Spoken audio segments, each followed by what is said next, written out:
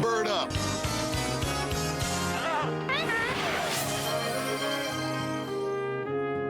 This evening's stream, a very blasphemous Christmas.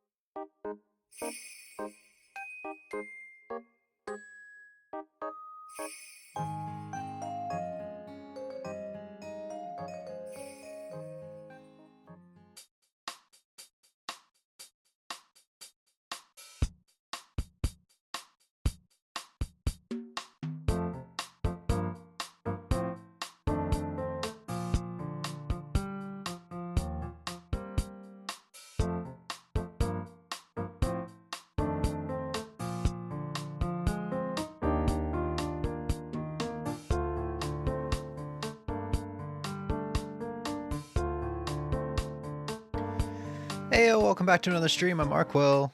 Hey, Ozzy. Alright, Merry Christmas. Merry Crimbus. We're gonna do... I did not sleep well last night, so I'm gonna be a little, on crack, I guess? On crack? No, on dope? Merry Crimbus. I'm gonna be a little out there. But, what I wanted to do was... I thought a Blasphemous Randomizer would be fun, just with some Christmas music on in the background, which I have a Christmas playlist. I pinned it to the top of the Twitch chat that we're going to be playing through, starting from top to bottom, but it's playing the Animal Crossing title theme on GameCube.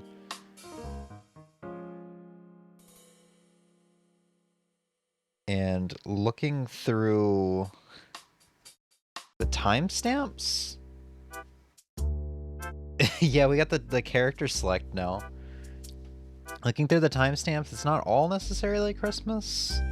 12 a.m. for GameCube, but like not until the 17 mark do we get to snowy hourly music. I don't know. We're gonna leave it be though.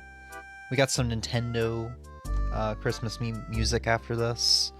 This is about a 2-hour long playlist. I might end up skipping it if I'm not feeling it.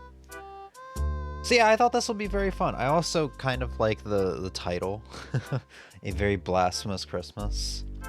Because like what, blasphemous, like being like the biblical definition is like a smite against God, and it's a it's like a Christian holiday. I think it's funny. I slept like a baby. I haven't slept for so long, and surprisingly woke up after 12. Wow. Yeah, I'm jealous. I was exhausted after stream. I slept around, or I woke up at like 10 a.m.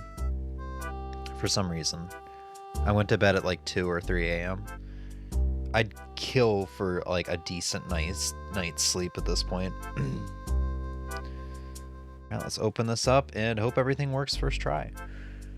If we get through this fast enough, I might start up Blasphemous II and play an hour or two of it. I started playing it about a week ago for the first time, and I don't really care for it that much compared to the first Blasphemous. So, and I'll kind of talk about why when we get there. Alright, right off the bat, it looks like I'm gonna need to turn this down a bit. Like right there. That's probably about right. I already tried leveling this before stream, but it's kind of hard to do without the playback. Alright. I did a near 100% run of this about 2 weeks ago, just because after Ninja Gaiden got announced, and it was announced that it's being made by whatever this team's name is. I can't remember. The team that makes Blasphemous 1 and 2. I was like, man, I should play Blasphemous 1 again. That is like an all-time favorite game of mine. And I did add it to the little list because I was like, it's deserving to be on there. I don't remember what my reasoning for not adding it was, but it deserves to be on there. So, that's probably the file. Yeah, that's the file we're going to delete here. That's probably the fastest I've ever beaten the game with that high of a completion percentage. Which I'm surprised, because I haven't played this game since probably like June or July. So I remembered it surprisingly well. New game! Alright, let's... right, I need to use mouse for this. So let's try to figure out how this is supposed to be, because I don't quite remember. Logic difficulty. Leave it at normal. Starting location. Brotherhood would help. Teleportation. Allow hints. Allow penitents. I think most of this is just going to be left at default. We're not going to shuffle the doors. We're going to shuffle the enemies to simple. Let's just do simple. I'm looking for a nice cozy night here with some Christmas music. Shuffle relinquaries. Shuffle dash. That's a Blasphemous II thing. This application for modding this game is for both Blasphemous 1 and 2. Shuffle wall climb, which I thought was also a Blasphemous 2 thing, but I can enable it and disable it. That's weird. I can do that by default. Shuffle sword skills, shuffle thorns, junk inconvenient locations. That sounds good. Start with the wheel. Yeah, let's start with the wheel. I never start with the wheel. The wheel increased movement speed.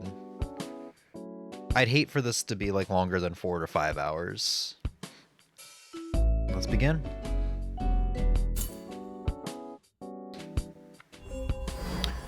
Got the young mason's wheel. It's automatically attached.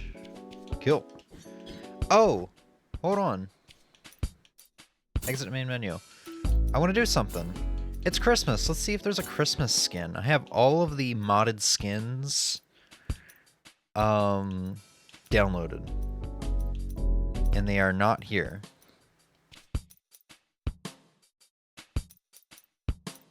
Was there somewhere else to do that?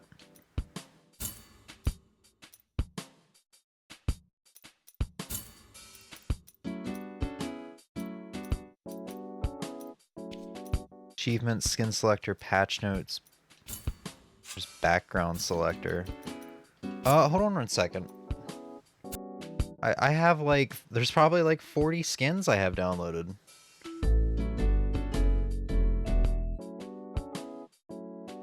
If I don't get this figured out in like 5 seconds, Once I get the application open, then we'll just play the game. It's not that big of a deal. Not that big of a deal. Please don't. No, I can't. I'm no good with... No, I can't.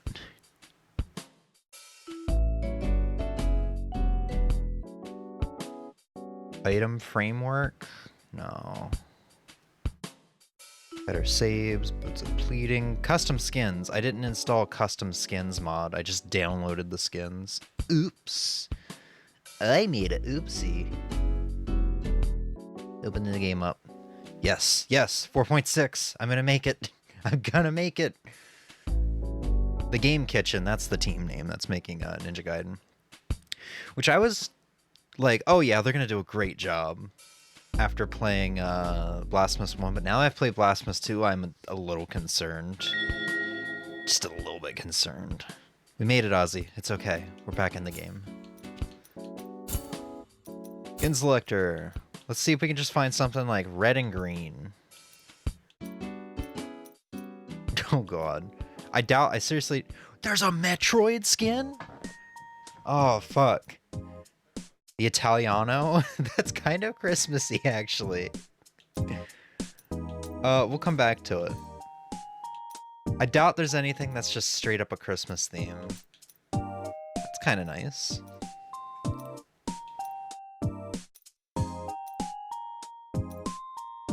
Aurora Guardian, that could be wintry. That was a close one. You were almost a Jill sandwich.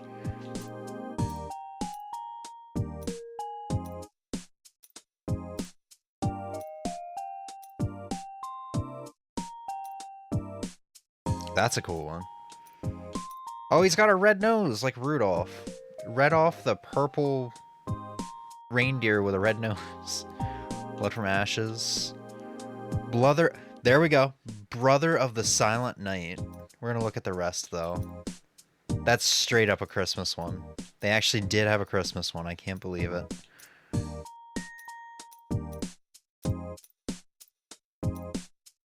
Guilt of Destruction. That's a nice one. Pink Pentient. Penance of Nature. Communion Wine.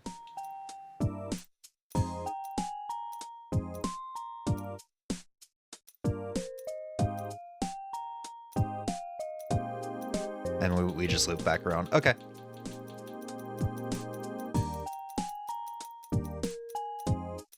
Brother of the Silent Night. Hell yes.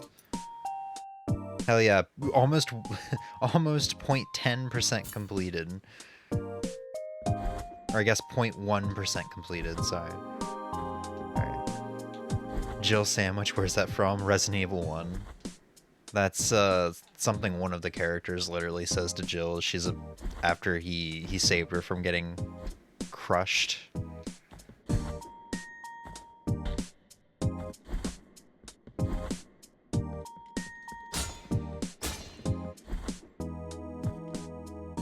Oh god, I just tried to hit up to activate that. This is that's a Blasphemous 2 thing.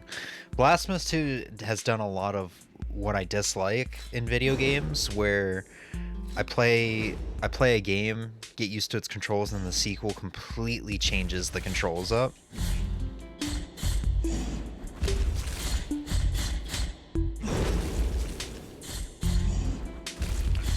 Thankfully, some of it's remappable, but not all of it, so it's just a little weird at times.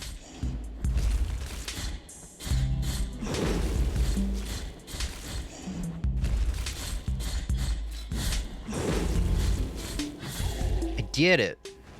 Perpetua's Protection? I don't remember what that does.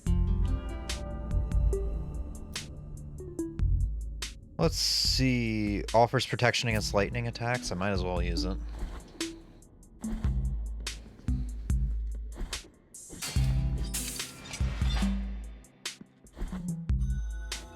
Ah, yes. He wants to speak, but I will not let him.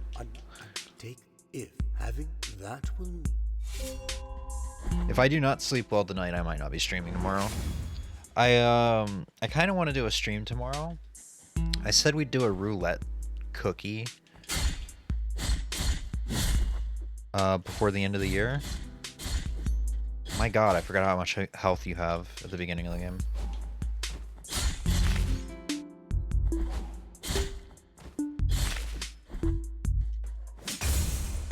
I said I wanted to do like a roulette cookie before the end of the year.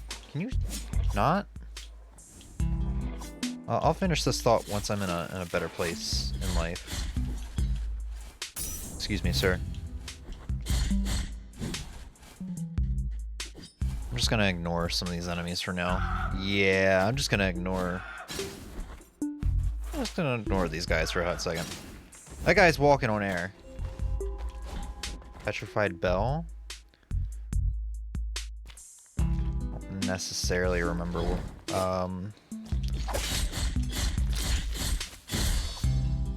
I don't necessarily remember who uses that. Once I get to the town, I'll actually be able to talk. Right now, I'm like, yeah, no, literally just that.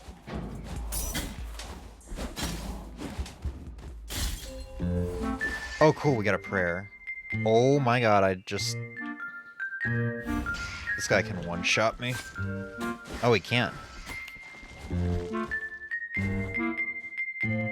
Okay, we made it. Why everybody has pointed hats? I don't know. They just came back from a pointy hat convention. Wow. This is really loud.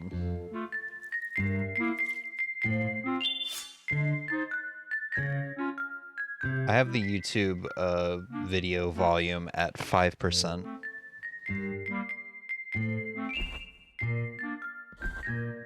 Anyway, I would like to do a stream tomorrow. I did say I was going to try to do a, what's it called, a roulette cookie before the end of the year. And we're not going to get around to that, unfortunately. But what I would like to try to do is maybe just spend a little bit of time with Monster Hunter World. I think that could be fun. And just take requests. So, like, literally just, like, have exclamation point backloggery in the title, and somebody wants to post, like, I don't know, a couple different games to request. I'll just pick one out that sounds fun. Empty Bile Vessel. You hate Monster Hunter World? I've started to like it a little bit. I've started to come to terms with it. It's a much different Monster Hunter game than everything else, but after playing Monster Hunter Wilds beta, I'm like, okay, this is good. I should go back and play a little bit of World while I wait for this to come out.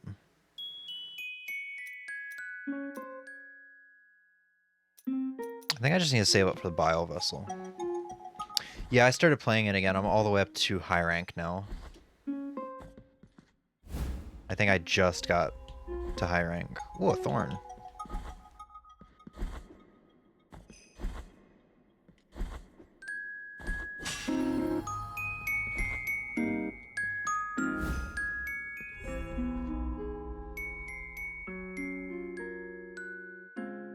The bones. I don't think he gives me anything just starting off. Welcome, my duty. It matters little, but these remain only together. Bring them before. The bones. No bones? I have 2 bones, right? Bone, bring the bone. Okay. I already know a game to make you play. To be fair, it's not like a roulette cookie or anything where you can dictate what I play. You can say, like, I don't know. You could just put a list in chat and I'll pick and choose from anything that sounds fun, but I don't know, I'm trying something different.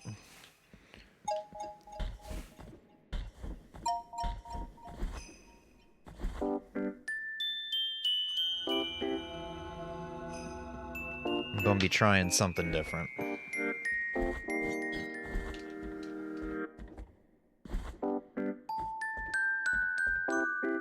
Time out, but if you're sorrowful.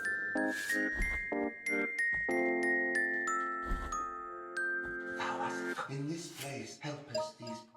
Oh, right, the randomizer lets me talk to the corpses, like right off the bat. Thing. God, I don't remember what any of this stuff, just looking at some of this stuff, I'm like, God, I don't remember what any of this stuff does. I think the Holy Wound of Compunction here is one of the... My God, something just fell. Something, one of the 3 things that I need to get to the second half of the game.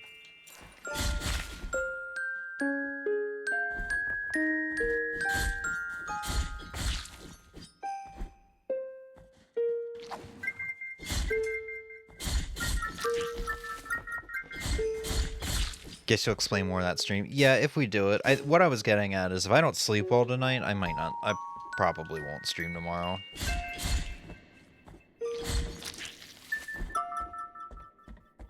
So we've got pretty involved streams left for like the remainder of the year for me. 3 Game of the Year streams and the final stream of Animal Crossing with like reflection and such. That's gonna be a like 9 p.m. New Year's Eve night to like 7 a.m. New Year's Day morning stream. That's gonna be a long one.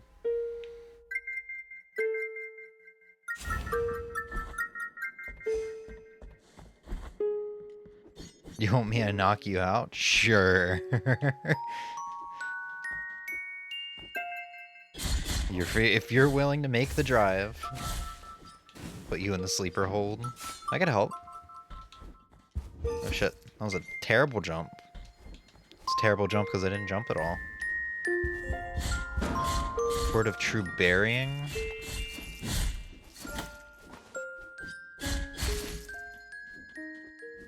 Ah, damn. Oh, this is a interesting situation to be in. There we go. We got a kneecap. I do love that these chicks can just be put anywhere. No lava to summon, yet they're still there yanking their chain.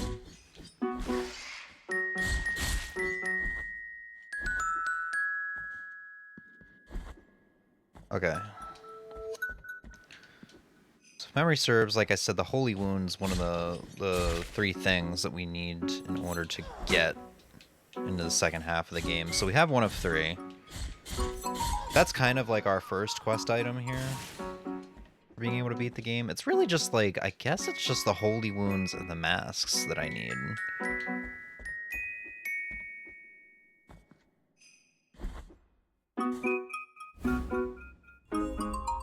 Cool. Strength. We got strength increase. We strengthed her now. That's why I killed myself. Is that you can't fall asleep? I don't know what's wrong with me, man. The past 2 weeks, I've had this, I don't know. This thing where I'll go to bed after being awake for nearly 24 hours, which was literally last night. Went to bed at 2 a.m. after waking up at 7 a.m. I'll go to bed after being awake for nearly an entire day, and then I'll wake up after like 4 to 6 hours. Which is what happened to me the night before, actually. I think I went to bed at 2 a.m. and woke up at 7 a.m., you know, yesterday. So, I don't know what's wrong with me. I'm also not eating much, which is weird. I'm eating like once every 12 to 16 hours.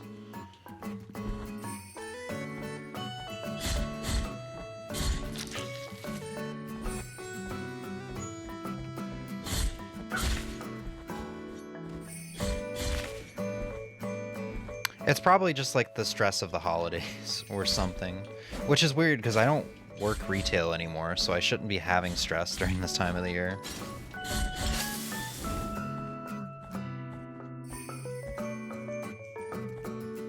Oh, right, I can go down here for an item.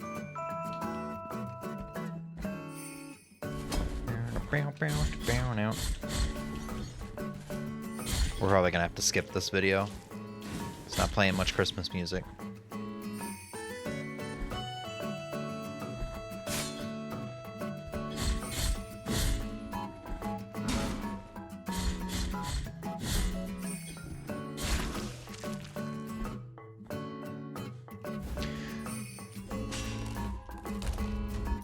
Budding sprouts. Oh, that's the thorn, right? I think that's just your natural wake-up time. Did you normally wake up around 7 a.m.? No. I think my natural wake-up time is probably more of like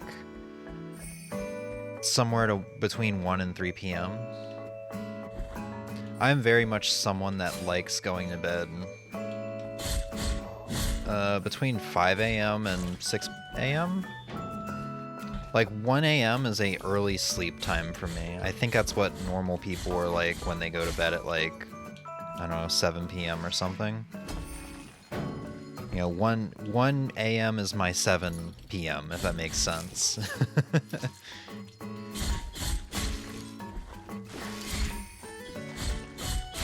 Which is, you know, 100% why the job I'm trying to get right now is a 4 p.m. to midnight job. Because I could wake up at like 2 p.m. for that. Go to work, come home, play video games. I'll get home at like 1 a.m., play video games until, I don't know, like 5 a.m. That alongside of a shower and stuff, foods. Just have a good old night. I get like a lot of energy around 11 p.m. midnight. I start feeling more awake for some reason.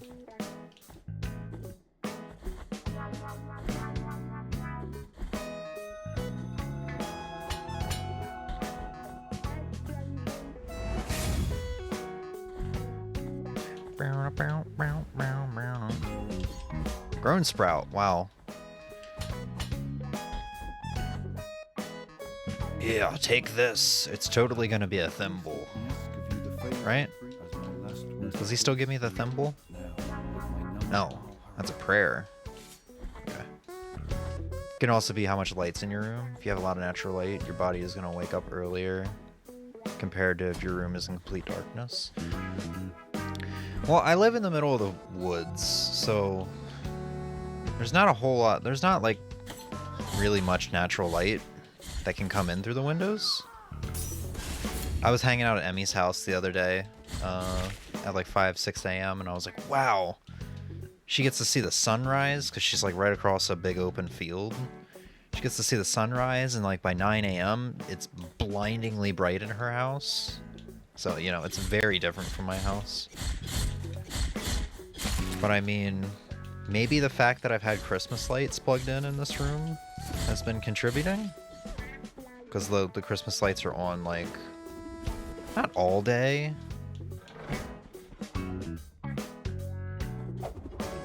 But, you know, often enough.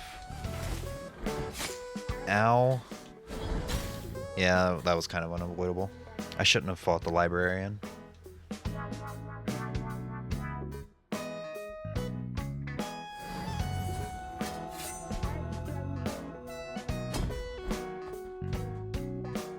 Oh, that's a ghost.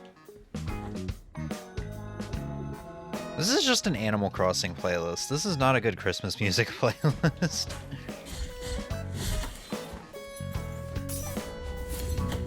Jesus fucking Christ. Fuck you guys.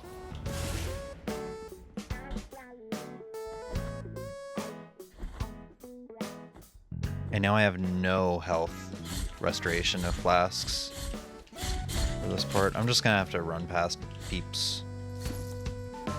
This guy's a big problem, and so is she. What a bitch. What a bitch. At this rate, there's no way we're gonna get to Blasphemous II.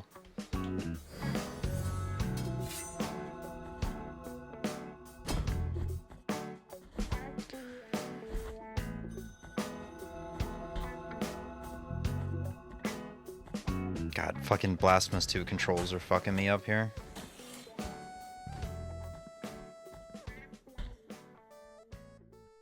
Can I go down? Is there like a what is down here?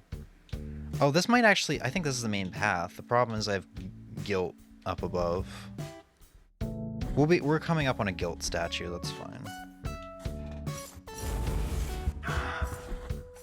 You dick. Good news is we can get another bile flask.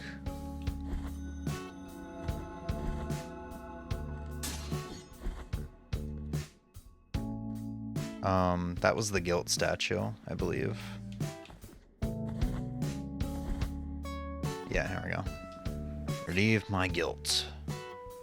Oh, right, it does cost money. I completely forgot.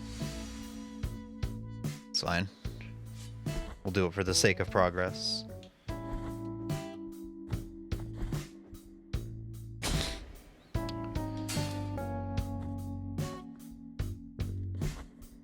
Guess the only other thing I can think of is before going to bed, do something relaxing that isn't looking at the screen. Oh yeah, no, dude, yeah, that's something I stopped doing 2015 or so, like senior year of high school. I usually sit on like the edge of my bed, just play, I don't know, guitar, play bass, something like that. If I'm into reading at the time, I'll do some reading. Key of the Inquisitor, that'll be helpful later on. Ow. But yeah, no, this is just an issue I've had forever.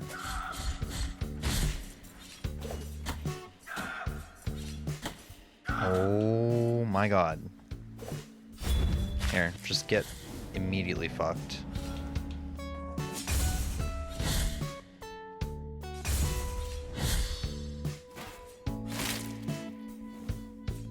But yeah, it's alright though.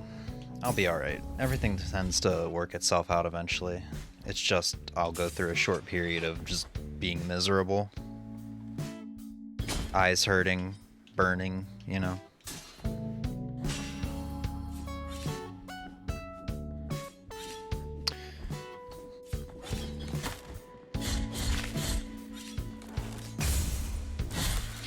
It's quite alright because Emmy's mom gave me a copy of Alien Romulus on 4K, which I hear is like a pretty scary movie, so not being able to sleep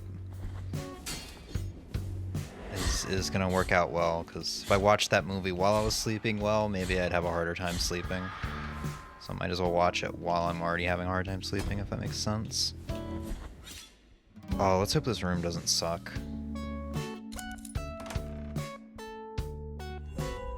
Perverse blood. Oh, cool. Yeah, that's good.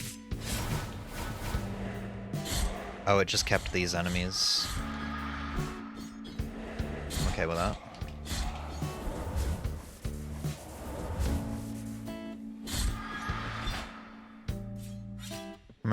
Recommend you Sleepy a Kirby plushie. Actually a good recommendation. I've got a Gengar and Piplup Squishmallow. When I was working at Best Buy and I was just kind of like constantly anxious and a bit depressed, it actually did help a lot. It was like therapeutic. It's actually a good recommendation. I ought to do that. We got some remains that we can go give to the dude outside the church.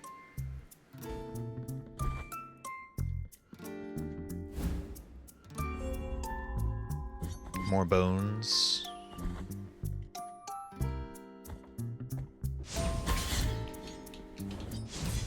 Oh god, I didn't know she was there. I mean, she is a ghost after all.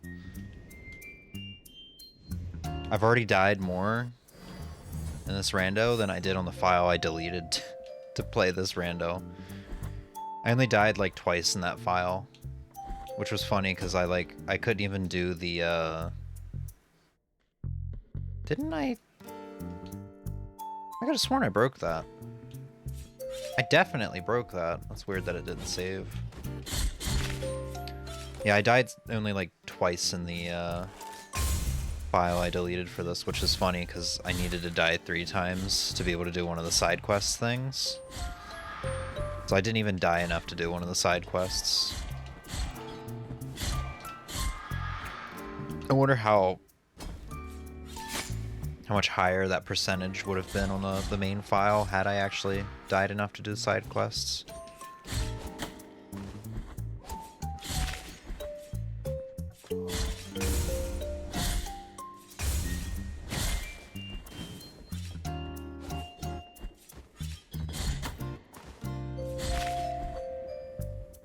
Sleep with my Snorlax, I think he helps. Haven't had sleep issues for a while now. Oh, I definitely did not break this. Yeah, I don't know why. I think I've just kind of forgotten about my Squishmallows. Emmy sleeps on the inside. Ow. And they're against the wall, so she like sleeps against the wall. So I guess maybe that's kind of my thing, is I just haven't been reaching over her to get them.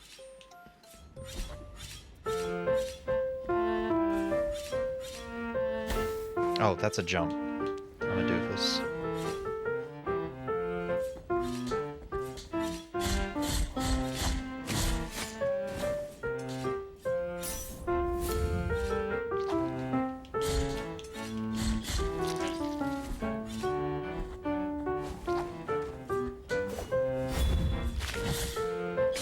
Oh, I guess he wasn't on screen.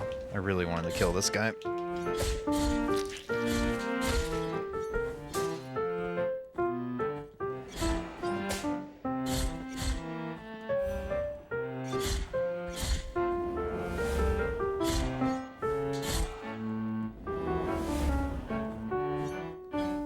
I wish these guys weren't so fucking annoying to fight.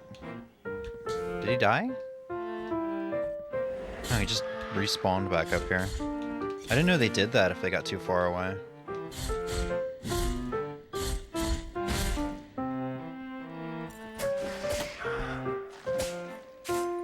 Why am I not going down? Jesus.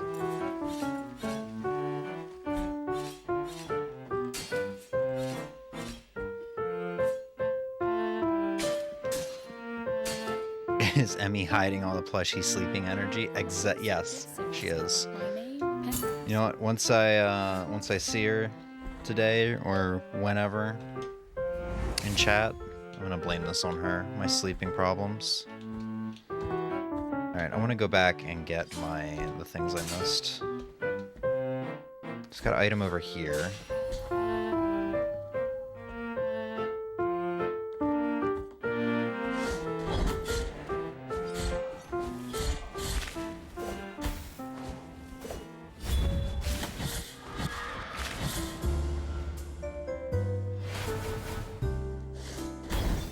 So this is just this vanilla room.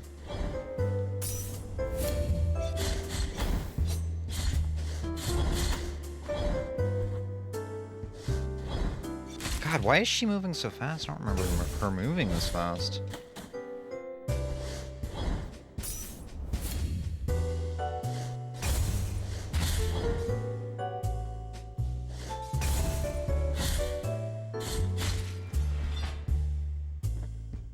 It's like when one partner steals the covers. Yeah. Apparently I was really bad about that pretty early on in the relationship. That's probably because I like to tuck my feet with the blanket. I think most people just kind of let their feet like hang out or whatever. Like not tuck their feet in the blanket. I don't know how to explain it. So now Emmy and I both sleep with 2 different comforters.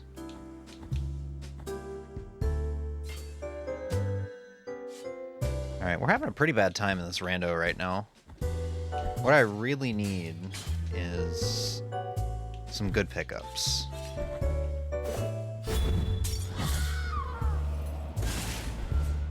Actually, you know what? Maybe I have to backtrack anyway. I'll get whatever I missed when I backtrack.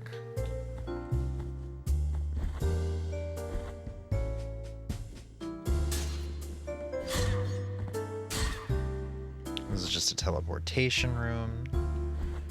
Which I could take the remains and see if I get anything good, I suppose. Ow.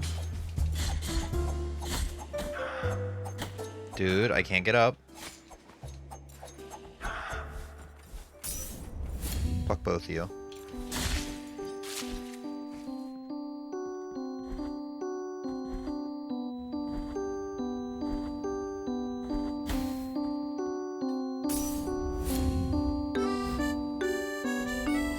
Ooh, a bio vessel. So we'll have 2 to cash in. Eventually. I mean, I didn't buy the first one yet, but I know where it is.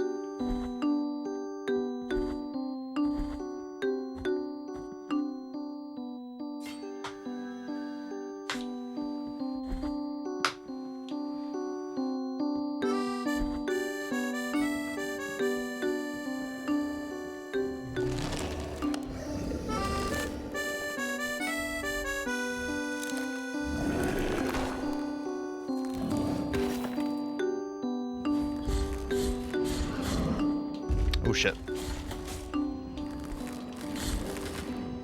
Admittedly, I don't really remember this boss's patterns.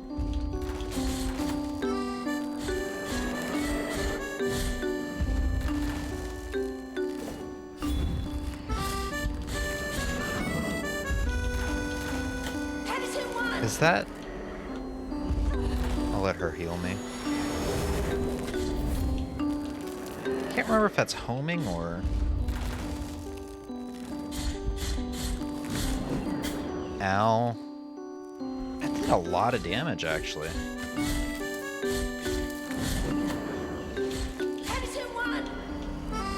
I'll just let her heal me again.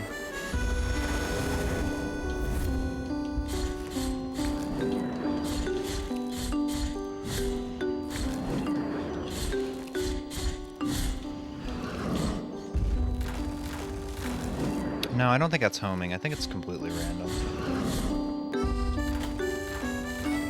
Maybe it is homing? It's really hard to tell.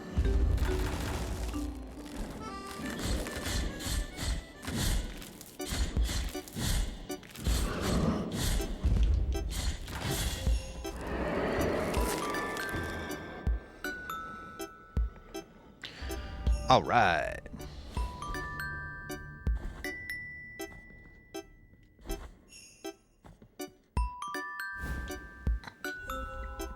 Cool. Sword upgrade. That's kind of what I was talking about when I said I needed some good items. Sword upgrade, and we got a bio vessel. Oh, I don't know why I was thinking I needed to backtrack through the museum, or the the church. So I'm still missing items from in there, but whatever. Quest item.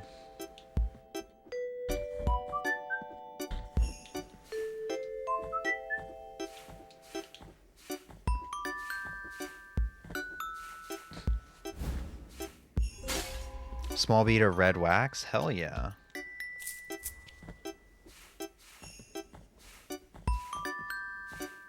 I could definitely go for a health upgrade too. Ugh. Fucking water is gonna be a big pain in the ass. Hi, Emmy. Fuck all y'alls. Ooh, that's a big jumper.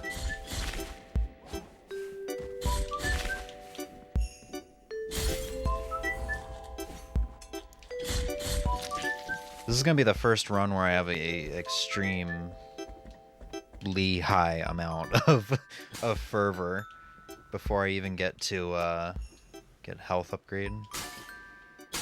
You have shit over there with you? I don't think you do.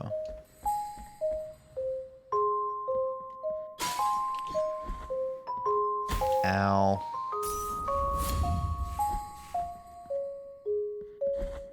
I think I can get this now, right?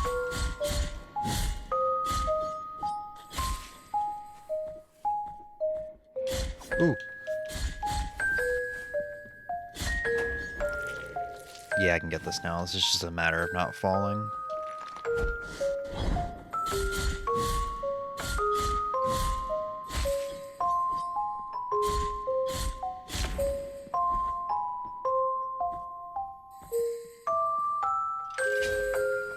This is just a shortcut.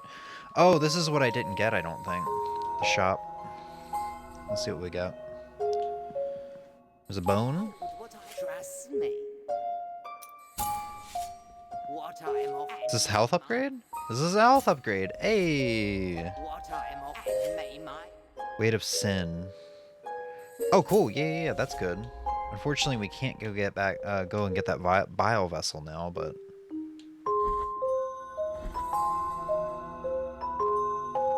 You've been sleeping better by the wall when I'm not there with Gengar. I just need to use Gengar. I just need to grab him and give him a big old hug. Yeah, no, that shop is literally the only thing I had missed in the mausoleum that I can get right now. That I can do right now. Or mausoleum? No, church.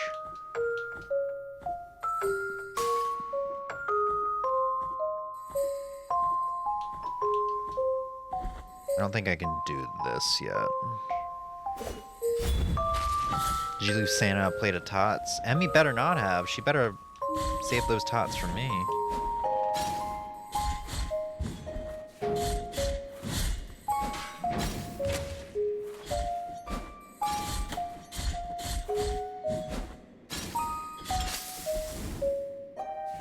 All this for something that I'm not going to be able to get right now.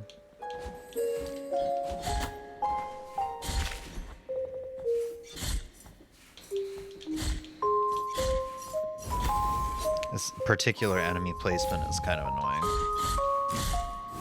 Oh, that actually worked out really well.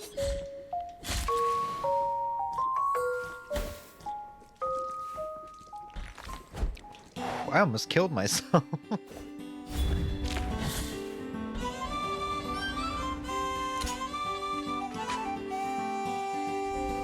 Sinful Wrath? Oh wait, is that... It's not. What is that again? Oh, that's the charge attack I never used in this game.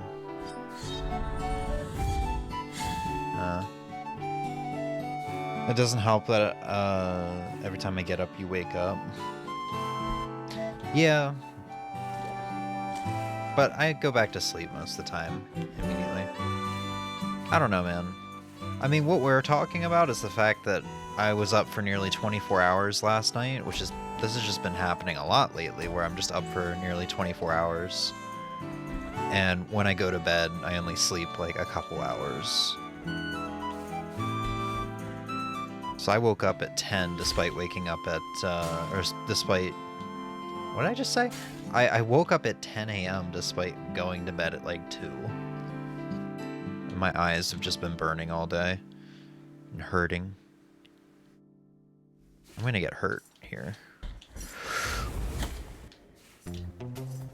Alright, we're so close to getting this upgrade.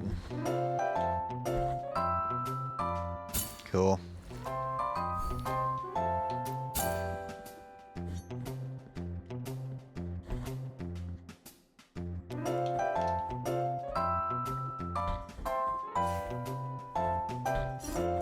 I think the other ladder's over there. I can't get that item yet.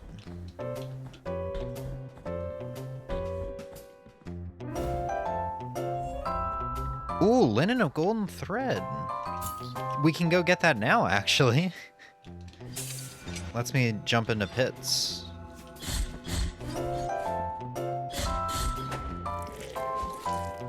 Ow. Did I do this? I did do this. Let's go jump in that pit.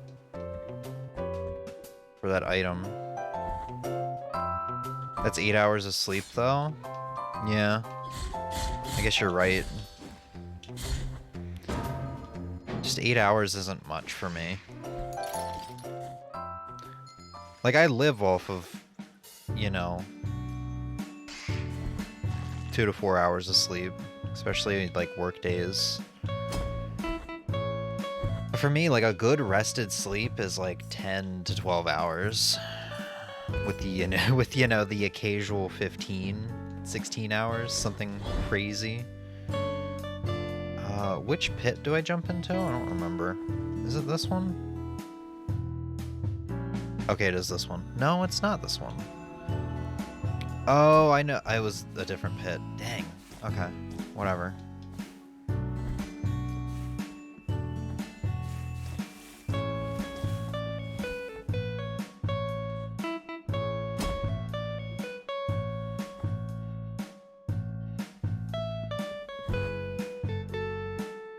Alright, now that I have some health, I'm gonna try to do this. Oh, there's nothing even down here. I do this every time. I think there's an item down here and there's not. That's just a little area for a summoner in the vanilla game.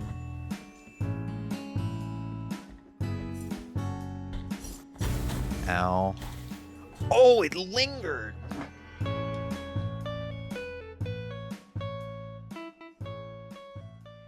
Sleeping less than 6 consistently gives negative effects. Tell that to my old employer, my old boss, who was like, yeah, you live an hour away? Cool. I'm gonna have you, what was it, Monday mornings when the ads changed? Sunday mornings? I think it was Sunday mornings. It's like, yeah, cool. I'm gonna have you work until 11 p.m. on a Saturday night, and then I'm gonna ask you to come in at 6 a.m. on Sunday morning for ad changes. I'm going the wrong way now, I think.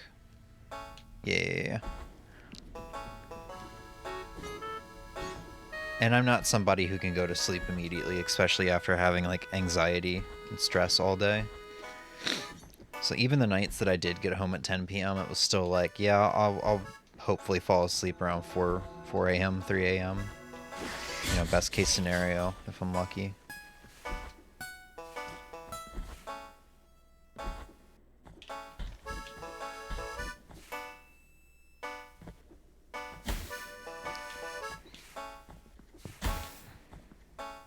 I don't need to be here. Where am I going? Fuck. Which, you know what? I mean, it kind of goes back to, I think, what I was telling Ozzy. It could just be the holidays that's making it hard for me to sleep right now. I'm not necessarily comfortable around my family or really people that are giving me presents. It's extremely anxiety-inducing.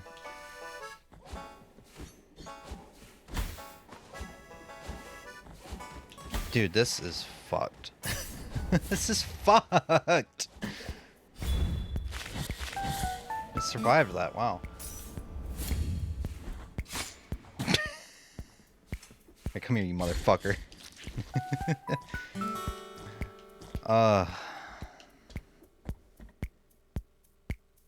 What's over here again? Is this just a room full of... Yeah, it's a room full of shit. I fall asleep in 7 minutes on average. Fuck you. You trying to rub it in my face? Have you done your daily 1 hour of shaking that booty? I mean, exercise. I have started exercising a bit lately. I've just... And exercise in quotations. It's not really exercise. I've got a dumbbell. One of my old dumbbells. And I have it just in the floor underneath my desk. I have 2 different dumbbells. One that's like 10 pounds and one that's 15.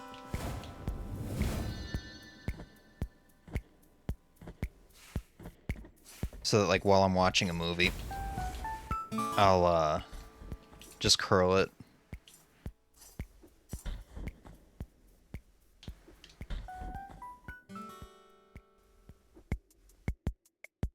Okay, we can actually make some progress now, hopefully.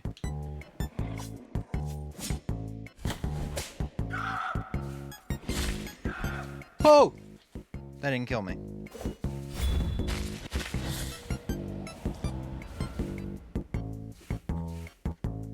We are so close to getting out of this joint.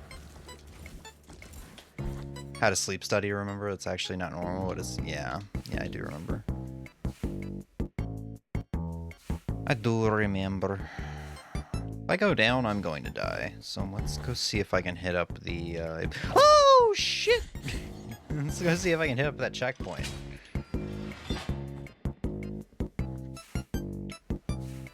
Yeah, there's absolutely something in the water. No? Okay. Let's just try not to die to this thing. I've made this climb so many times. We're very close to death. This is not a good run, man. I am struggling. I think some of it has to do with Blasphemous II's controls being so drastically different to this game's controls. Which I hate. I hate that... I mentioned it earlier, I hate it when games, like sequels completely change up the controls of the first game, but have a very similar play style. Okay, so that was an upgrade to this.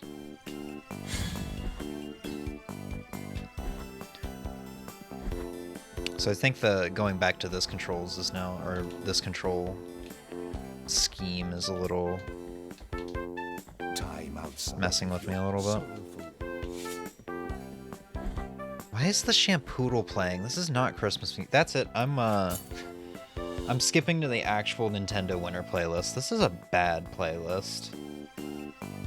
Christmas season. Don't think too much. 2 hours of chill Animal Crossing music. I guess it does say 2 hours of chill Animal Crossing music. And not winter music.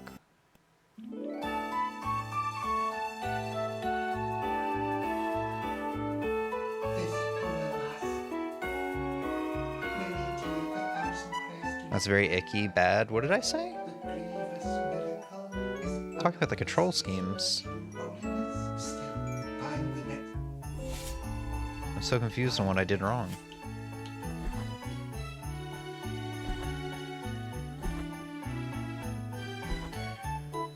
Okay, I have the down thrust, so I can go back. Bad is for the playlist. Yeah, the Shampoodle theme. Assassin's Creed 1 to 2 does that, yeah. I talked about it a little bit with the first Game of the Year stream. And it's super minor. It's just that, like, in FF7 Remake, what is it? I think Run is, like, R1 or something like that. And the next one, they changed it to R2. That's super minor, but, like, now going indoors and interacting with stuff is a completely different button than in Blasphemous 1. Alright.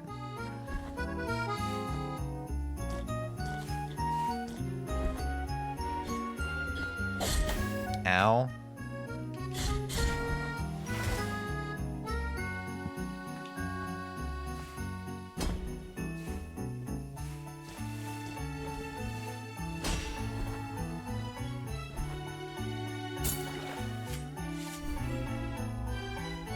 Last words? Oh, is this a... Oh, this is a combo extender. Cool. Didn't do anything, I was just agreeing. Yeah.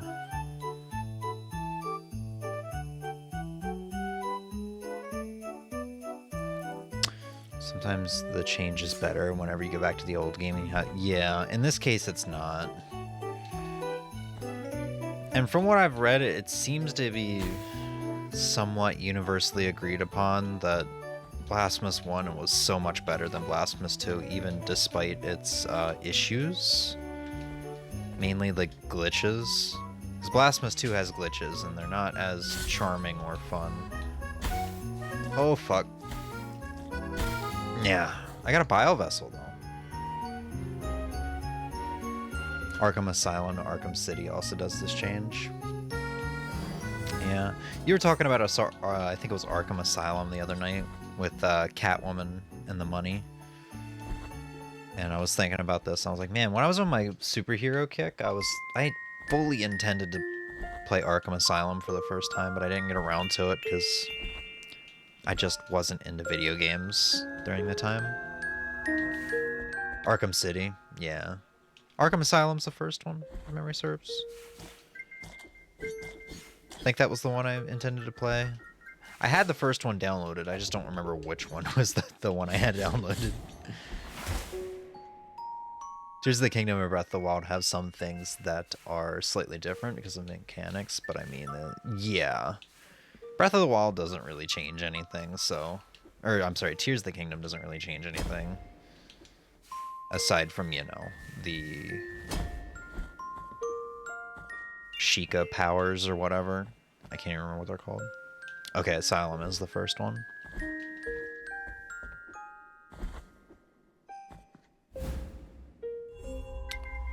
I don't think I got the cherub, did I? Did I get the cherub? It looks like I got the cherub.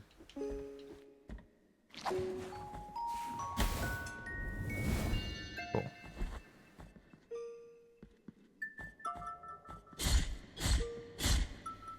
Oh shit.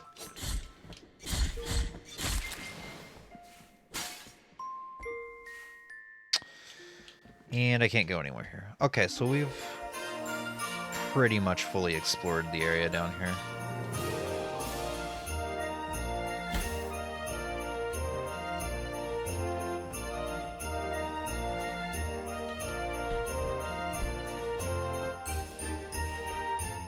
You should still play Asylum. Oh shit. Kind of hard to read at the same time as play. It's a good standalone game? Oh, is Asylum not a part of the, Oh, you say quadrilogy? Is Asylum a part of, I'm sorry, I'm a little confused. Is Asylum a part of the... I'm so confused. Wait, is it standalone or is it a part of the quadrilogy? Because I know there was like a animated movie that was a tie-in to it, I think. I did watch that one. Assault on Arkham or something like that. Dried clove?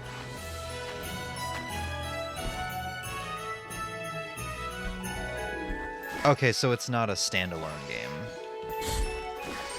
I think your comment just confused me a tiny bit, but that's not because the comment was poorly written, it's just that I'm easily confused in general. Especially when I'm a tad bit sleep deprived. Oh boy, I can't go down there yet. Oh wait, I have the, Wait, can I skip this segment? There's clouds, that means I should be able to... Yeah! Oh my god, oh, this is not where I thought this was gonna take me. Well, this is not good.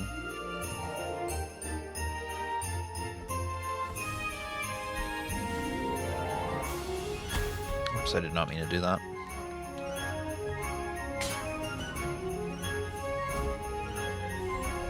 Cool. Well, I'm glad we came down here.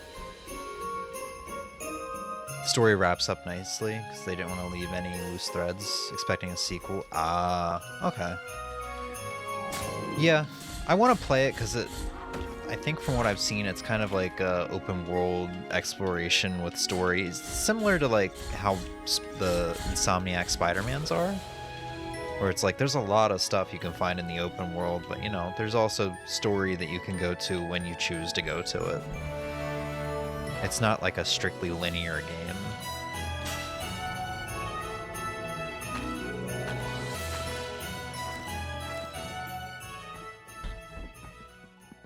It's a 3D Metroidvania like Resident Evil. Wait, what? Metroidvania is or Resident Evil is a Metroidvania?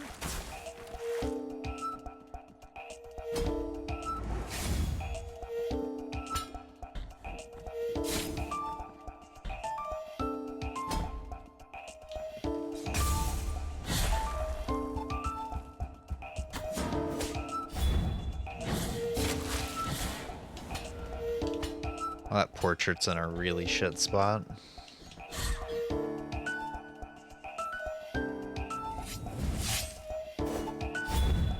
Oh, it's not even alive right now, so I couldn't... That was a waste.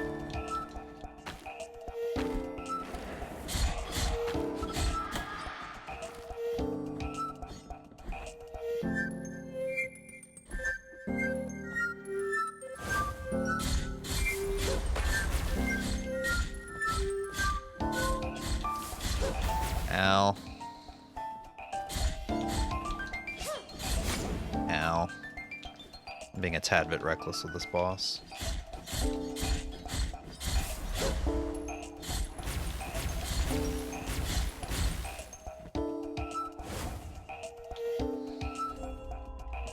Oh, cool.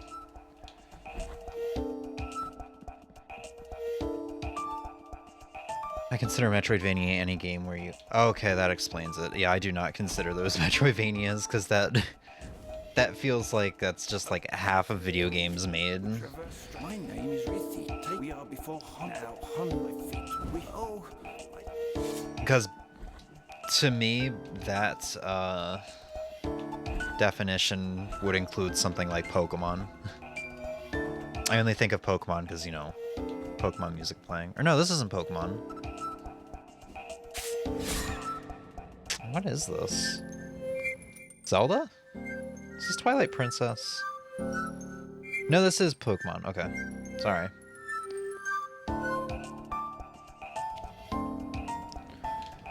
To me, like, for it to be a Metroidvania, yeah, the backtracking's a thing.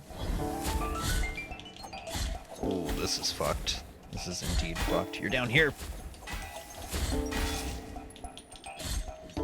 Yeah, for me, for it to be a Metroidvania, the backtracking is indeed a thing, but it's gotta have, you know, this map. This map's a big part of it.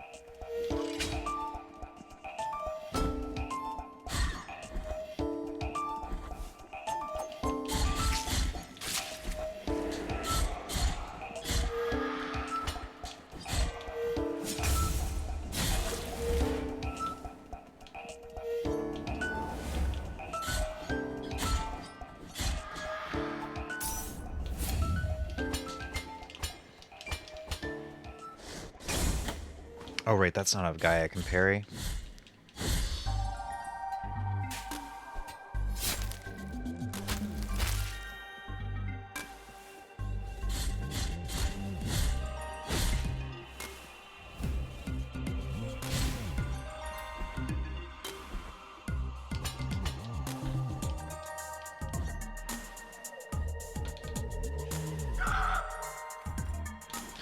You know what we should do just if we stream tomorrow? Maybe instead of the request thing. I kind of would like to play through Star Fox 64 again now that the PC port's out. Because I played a little bit of it, I'm like, damn, this game is nice in 120 FPS, 120 hertz. So maybe like Monster Hunter World, Star Fox. Maybe I'll still take requests, I don't know.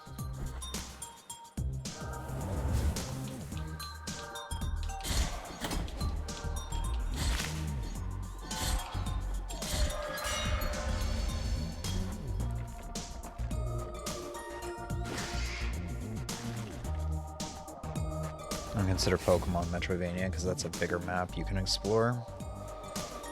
Isn't the Spider-Man and like Batman games the same way though? They're just like maps that you can explore? Or am I misunderstanding what Batman is? Oh, you... Come on. There you go. I was gonna like, come on, you can die. It's okay.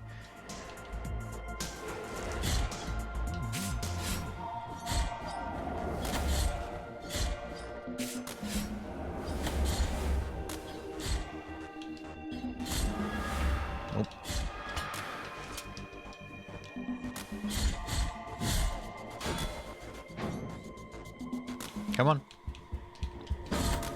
What? Oh, he bounced off that wall a little bit earlier than I thought he would. Arkham, you're just exploring Arkham Asylum, which is a small island.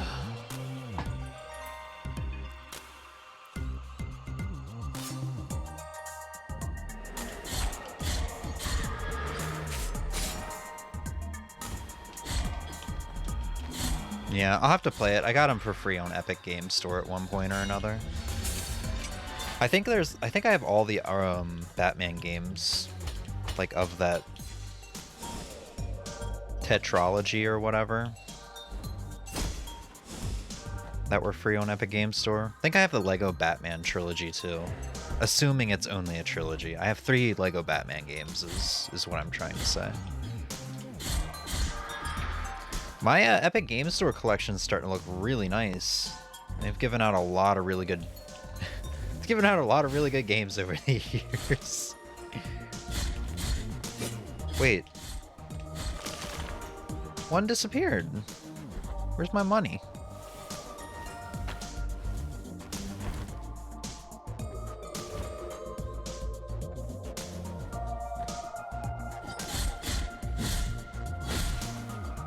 Oh.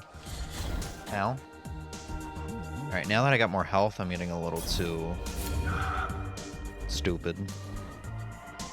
Hey, Hey, I slid under that. Ow. Sooty garlic. We really got to go back to that doctor. I don't remember when the patient dies.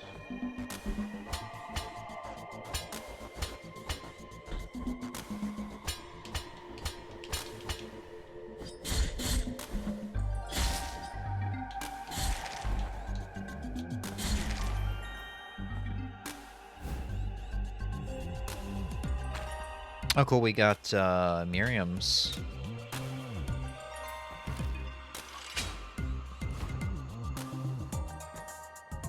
prayer. And I think we have another vial. Yeah, we have one more vial. I think I said vial. Whatever. I want to say most of the Spider-Man map, you don't really do stuff. Most buildings are just there to be there. Yeah, I guess I just don't understand because I haven't played it.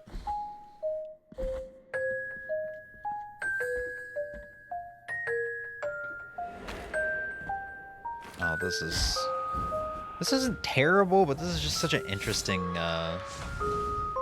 placement of enemies. Okay. Ow, I didn't want to grab one of that. Yeah, another thing with Blasphemous II is it's like impossible to. It's like really hard to get off of ledges.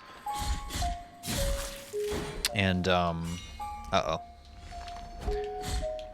And he's got really sticky fingers. Like in this game, you need to hit up when next to a ledge, and he'll grab onto the ledge.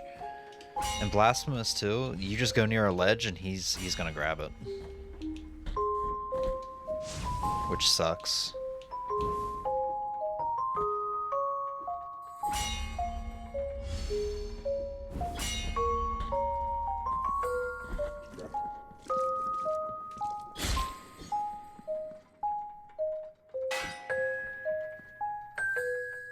Oh, I thought that... Okay. I don't remember what that's for, then. Motherfucker, I swear to God, if you don't slash, I'm gonna cut your dick off and feed it to a walrus. Okay. It's okay. It's Christmas. Slash, motherfucker. How do I keep missing that?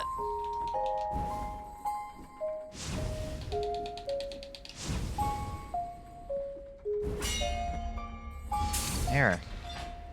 I'm going fucking insane, struggling to hit one switch.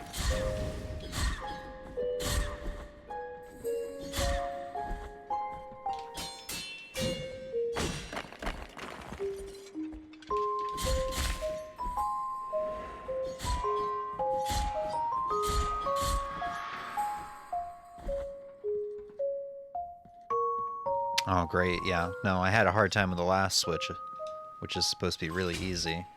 Can't imagine how this switch is gonna go.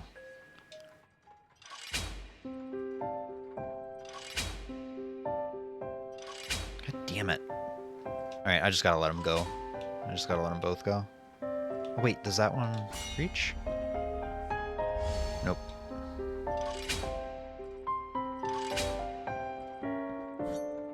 Now it's out of range. That's too high.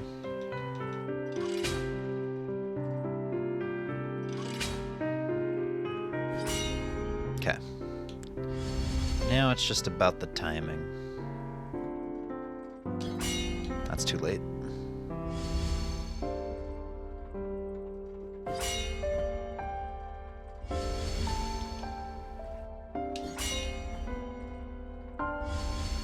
Just a tad bit late.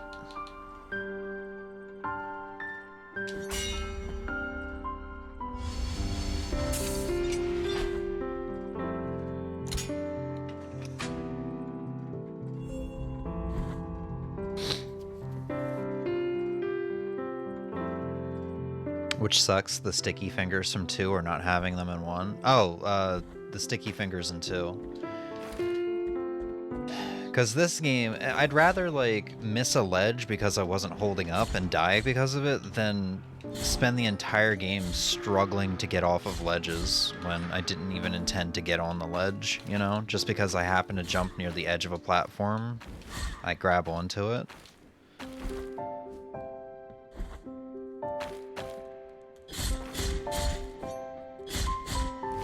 I can't even do this yet.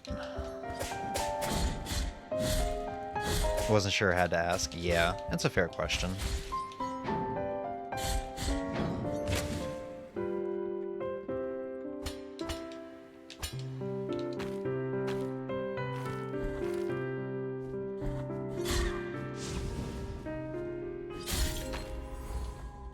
Prayer! Well, we've got, like, a lot of the prayers at this point. I feel like we're pretty close to having all of them.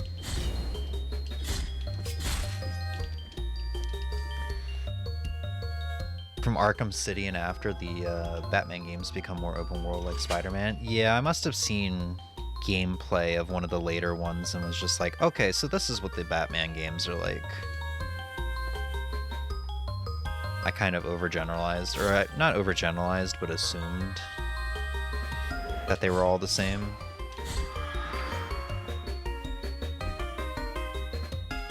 Asylum is just condensed. Oh god. Hold on.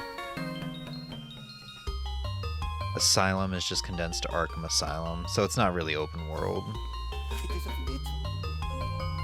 Oh, another bile vessel.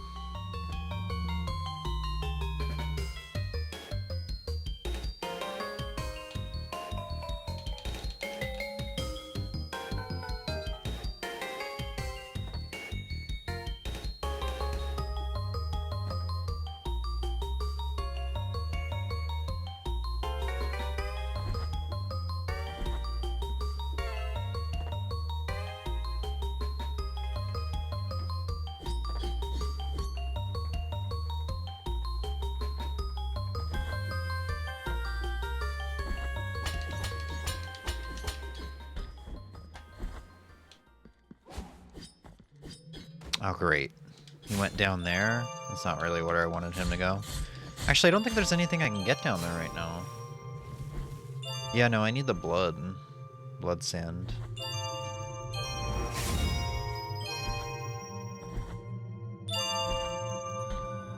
Wait, what is this? Item. Little toe made of limestone. Oh, that's a good one.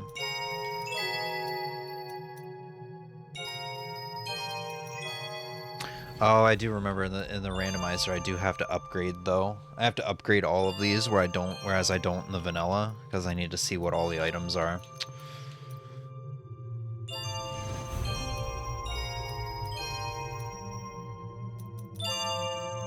Alright, whatever.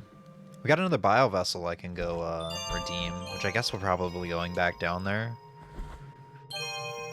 Maybe not immediately, because I can backtrack to the beginning area. I'll probably make my way all the way back to the town. Do not sigh the high, I will wait.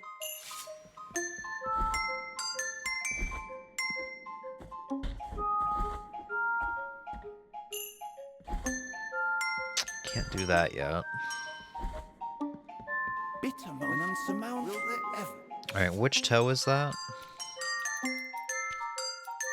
It is... increases dodging distance. That'll probably be the first thing I equip when I get a next rosary knot. Or I guess our first rosary knot.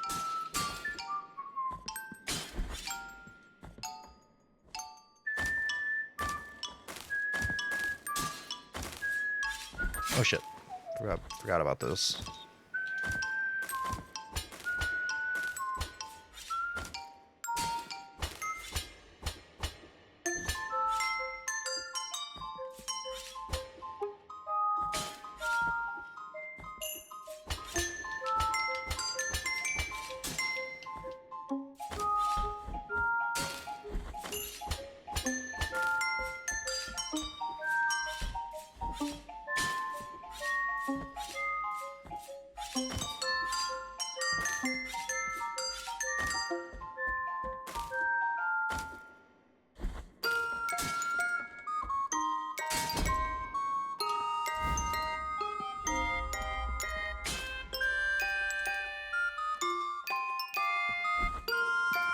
God damn it.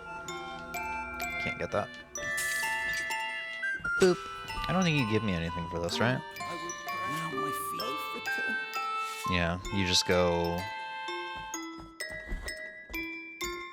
You just go to the... like, the path before... the church? Yeah. I guess we could do this real quick before going to the next, like, the next boss, continuing the area we're just in.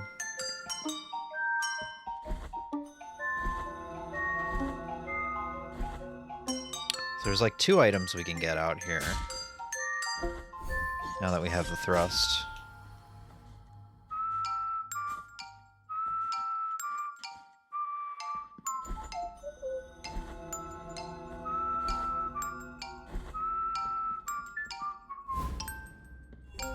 Cherub.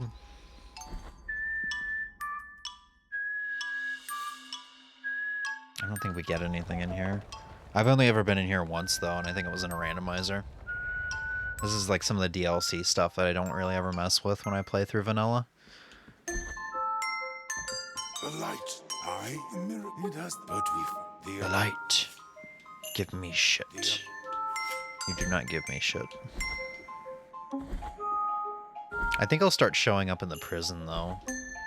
Various areas. So maybe I can get shit for finding him. Like I said, I don't really remember what his deal is. Oh, hey. It is not possible. It has returned.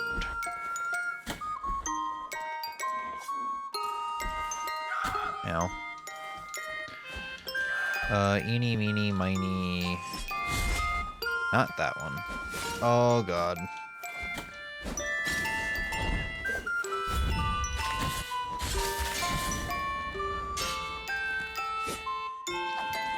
Ow.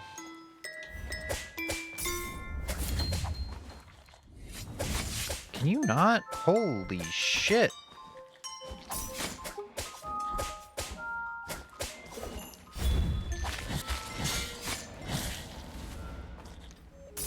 Noxious motherfuckers.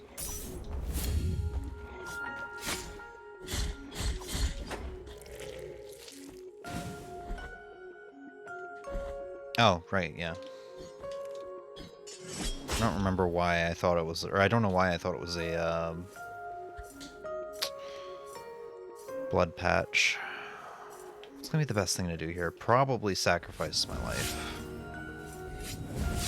There we go.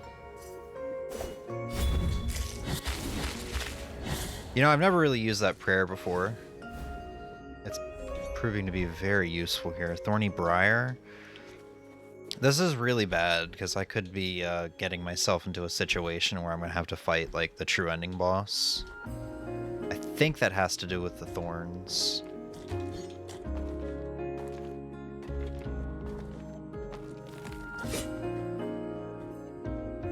I'm just going to teleport to the town. I think it might be safer with how little health I have.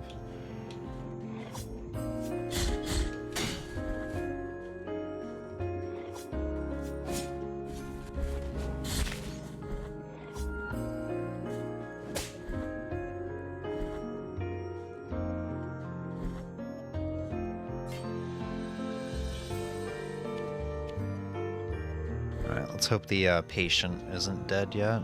I have 2 things that I can give him. Unless the randomizer stops the patient from dying. Whoa! Nice. Alright, I'm rich all of a sudden. Bones. Okay. Hell yeah. Did I get the one vial?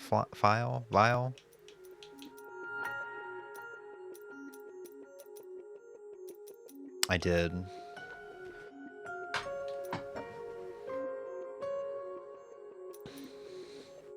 Bouquet of thyme, I do believe that's going to be for the doctor as well. Might as well grab it. Alright.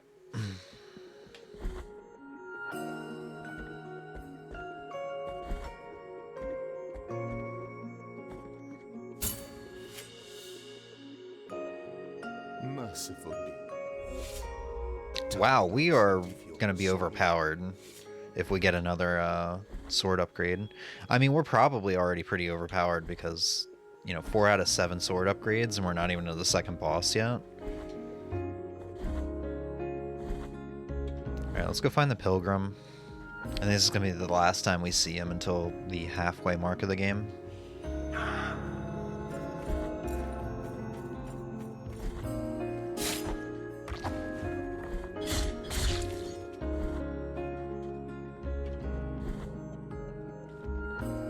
I can never remember which pathway he's on.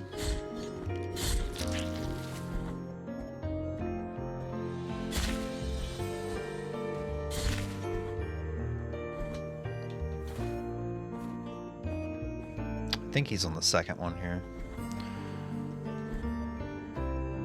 Yeah, because he's making his way to that particular area. I think. Oh, I can go up here real quick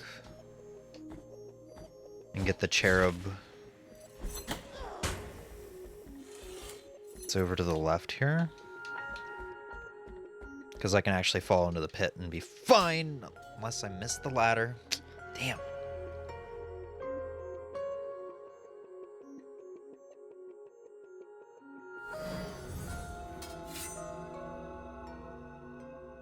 There's gonna be a quicker way back. Yeah.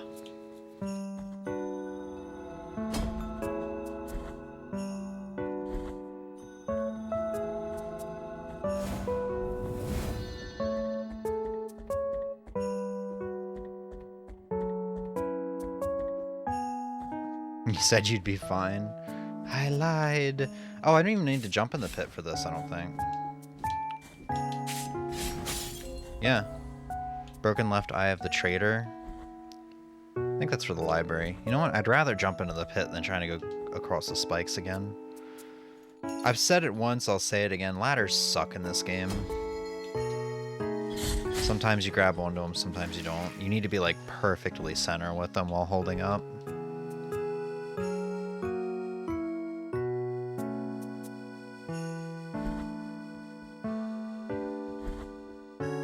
There he is. On the path, oh forgive me. What can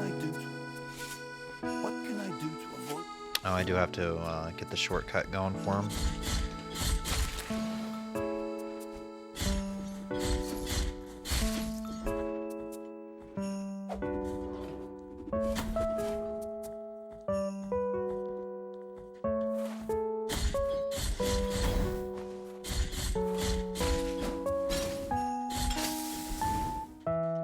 Boink. Then we're gonna come over here and we're gonna beat a guy and we're gonna do another boink.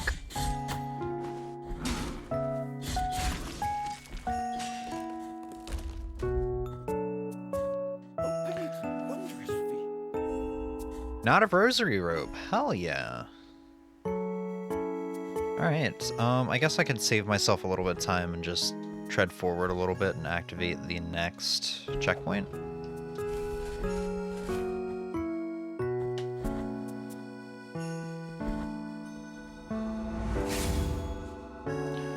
Cool.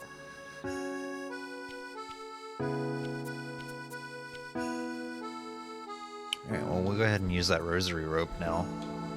So that we have a bigger evade window, I believe. I think that's the toe of the pilgrim that he gave me. That specific toe. Now let return once you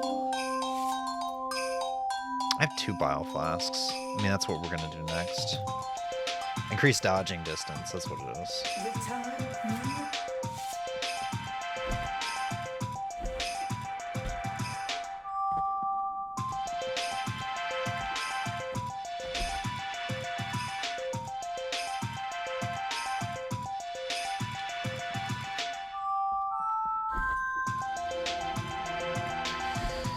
All right.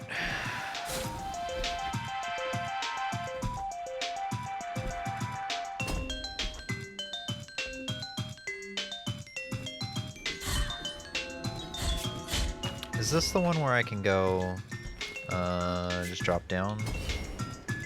Oh, no, but I can actually just drop down anyway because I have the thing that lets me jump into pits.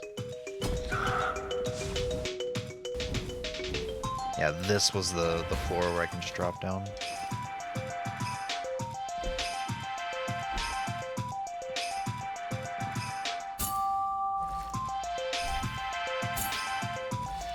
Alright, I got 6 flasks now. I have to be careful with this one. I think I can just jump down on this side, right? Yeah.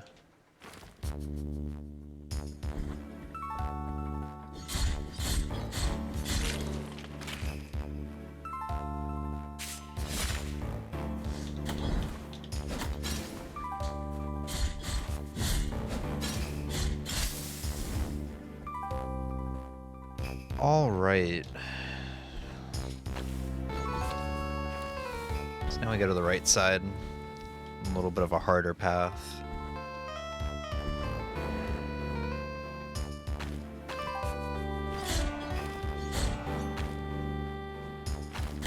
Oops.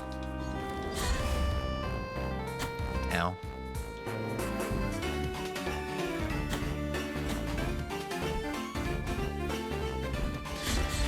Oh yeah, I could really use my slide dash. We're getting to the point where I'm gonna start like trying to do it against these enemies. I'm really reliant on it.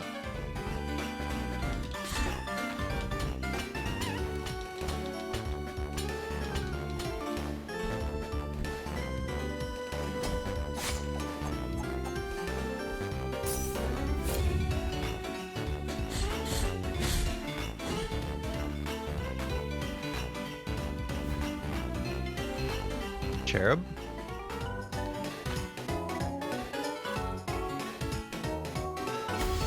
Ow.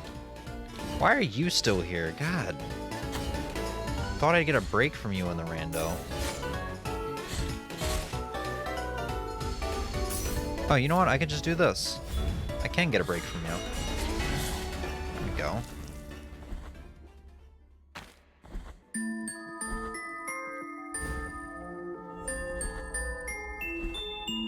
I do love that this song is in the playlist.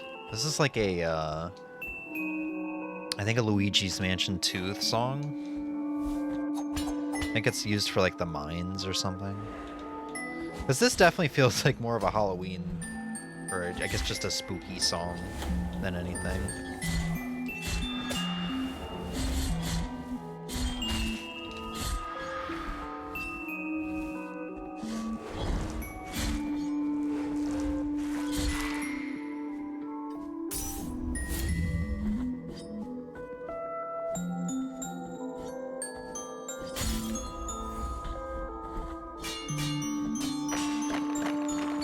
Christmas can be silent, spooky.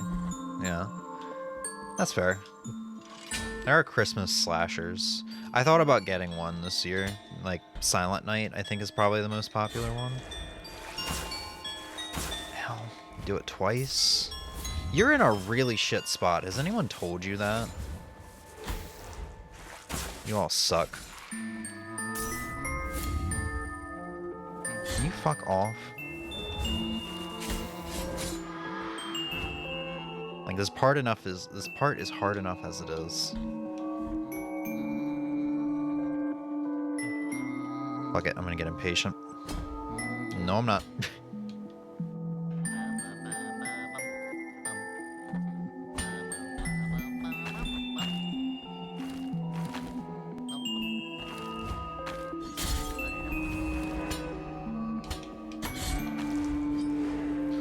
Holy shit! Nope, nope, nope, nope, nope, nope. I'll come back for that item in a second. I need this checkpoint. Another rosary rope.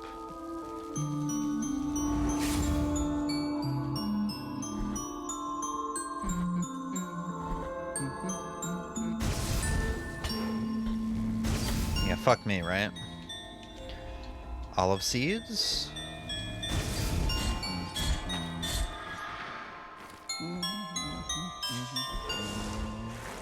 Okay, so we can go to the next area now, which is going to be a little tricky because we don't have the thing that lets me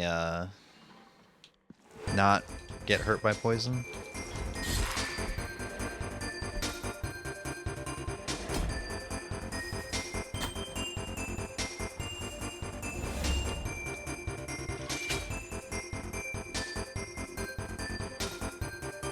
I don't think I missed anything down here in the cave. Well, that I can do right now. Ow, you dickhole, I'm in a cutscene.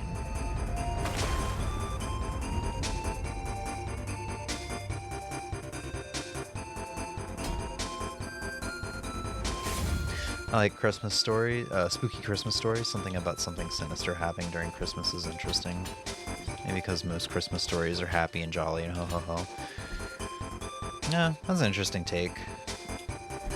Not interesting as in like controversial or whatever, it's just, I never thought of it that way. To me, there's still just the tiny part in my head, like the opinion, the tiny opinion in my head that I've had since I was a kid where like, you know, no, Christmas is like the happiest time of the year and it's peaceful and stuff like that. You know, let's not do spooky stuff during this time of the season. But now that I'm an adult, I realize how vicious and terrible people can be during the holidays and how it can be a sad time for many too. A lonely time. And I'm just like, yeah, why not?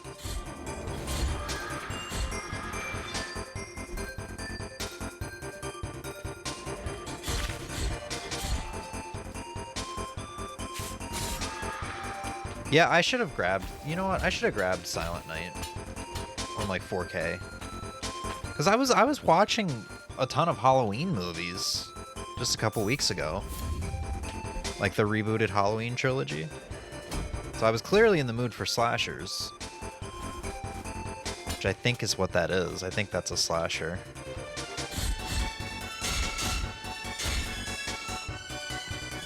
Oh, that sucks. That straight sucks. Okay. That could have been bad.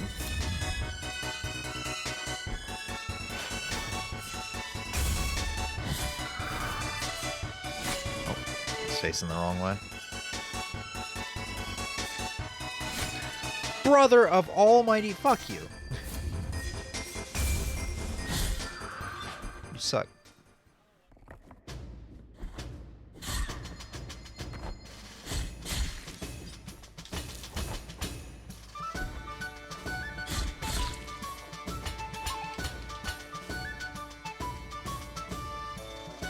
I see.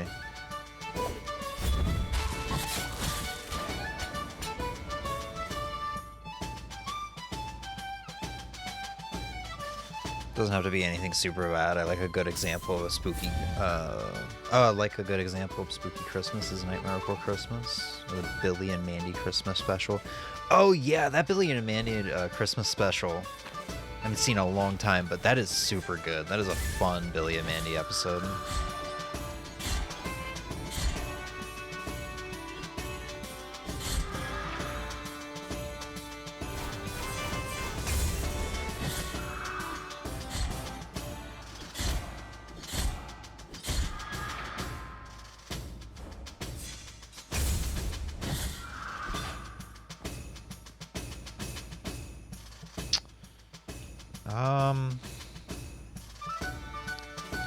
Do I want to get that right now?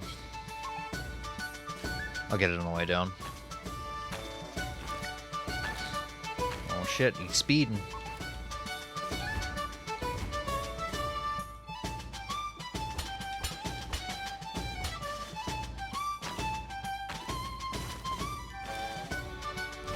And yeah, I do forget about Nightmare Before Christmas a lot, because in my mind, and I know it's both, or really just like a all time of the year kind of movie, but to me, that one sits more in the camp of this is a Halloween movie than a Christmas movie. What the hell is that? Ascending Edge? Oh, fifth Ender, or whatever. Oh, we got a mask!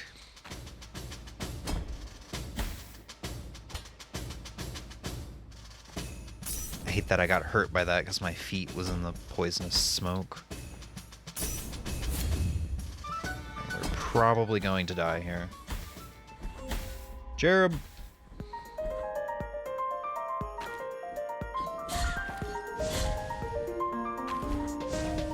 I'll go for Godfried's in that. God, I don't remember that.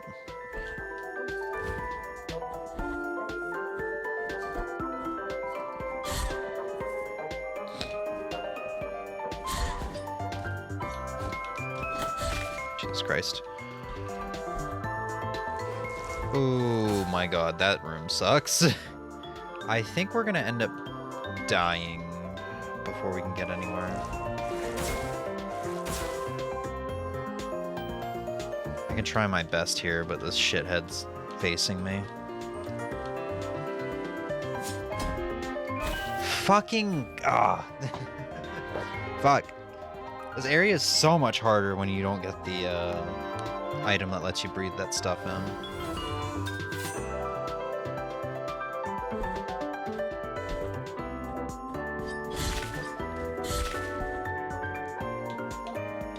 Okay, just not gonna throw your damn book.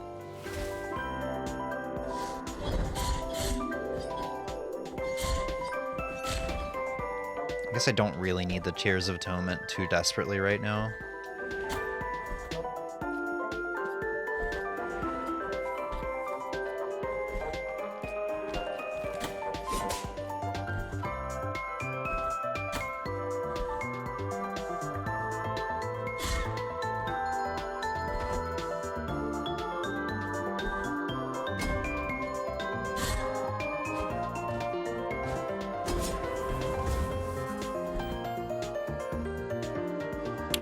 Okay.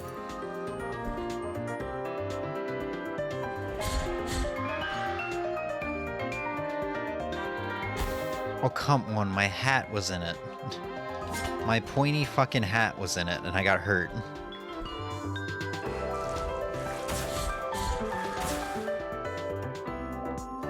Good. Could you grab that? Thank you.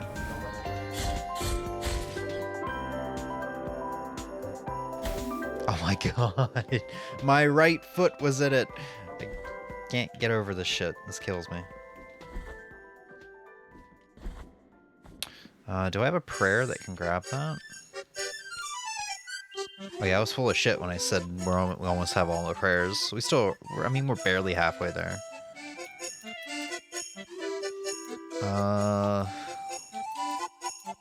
I don't think the cherubs will go after the one cherub. That would be nice, but... yeah, they don't. I don't think I have anything for these guys. You thought about wearing a pointier hat. You know what would have been great? As a completion bonus for this game, they let you use your hat as a weapon.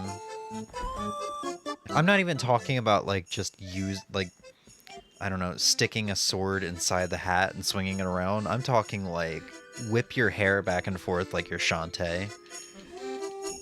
Just go and headbutt enemies. Your headbutts will penetrate them.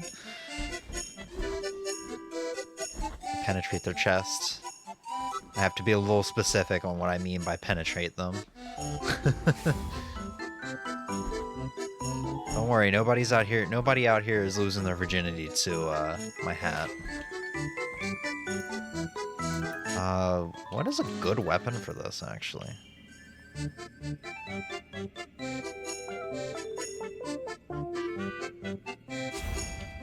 Let's try this one.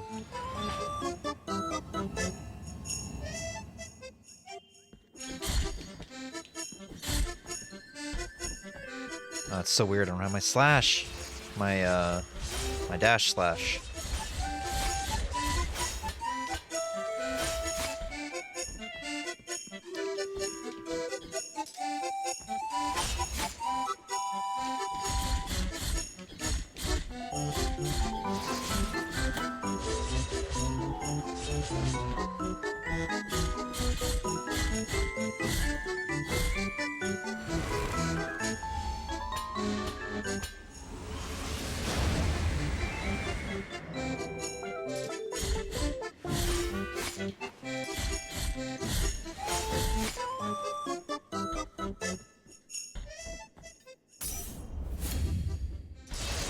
I gotta really go for some Quicksilver.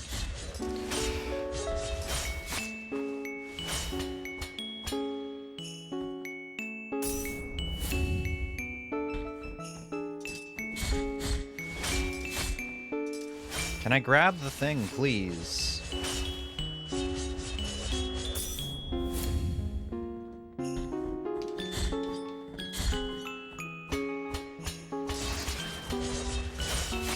Ow.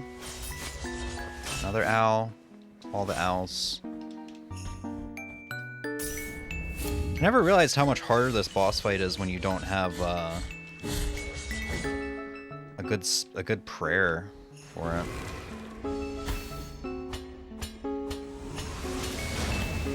Oh right, that gets me there. I forgot how big the beams are. Maybe I should just use the prayer I've been using and hope that they just stand still long enough to get hit by it. Was it this one? I think it was this one. This is like an endgame prayer, so if it does hit, I feel like it could do some good damage. It's been one-shotting enemies.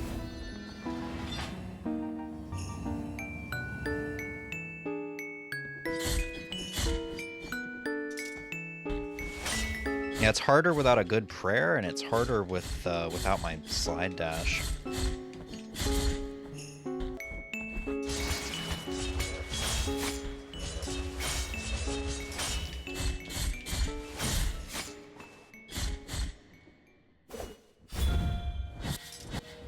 Wow, that did a lot of damage. Okay.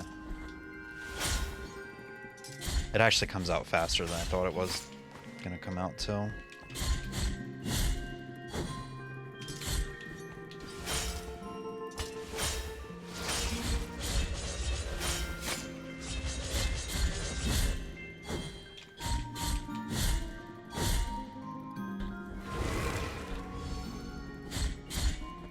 Fuck you.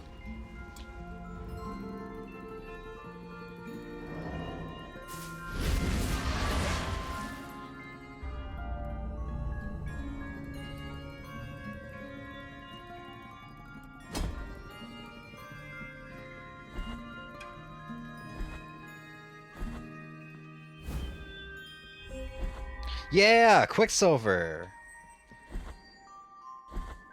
It's not a main quest item, but it's something I really could use. Take the next. Show me your tits. Empty golden thimble. Cool. That's going to be useful for the next area we go to.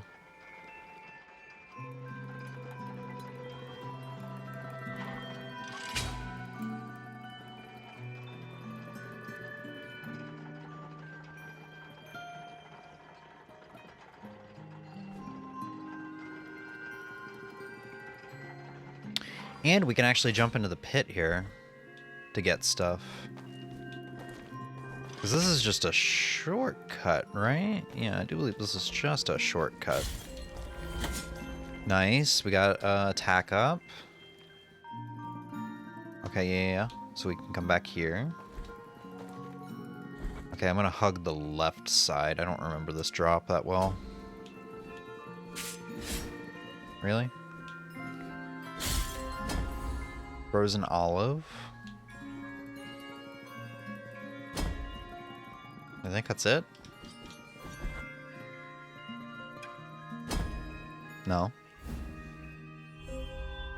Heart of the Holy Purge. This is our first sword heart. Prevents the use of bile flasks. Well, we're not using that. I feel like I'm pretty alright at the game, but I'm not that alright at the game. Alright.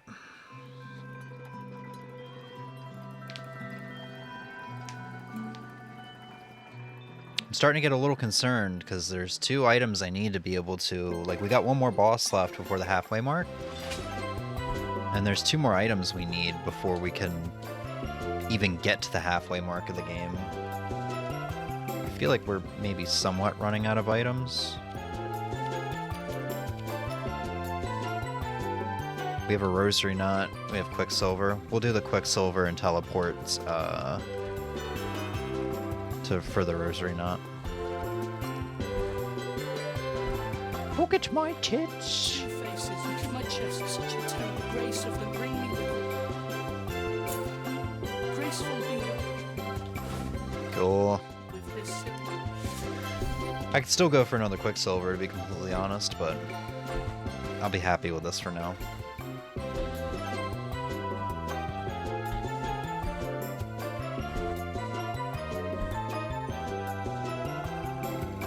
I guess we could go donate 10k to the church. I think we get one item out of that. The bones, thank you. Small bead of blue wax. I think that allows me to go get another item near the rosary knot ghost.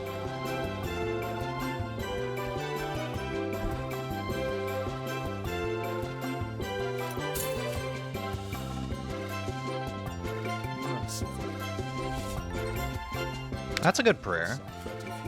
I mean, that's the first prayer you get in the game, but it's still a good one. Let's go donate 5,000 to the church, just for starters.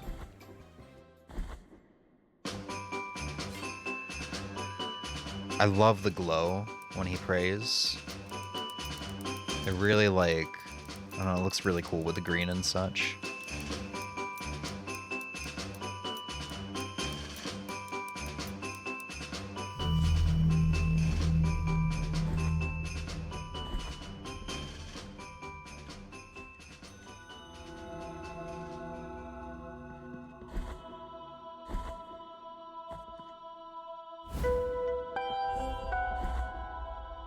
Sword hearts. Increases the sword's strength, making it fulfill its true purpose. I think this is the thing that can trigger more boss fights, so I'm not going to use it. Like the second phase to the second to last boss, and I think it's what gets me closer to the third ending boss, which I do not want to do. I'm just looking for a clean and quick, beat the game.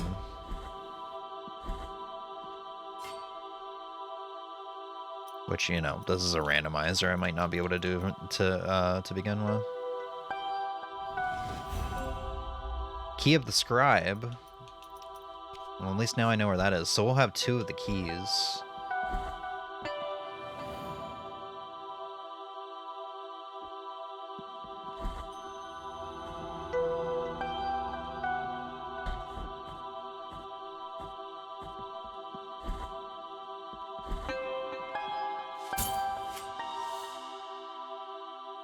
Now, Rita Mio. Alright, so what are we gonna attach now? I guess the small bead of blue wax. Give ourselves a little bit more, magic.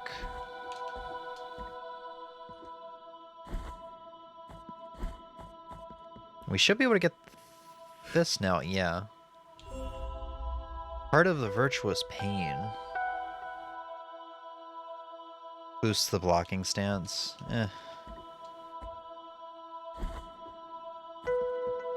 That's all we can do off the top of my head. There might be a pit that I can drop down over here. But let's just continue on our main quest for now.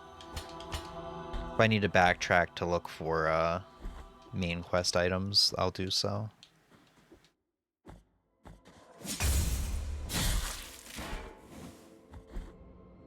Wait, what happens if I drop down in this pit? Oh, right, it brings me down here. Cool. Additional items.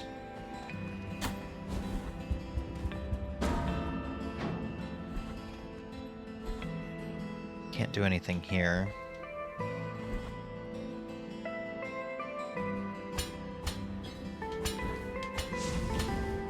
Alright, this one's always tricky, and now it's gonna be trickier because this dickhead's here. There we go. Yes! Yes! Yes! Finally! Thing I needed. Uh-oh, can I even get out of here, actually? Since I don't have the blood sand. Oh, I can. I just can't get that item. Cool. Well, we got down here with and got the blood or the thrust, which is what I really need right now.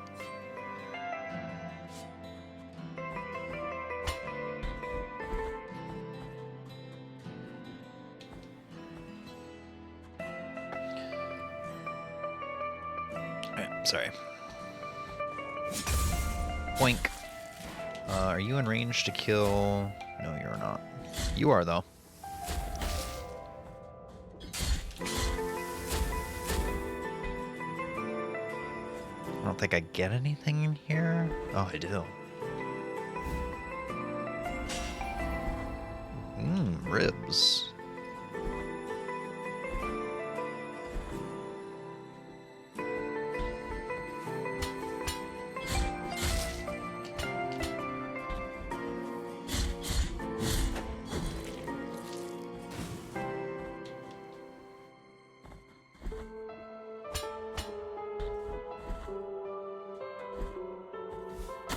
Ow.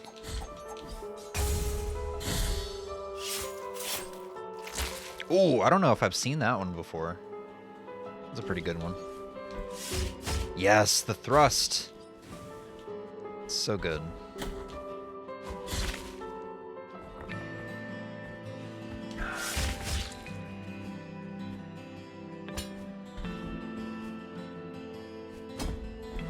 Hey, Emmy. How goes it? Didn't start off the strongest, but I think it's going pretty well now. I'm getting some good stuff. I'm a little concerned right now with our items, because we need 2 main quest items in basically this area to be able to continue on, otherwise our run might be dead.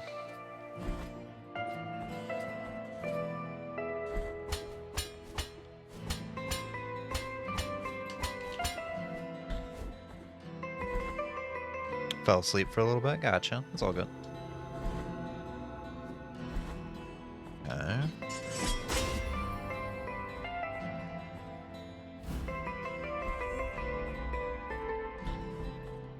What?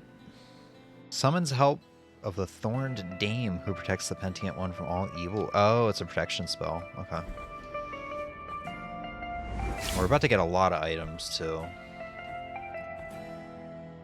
Well, at least we'll be able to look at items here. Ooh, Fervor upgrade. For 800. Is this just a bone? This is just a bone.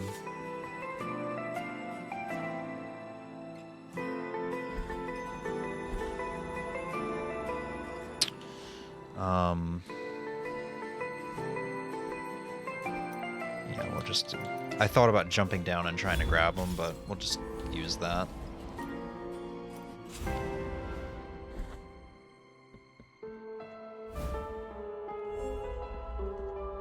Bone.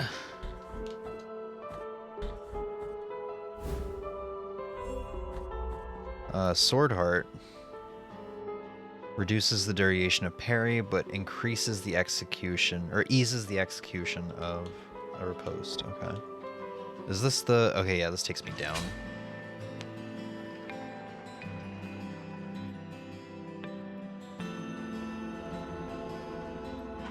Cool.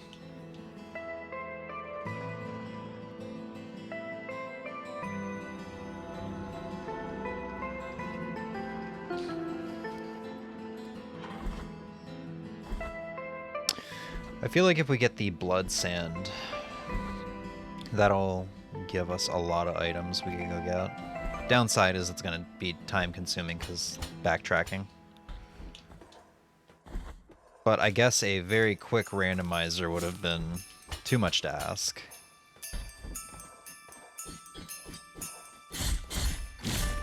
I like how it's just the same guy that's there in vanilla, but just turned around, facing the opposite direction. Oof. Once again, same guy that's there in vanilla, just turned around. Good. I like to see it. They're pretty annoying in vanilla.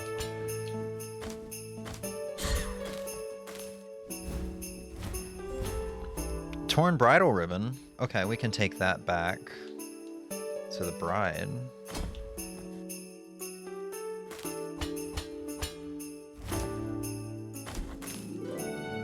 This music is very fitting with the area we're in right now. Mainly because of the snow, not like what's going on in the background.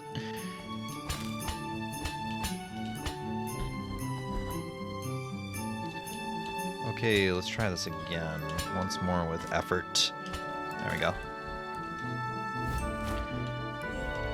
Medium blue wax, cool. This is a very interesting playthrough because it's the playthrough where my fervor is higher than my health. Not exactly doing bad on health, it's just you usually don't see that. It's usually the health that's higher.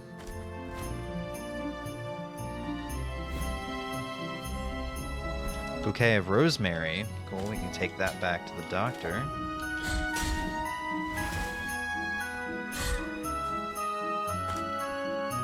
No! Why did I not? Why did I not grab one? I do not understand.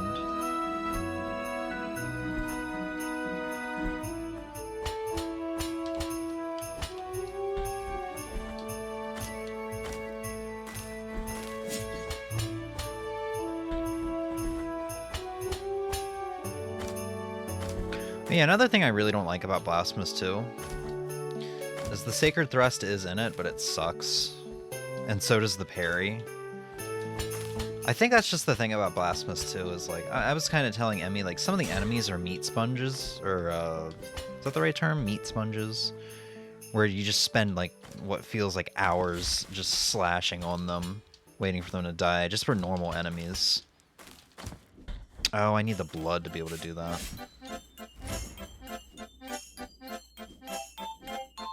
I might be able to get that from here. But yeah, the parry doesn't feel good, and just like general combat doesn't feel good. I do kind of like the flail, which is a new weapon in it. Cool.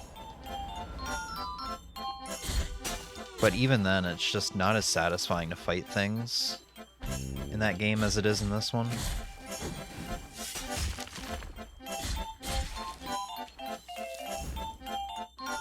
We'll talk about it if we get around to it. In a little bit.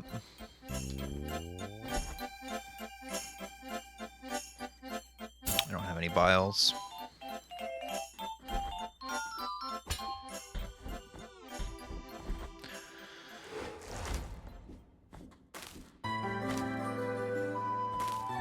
Oh, Zora's Domain. Is this Ocarina of Time's rendition? When he's an adult and it becomes frozen over? Or does it become frozen over? I think it does. I think that happens in both Twilight Princess and Ocarina of Time. I really need to spend 2025 replaying Zelda games, because it's at this point it's been 8 years or so since I've really played Zelda games.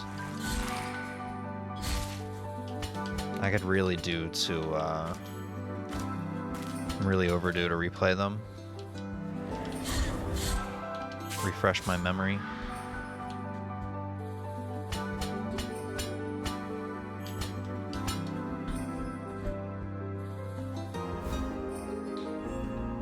Yes, 3 gnarled tongue. Actually, no, that's... Okay, that is the roots. Cool. I thought that might have been the, you can go talk to ghosts now.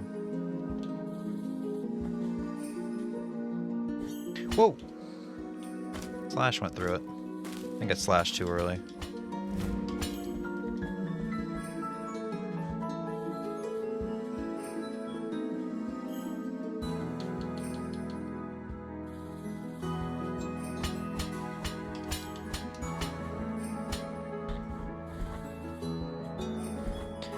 Normally it's bullet sponge, going to use for games that, without bullets since there's no specific name. Yeah. It might have been damage sponge. I think that might have been the phrase that I was trying to find.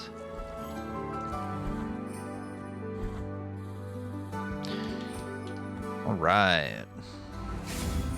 We've made it. Crap, there is some stuff I can't do in here. Yeah, because of poison. I could probably tank the damage, actually. Try my best to.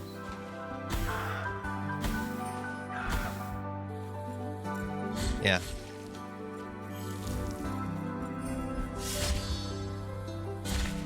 Meat sponge is a wild phrase. That's what they called my dick in college. Oh, you know what's cool? If you take damage while doing the thrust, I think you keep on sliding. So you get more forward momentum. I don't know if that was like an intended or I don't know. I mean, it definitely doesn't seem like it was intended.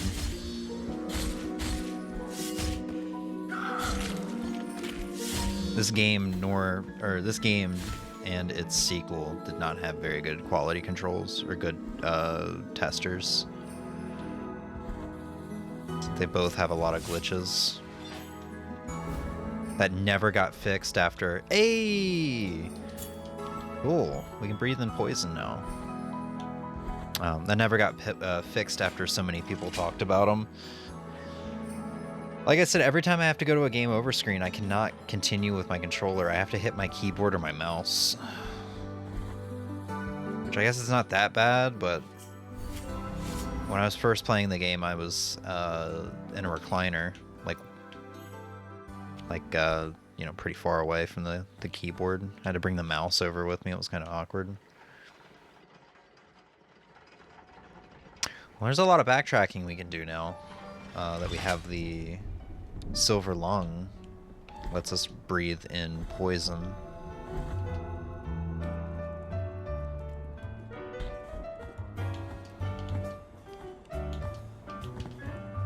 But we'll finish up this area before we backtrack. See if we can get any goodies, get any main quest items.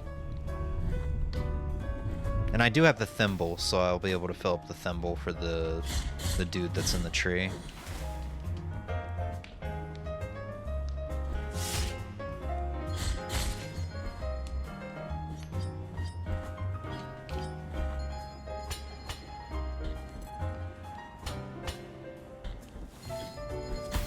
Ow. At least your mouse is wireless. Yeah. But you know, over by the chair, I don't exactly have like a desk or anything to put it on. So it just kind of has to sit in my lap awkwardly. I mean, at least I'm not really in danger of like accidentally exiting out of the game or whatever, but still, I think my point still stands. I would like to be able to continue with the controller. But, you know, it's not that big of a deal. Like I said, with my last vanilla run, I only died twice. So I'm getting to the point where I played this game so much that unless it's a randomizer, I'm not really gonna die that much. Sacred Lunge, cool.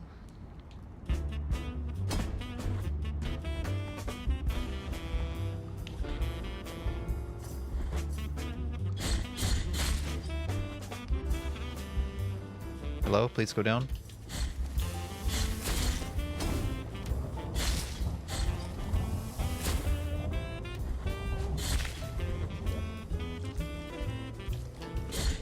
Okay, I think the last major thing I need for exploration... Actually, there's two things I need for exploration.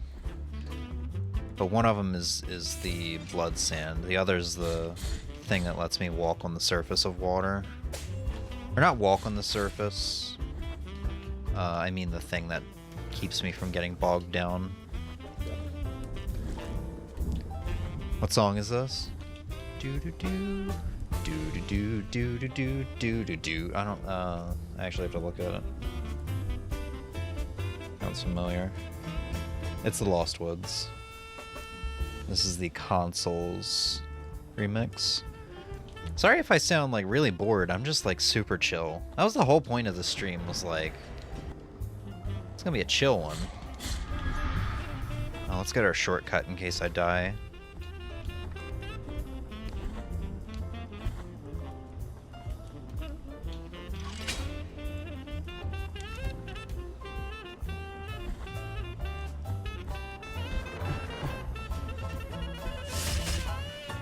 Oh shit. This is going swimmingly.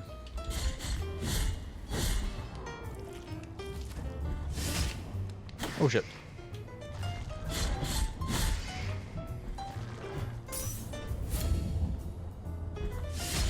How's that piece of shit still alive? There we go.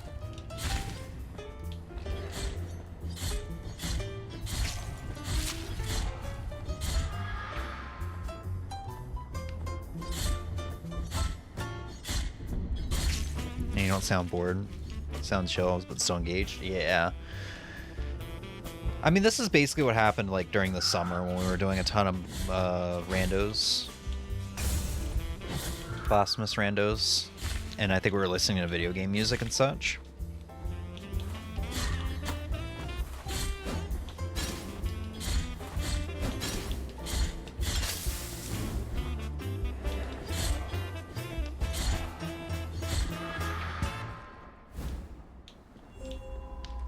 Oh, that's a really good prayer. I actually think I might equip that one. That might let us reach some stuff that I haven't been able to get yet because it's up in the sky. I don't like enemies that go across the floor and pop up in any game. I just don't like it. Yeah, they're not that bad because they don't do much damage and they have low health. Eventually you kind of know when to, I don't know, predict them. Especially, you know, in my case where I've kind of memorized this whole game, so when playing vanilla, I know when they're gonna pop up, where they're at.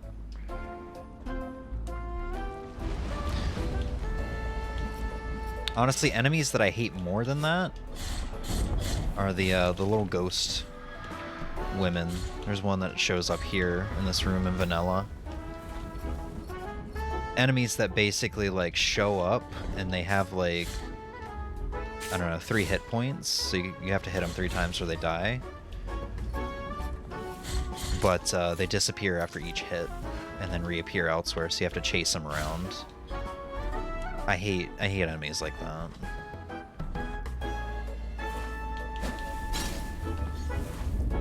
Come on.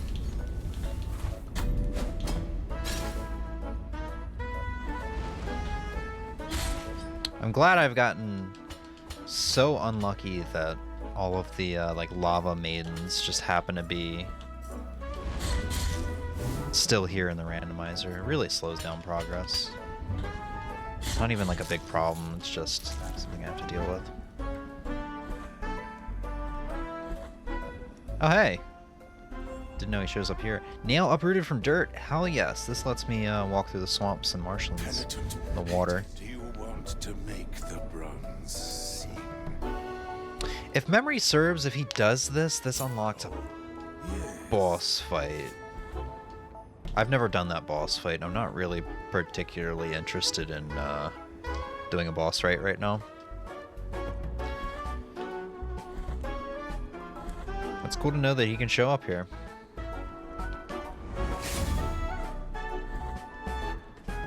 Penitent one, so late. Alright.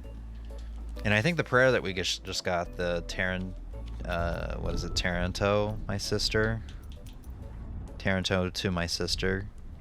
This one's gonna be good for this boss fight. Actually, it would actually be better if I just did this, because he's pretty stationary.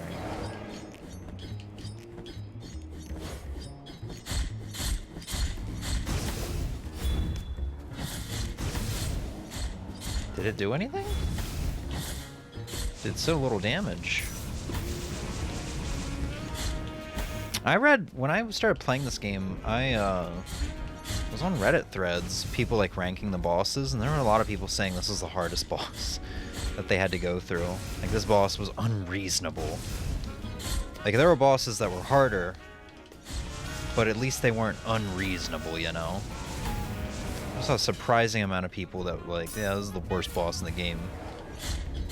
I don't know if they gave it I don't know if they gave this game a little patch, like the creators of Liza P did. But yeah.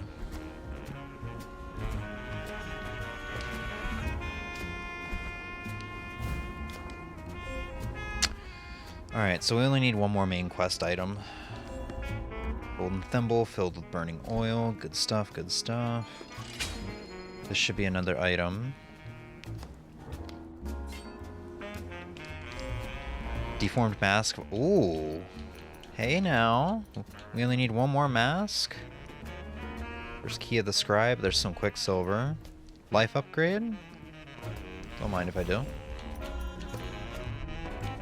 I'll try to get the Quicksilver next.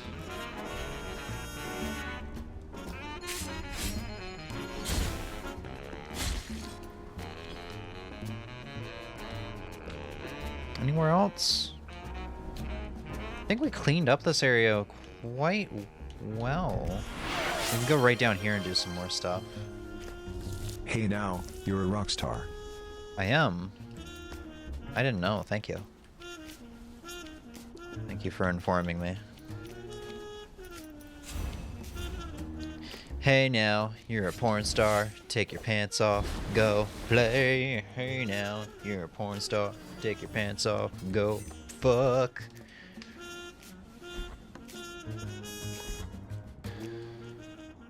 What am I doing?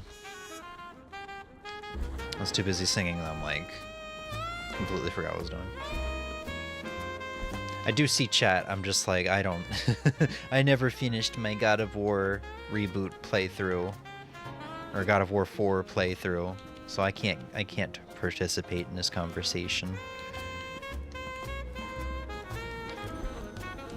Yeah, all we're missing now is the blood sand.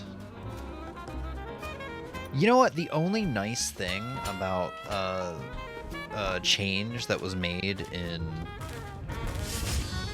Blasphemous II is that when you use the return to port, actually I guess it's two nice changes. One, they give you the return to port spell at the very beginning of the game. It's like your second prayer, the one I just used to teleport me back to a checkpoint. That's one nice thing. The other nice thing is if you forget to unequip it and you go to use it, it'll actually ask you if you want to travel back to town first. Whereas in this game, if you forget to unequip it and you go to use your spell, you just kind of are straight up fucked. Also, I can't do this without the blood. So we go back. We go back.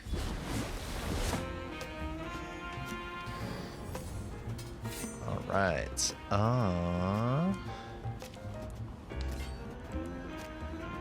Then we do a little backy-tracky. So let's equip.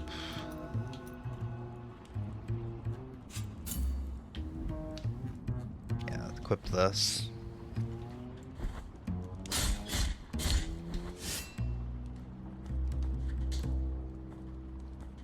No, not this one.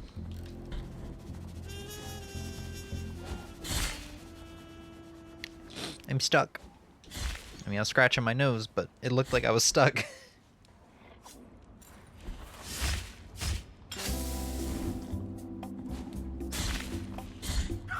Oh, because I don't get bogged down in this now, there's actually an item I might be able to get. No, I can't reach that. I do need the blood, actually.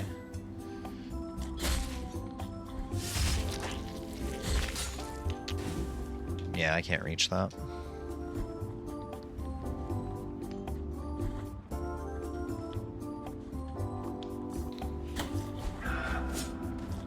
God, I still need the blood. I think not having the blood is really going to make a lot of this backtracking not really doable, unfortunately.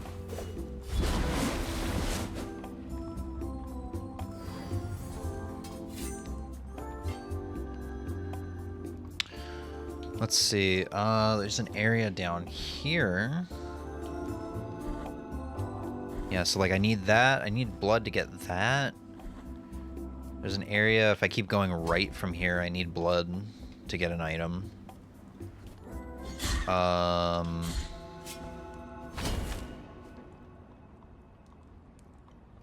Is it over? Oh, no. I was on the correct floor. It is up here. And I'm going down. Cool. I have indeed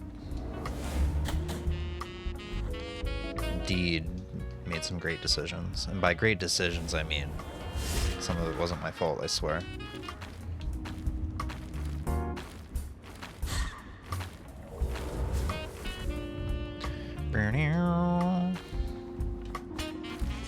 Alright. Yes, grow for me, wood. Grow for me. Lie to me, Pinocchio. Cherub?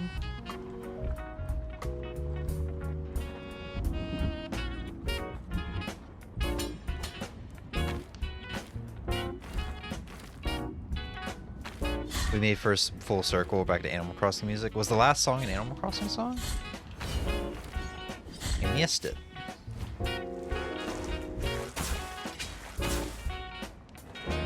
There might be something over here?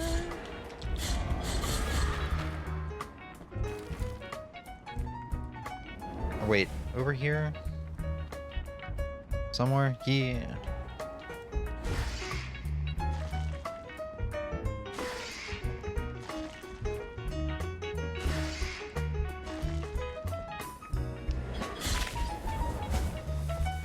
Where the heck is the area I'm thinking about?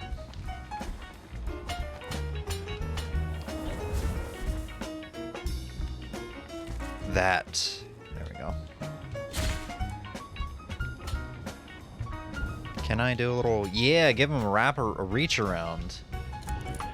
Anything good? Fervor upgrade. Isn't this a KK song?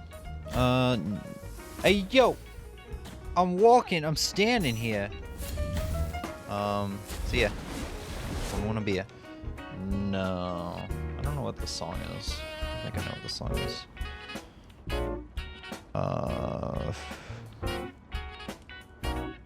Oh, damn, Ozzy. Yeah, you're right. This is KK Cruisin'.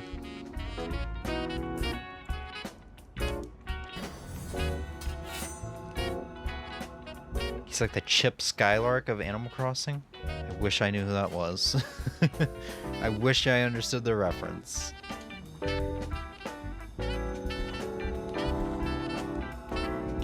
Okay, I think I removed the lung, so I need to re-equip that. I'm not gonna need the nail uprooted from dirt here.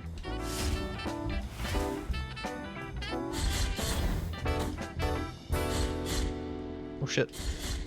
Why do you have so much health? Your mother doesn't love you enough for you to have that much health. He's from Fairly Odd Parents. Ah. So he's a musician. Like the Michael Bolton of family. He's like the Michael Bolton of Fairly Odd Parents or something. I'm not sure why I went the Michael Bolton direction, but... He sung My Shiny Teeth in Me. Ah yes, the hit song, My Shiny Teeth in Me. Ugh.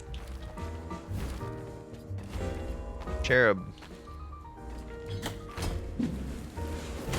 I think it's interesting that we got Pokemon Sun and Moon music here. You know, that tropical game? A game that takes place in the Pokemon equivalent of Hawaii?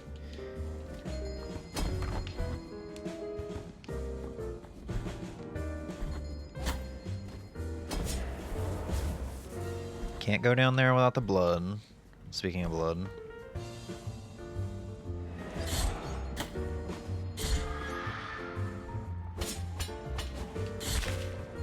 That is his hit song?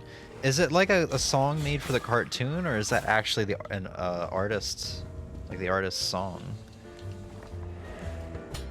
I assumed we were talking about somebody that like composed the music for... Fuck you!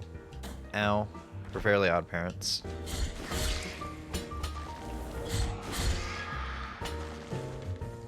Get out of here with your fucking ugly looking vagina chest. Oh, it's a song made for the cartoon.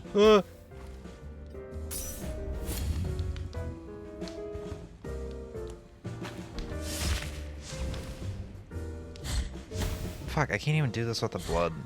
I constantly forget how much I rely on the blood in this game.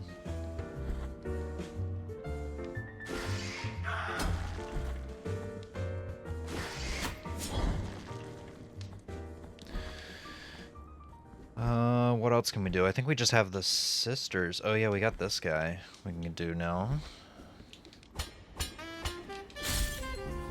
Holy Wound of Attrition! Hell yeah, we can make progress. Question is, should I make progress? I'm gonna have an additional boss fight if I don't look around for the thing that the sister gives me. Which that area is open. Where's Emmy? Emmy! Emmy!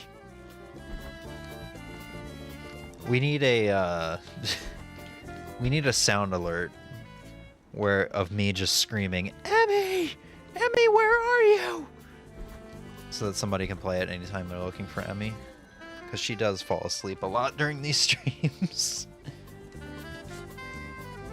I'm going to do a little more exploring before we go to the next area. I'm only missing one more mask, so I should be thorough. And if I can avoid the boss fight with the brother on the bridge, that's a bonus.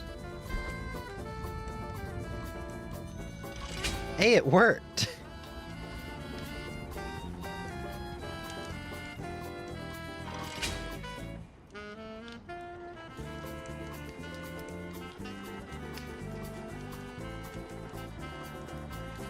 Okay, yeah, so there. Just putting together my tablet pillow. Tablet pillow. Is this something you told me about? You put a tablet inside a pillow? Oh, we can do this now. Which I guess is alright.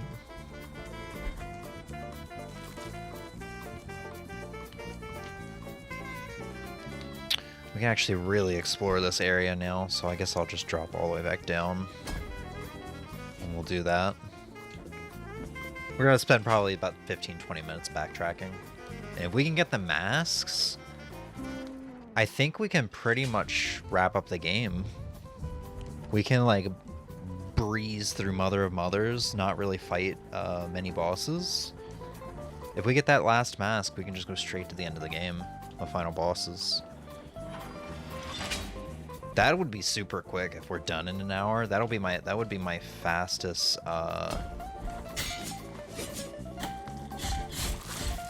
run of this game ever. This is not something I can slide under like I thought I could.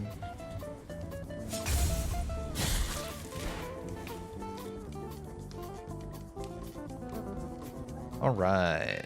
I got Quicksilver, so I'm gonna go redeem that.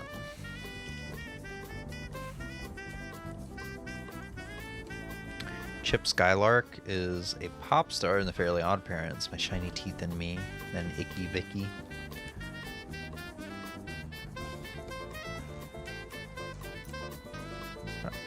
I thought I got... What? Shut the hell up. Did I not get Quicksilver? I'm crazy. I thought I got Quicksilver.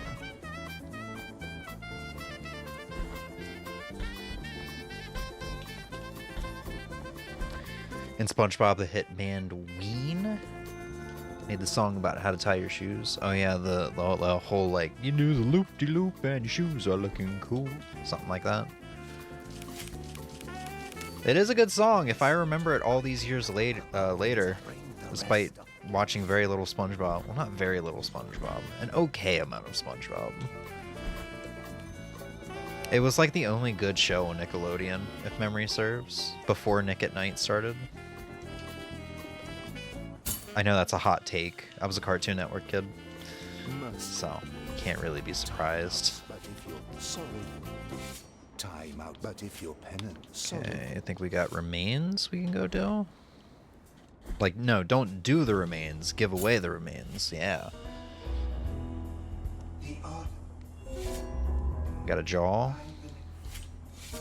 Okay, let's just see if that gravestone's there. I don't think it is. Yeah, it's not. Because I was able to give him stuff. So for the randomizer, they must stop the patient from dying because, you know, if memory serves in the vanilla game, you have a very small window to get like certain medicines and get it back to the patient. Oh yeah, this was the Quicksilver I was trying to get. That's why I thought I got a Quicksilver. I also made Ocean Man, which was eventually used for the SpongeBob movie. I might recognize that song. I watched the SpongeBob movie a couple years ago because I found the DVD of it I had as a kid. That movie is in 4K now. There's a 4K release of that, which is wild to me.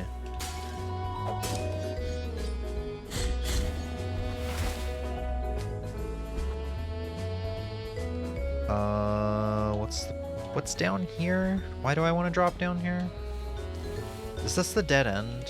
I mean, I'm gonna find out. I think this room's already done. This room is already done.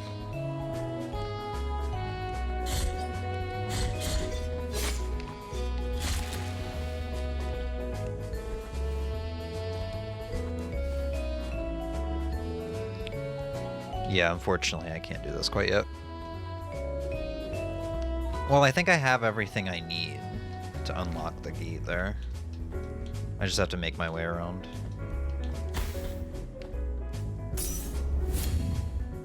It's wild how many movies that, or memes that Movie Alone created. Oh, really?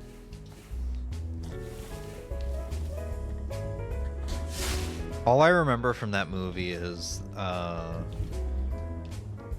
the, I think, Goofy Goober song and David Hasselhoff. Them riding on David Hasselhoff's back, and there's like a fight scene that takes place on David Hasselhoff as he's like swimming.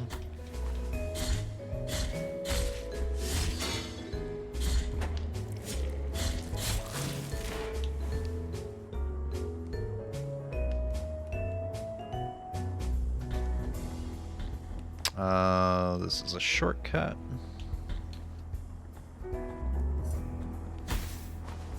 We go down here and we equip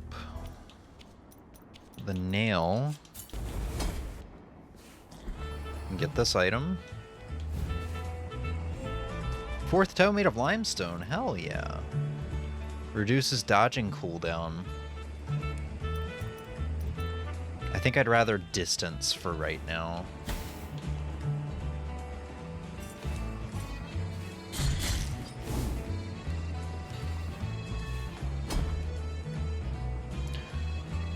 Alright.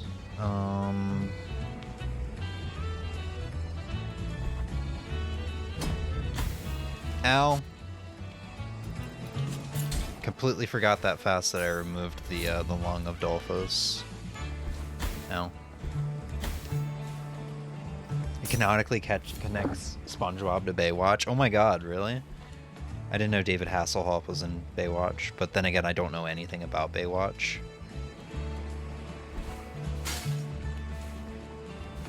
The only Baywatch knowledge I have is from Borat. It's kind of sad. She has the asshole of a 7-year-old. That's all the Baywatch knowledge I have. I don't need this one equipped. Cool.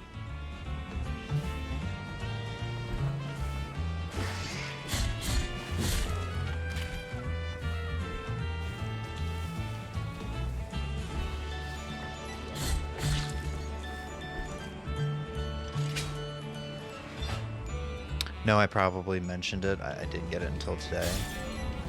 So it connects your tablet to a pillow? Refresh my memory, please.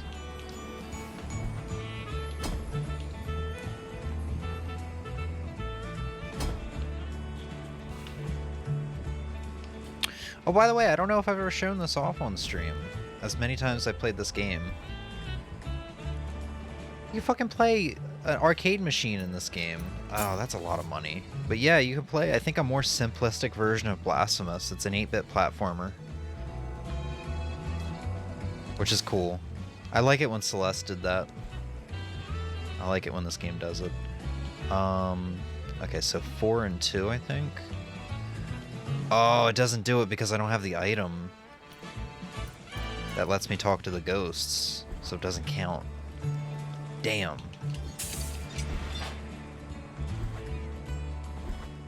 Or let me talk to the corpses, I guess. I guess is the right way to phrase that. Okay, so I got some free Quicksilver. That's a plus. It means I don't have to spend money on Quicksilver and then have to grind back up to be able to use the Quicksilver.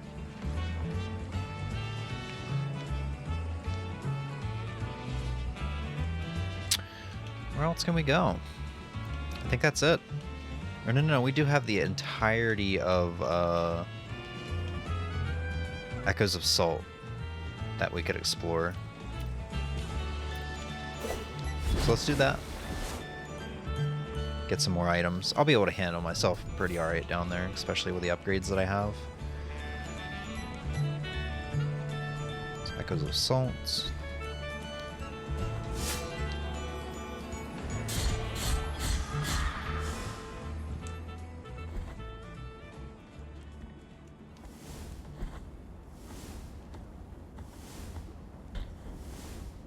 Okay, so this is the way I went initially. Yeah, this is for the shortcut.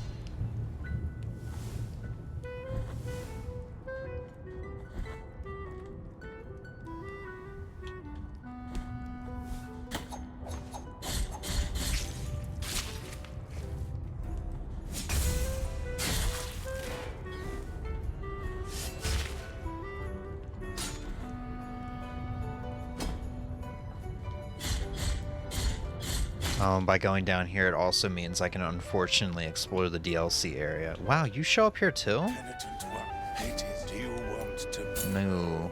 Yes. I really hope those aren't items I'm missing out on, but I seem to remember him showing up in the prison, and it puts me in a room with a boss, a DLC boss I never fought before. That's why I'm telling him no.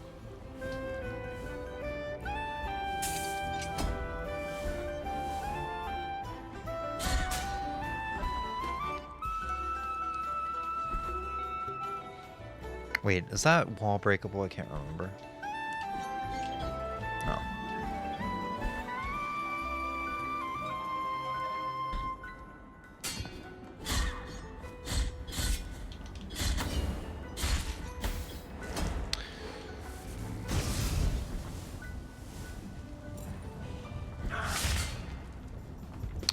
This might be an area. Actually, do I need blood? The blood sand to be able to go to, Ooh, I think I do. I might need the blood sand to actually go to that DLC area that I hate so much. The shipwreck area. Key grown from twisted wood.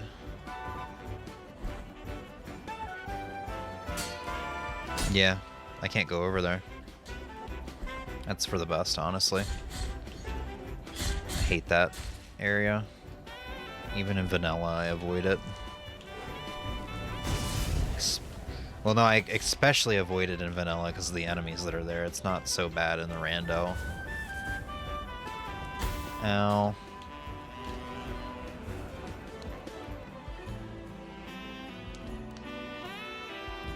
Oh no, that's the way I need to go, actually.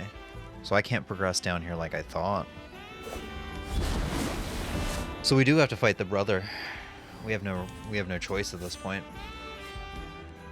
Because I don't believe we got the item that we need. And there's not really anything else I can do.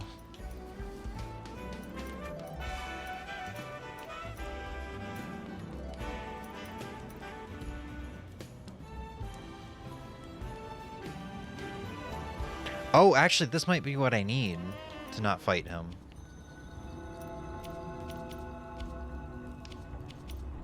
Go ahead and equip this just in case. It's a round pillow with a stand. I've seen it in a bunch of my Kindle groups because people put their Kindles or iPads in it and then they use their page turners for... Oh, that's nice. Oh, shit. Okay, I do have to fight him.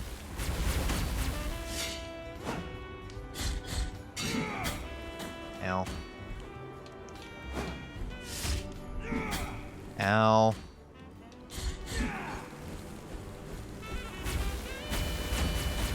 Right, I forgot you got a janky ass hitbox.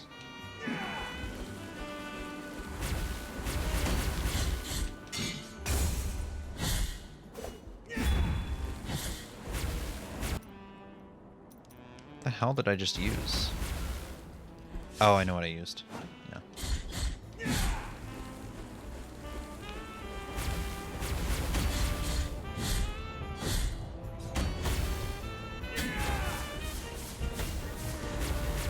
This is a lovely experience in the corner.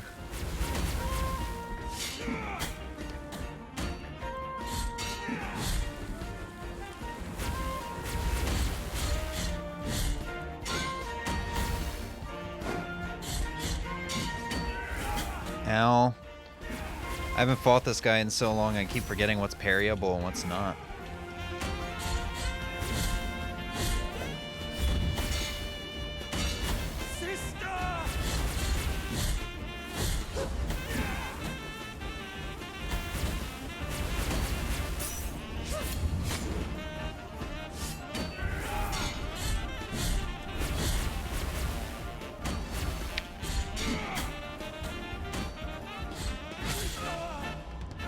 Oh, cool. That's the thing that lets me talk to the ghosts. So, Now I will. I can go back to that one room in the elevator shaft. That's you, Emmy. Alright, halfway mark of the game. If I could just find the one mask, we can just sprint to the final boss.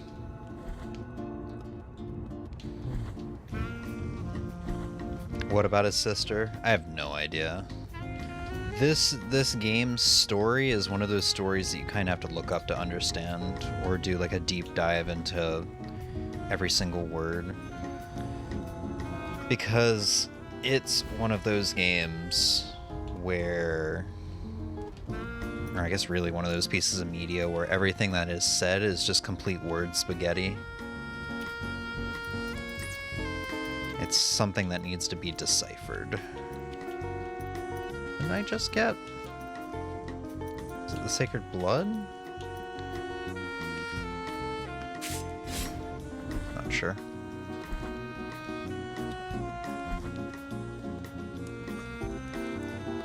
Palms are sweaty.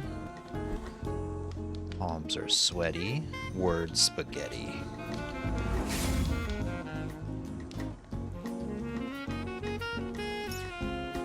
Okay, what do I have equipped on me right now? Prayer-wise? I want this. I want this.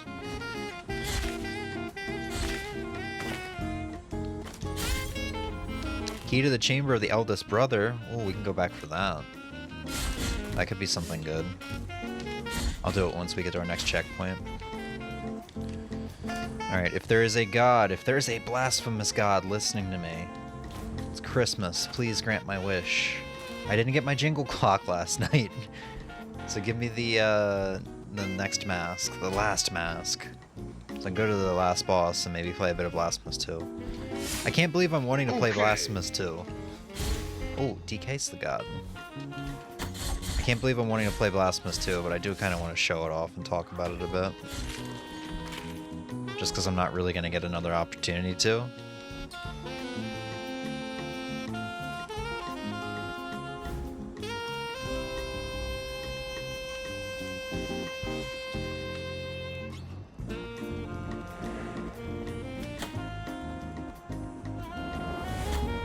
Ow.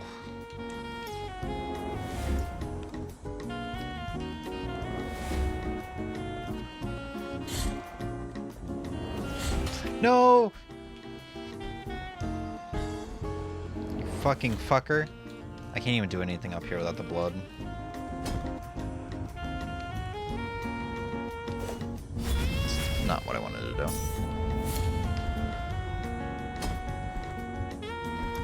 Anything up here? This is just the way back.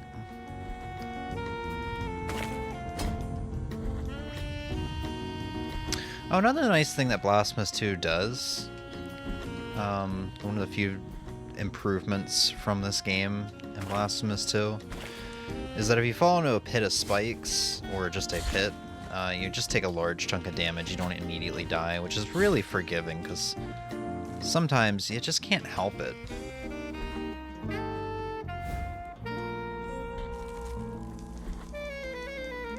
Like, I'm all for punishment if you fall into a pit, but sometimes, like, especially in a Metroidvania when you're just trying to explore and see maybe if you're missing something, or you think a pit looks a little suspicious, it's really forgiving to have that.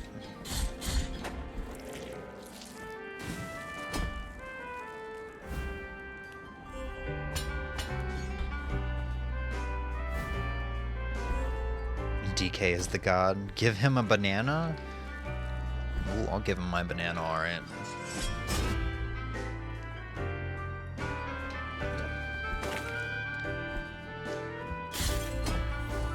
Wow, ton of Tears of Atonement. Cool. Don't come! Don't come!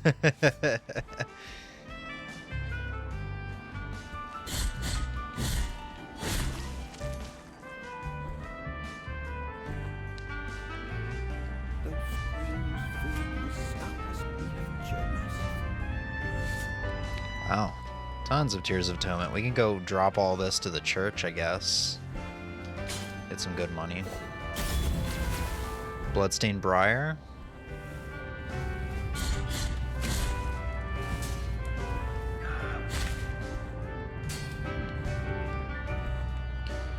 Alright, the game's really gonna open up now. I guess we'll go back and get the Brotherhood door. I don't really feel like going to the elevator shaft right now, although I probably should just in case. Oh, I probably should just in case. Just in case that's what we need.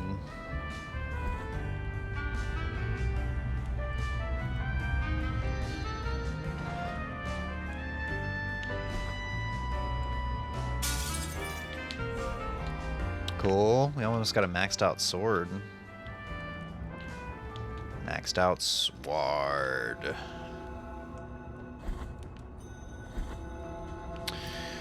What do we got on me? I just want to double check.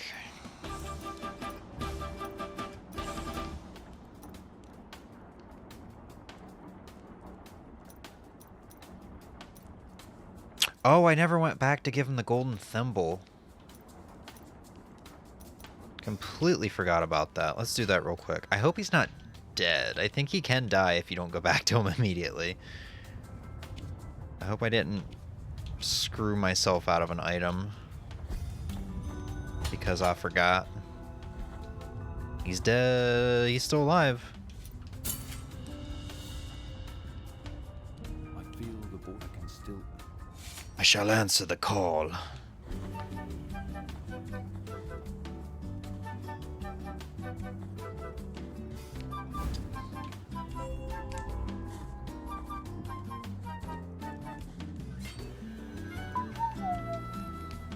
Well, I guess I could go check to see. I think the key made out of wood, twisted wood or whatever, can be used down here, over here, up there, over here. And I can go up now since I have the wood. Empty bio vessel.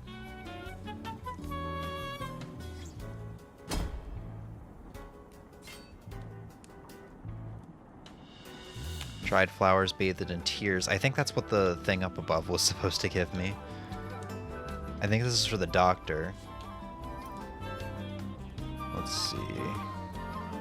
Turning bottle flasks into receptacles of pure liquid fervor. Okay, I didn't know that was in the game.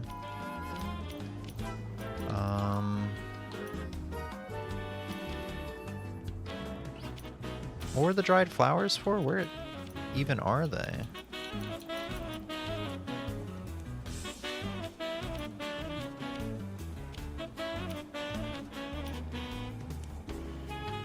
I must be crazy. I guess I am crazy. Alright.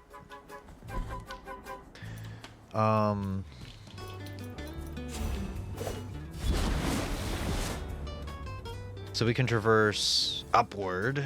I don't believe I need blood in the sand for that.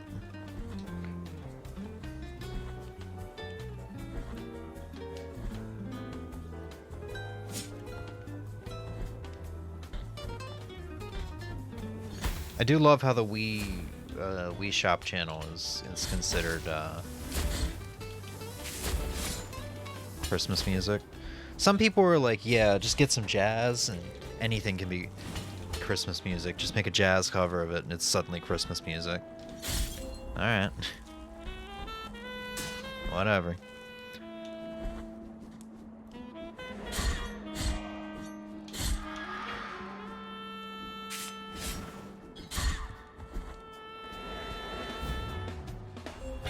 God, we just got cherubs for that. Great. Glad I tried.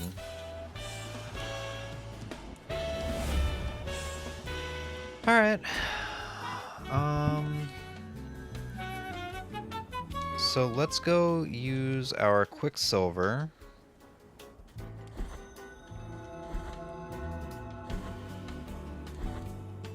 Time outside. But if you're sorrowful, What else can we do? I completely forgot. Quicksilver, Bile Flask.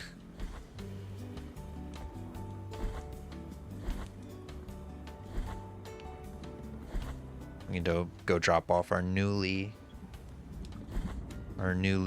acquired bones. The bones, thank grace. Another cherub.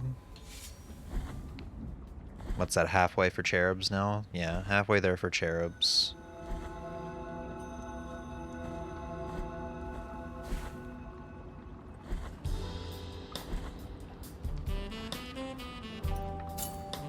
Graceful. Graceful be the heart. This silver.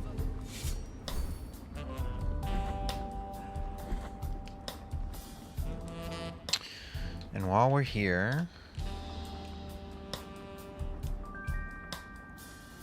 I think it's this room right here. We'll go do that. Nope, wrong way.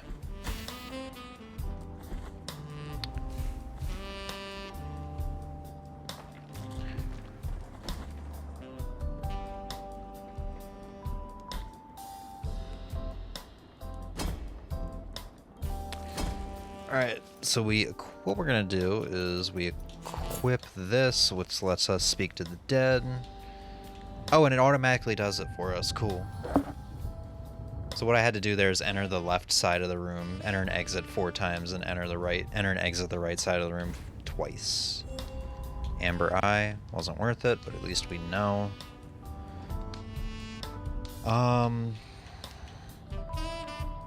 And then, is there not a more convenient place for me to go get... Oh, actually I do know of a convenient place. Of a slightly more convenient place we can go get amber flasks. Or amber flask? Bile flasks.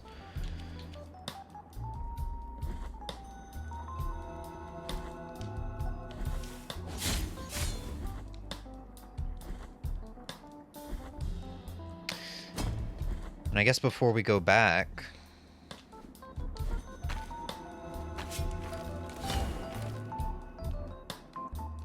to like main quest progression, I will maybe go donate like 10k, 15k to the church.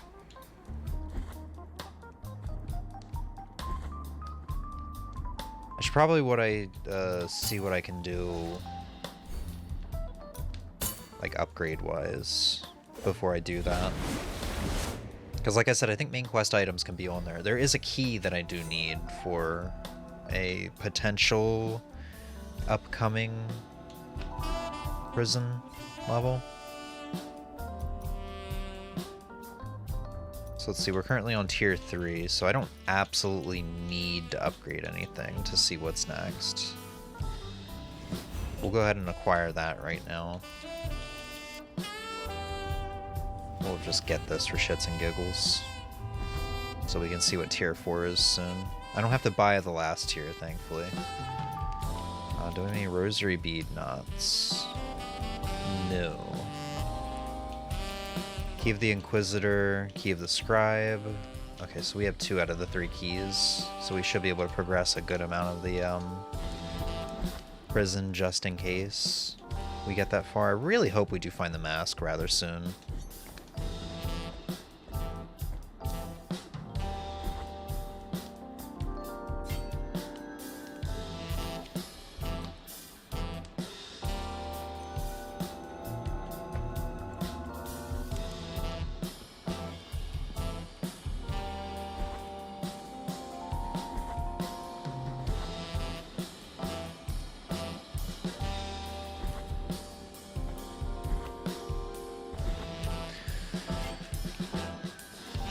Yes, yeah, we'll do 15k.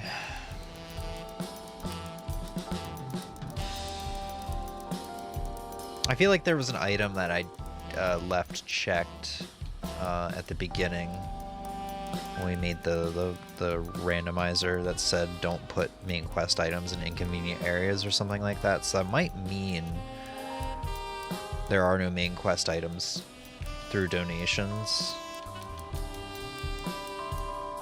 But I just want to do it anyway. Just cover my ass in every area. Every area I can.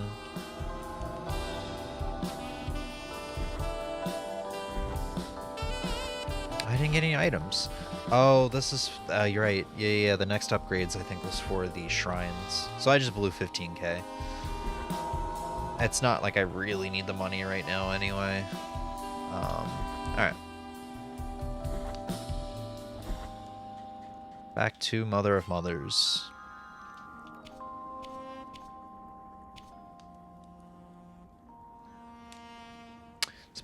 Is it beginning to look like you won't get the sands or masks? No, because we have Mother of Mothers, we have the prison area, we have the rooftops, and we have the library, as well as another area, I believe, below the library. So we have 5 more areas left with tons of items. I mean, if you see on right here, I have 145 out of 304 items in the game. But I do consider Mother of Mothers here to be the halfway point of the game, just because once you get in here, the game kind of opens up and it's a little less linear. And I feel like these 5 areas go by a lot faster than the first like 3 areas of the game, 3 or 4 areas of the game. Be right back, one snack, you're all good.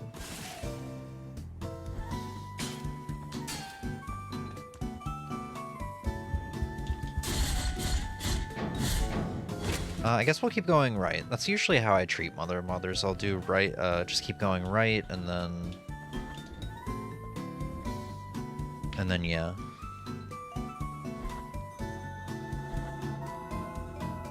Faceless warrior, I sense. Forgive my this place. I'm not gonna do this. I know for a fact she will never have key items. I never even finished all of her challenge rooms. I did like 2 of them. They're hard. They're really hard. I must.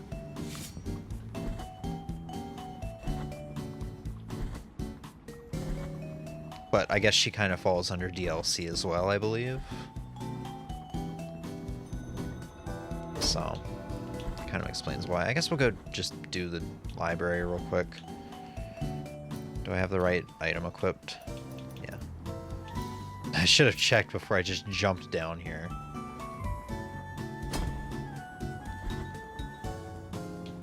Checkpoint. Or warp. Oh, right, yeah, this isn't the library. Hey, stupid.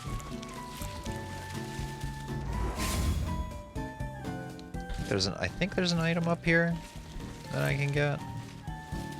No. I think that's the next area over. I'm not going to stay down here too long. This is my least favorite area in the game. This was the area I was talking about that I say I never do in vanilla. This area was entirely added via DLC, from what I understand. Or not DLC, but an update.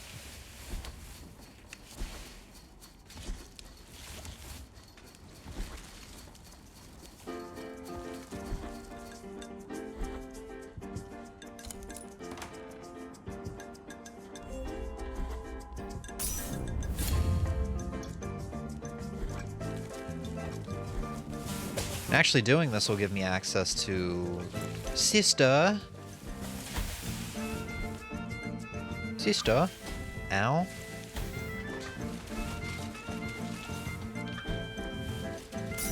Everything hurts down here. I hate it so much.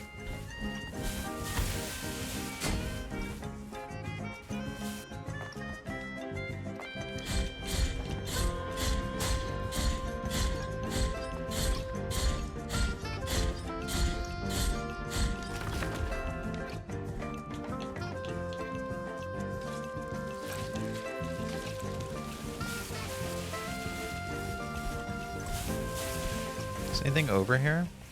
Ow. Shortcut.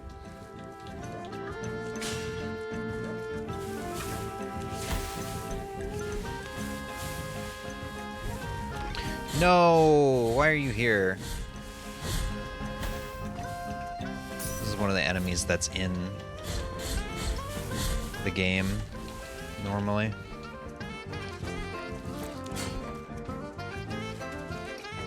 I guess I'd rather her be down here than in one of the main areas of the game that I have to deal with.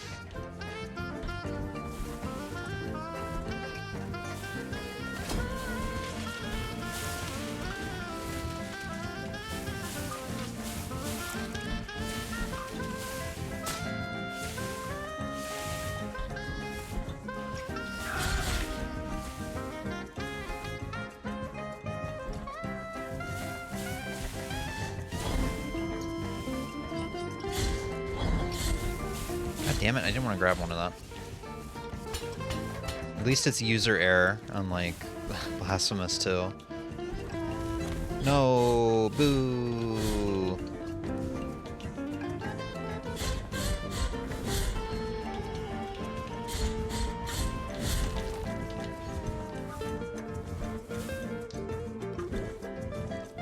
What am I accomplishing by taking this top path? I've already been here.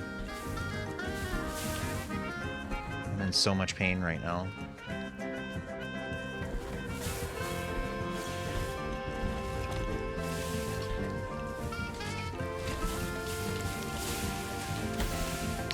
Jesus Christ, this area sucks. I'm not even sure if I missed anything.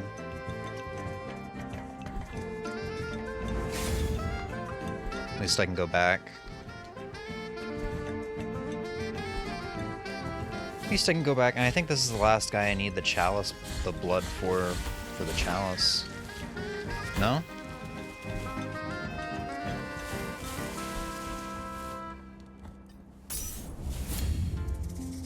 Alright, I need to keep going left for the item I'm thinking of. The Return to Port Prayer, I believe, is the item you get, one of the items you get down here. The item I'm working my way towards.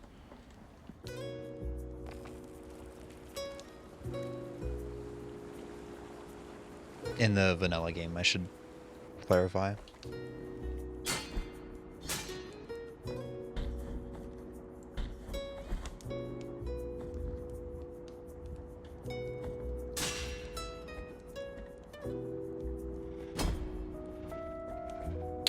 Welcome back, Emmy. You didn't die? There we go. Well, we can go deliver the chalice. Up here, I believe, is a boss fight. DLC boss fight I'm not gonna do.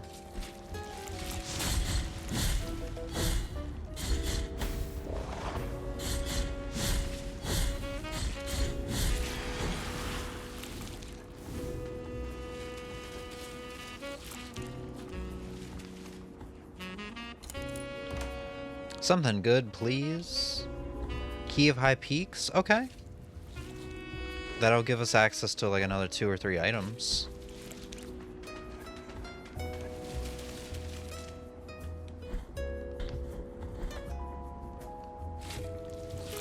Now we just gotta get out of this shithole.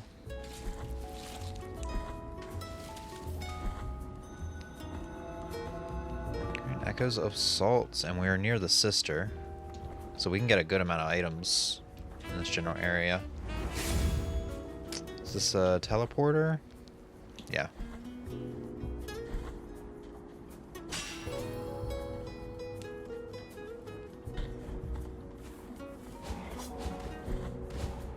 Ow.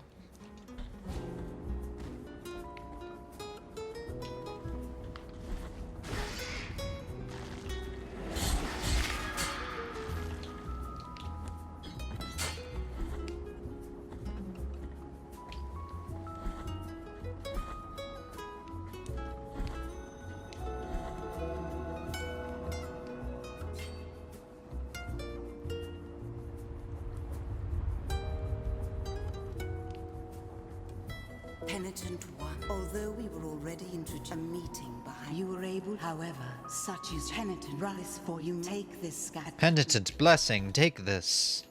Go fearlessly. Yeah, thanks. Thanks.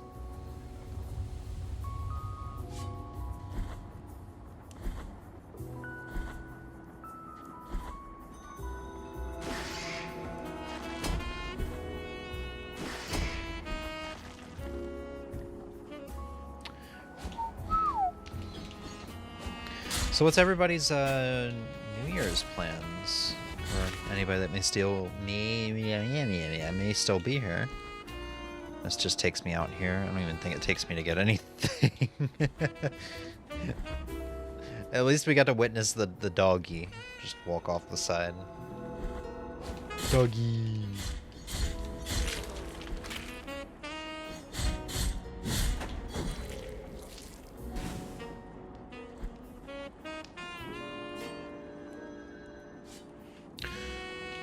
Alright. We'll go explore the rest of this area that we can explore. Which I think should be everything up until... Yeah, right here where we couldn't progress without the sands before. Which means there's nothing else down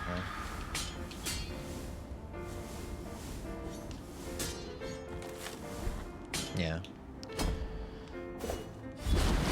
I don't really have a New Year's plan. Nice! I only say nice as somebody who isn't sociable. I'd much rather be home playing video games or just relaxing or sleeping or something for New Year's. New Year's isn't really that special of a holiday for me. I guess I've only really made it special because of streaming. So what can we go do now? We have the chalices filled. I think that's it. We have the chalices filled.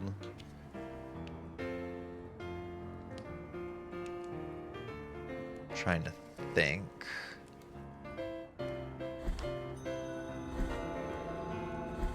Hang out with Katie like usual. Oh yeah, you did say that you confirmed that you will be spending the time with her very recently. Family never really did celebrate a New Year's like that, so I just did whatever. Yeah. Same with my family. I remember being extremely young, like probably somewhere between the ages of 3 to 5, spending New Year's with my family, but I think that was the only year we did anything for New Year's. I didn't know if you guys will be, or I guess you would be hanging out with your friends. I was aware that Emmy would be spending a time with her friend, but I completely forgot. Because I'm a bad boyfriend. Or I guess I have a bad memory. Or both. Or both. I feel like I'm going the wrong way again. This should lead me to yeah, this area.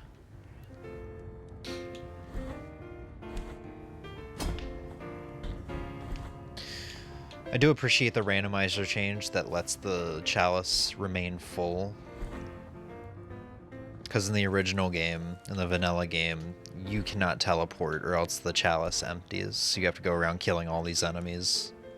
Which takes a little while because you have to traverse the map without teleporting. Let's see what we get. Bones. And a level up here. Which means we could buy a token of appreciation. Presents thanks for charity. Cherub. Okay. Well, that kind of sucks. We would watch the Times Square growing up, but that was about it. Yeah. Yeah. That's kind of what I meant, as I remember spending time at my one of my aunt's house on my dad's side, watching the ball drop. I think we were eating pizza too. This was like I said, between the ages of 3 and 5, but we don't do that anymore because my dad's side of the family hasn't been close since basically between the ages of 3 and 5.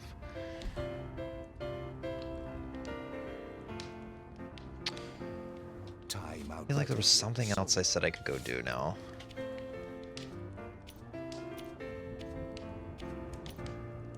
The hell are my key items? Scrolling over them. Key of High Peaks, that's later on. Yeah, I don't know what I was thinking of. Okay, back to main quest, I suppose.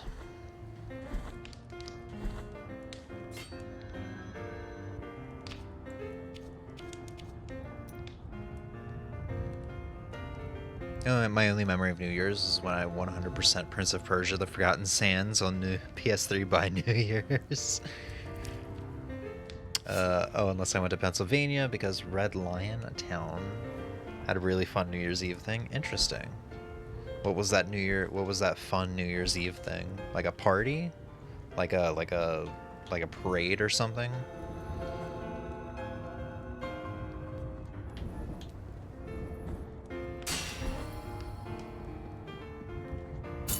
No, why is that default to no? I never understood that.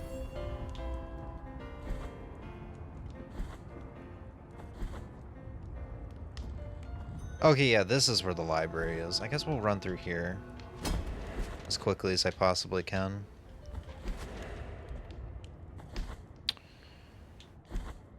Teleporter.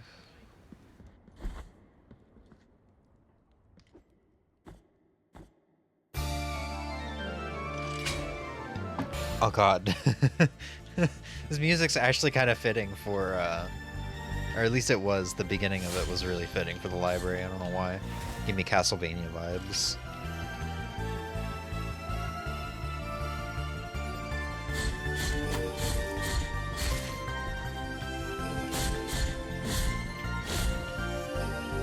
What's the point of this?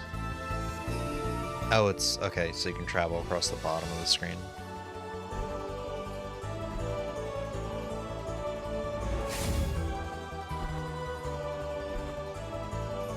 Let's be creep for the love.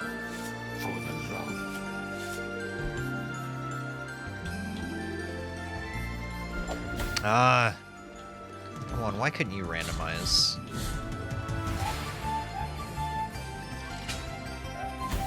No.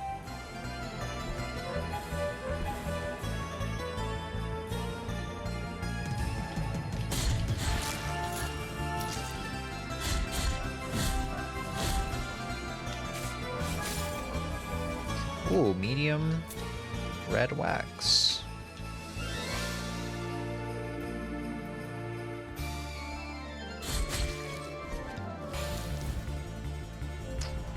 Sacred Onslaught. I think that's... yeah, that's the last thrust. Right? Gotta make sure. Yeah, we got the fully upgraded thrust. No.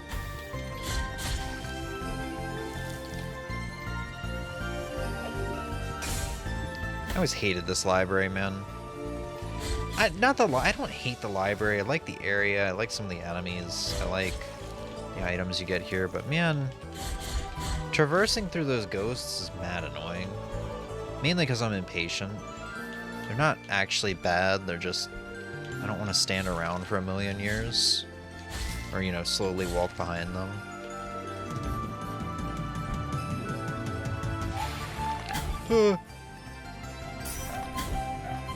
You ho?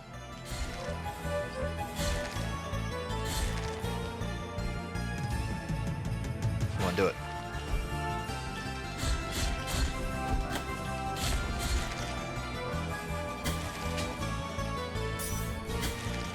Fucking hell. All I feel is pain. What is this for? This is extremely pointless. It really sucks that I can't kill that shithead up there giving birth.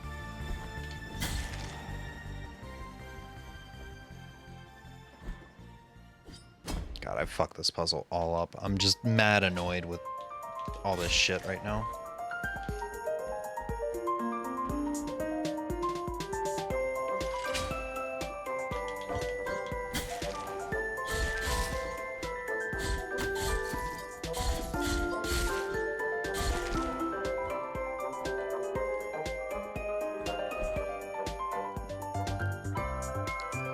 More stuff I can't do without the blood. Actually,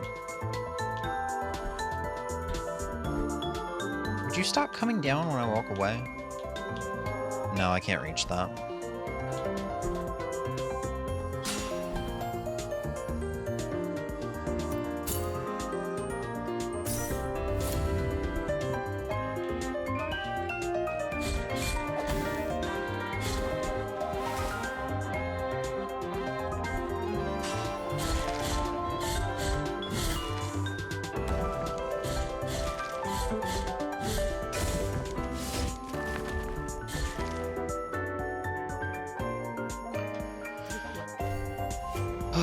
Tears of Atonement. Now the game's starting to blue ball me a little bit.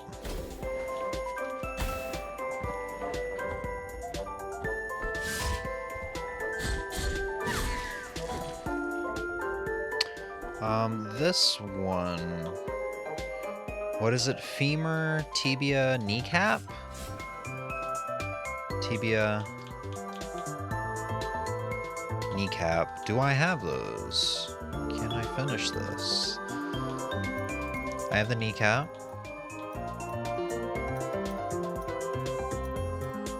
I have the femur. And I have the tibia. Cool.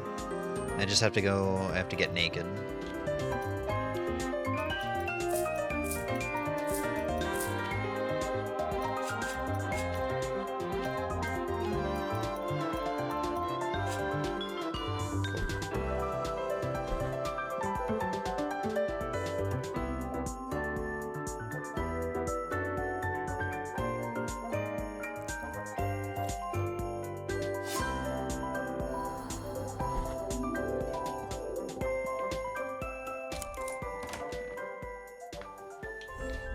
Incense garlic. I mean, that'll lead to another item at least.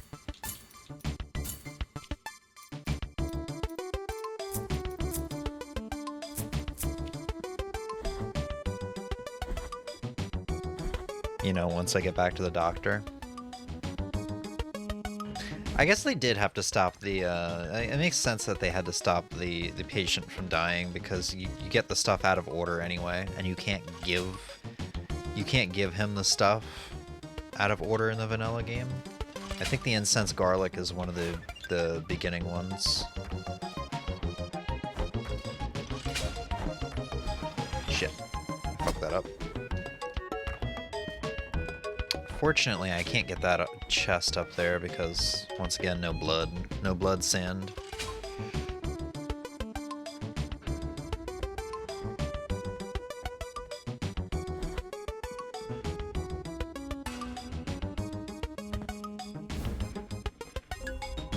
Key of the secular. Cool. Or secular.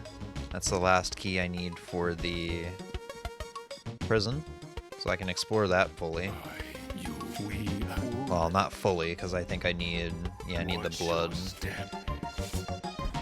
The blood sand.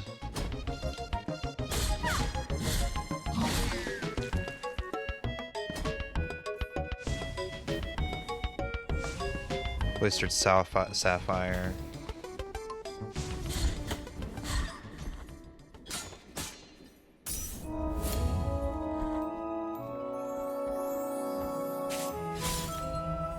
Of a tombstone.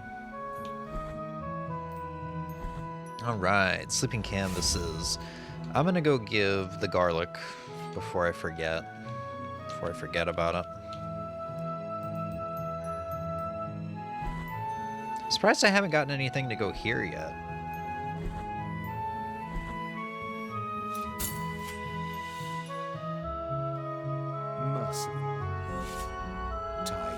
But if you're sorry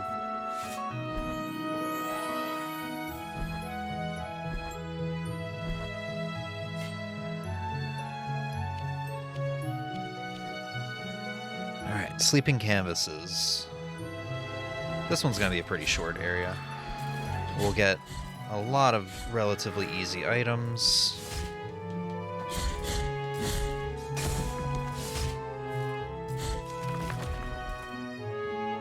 And there's the shop.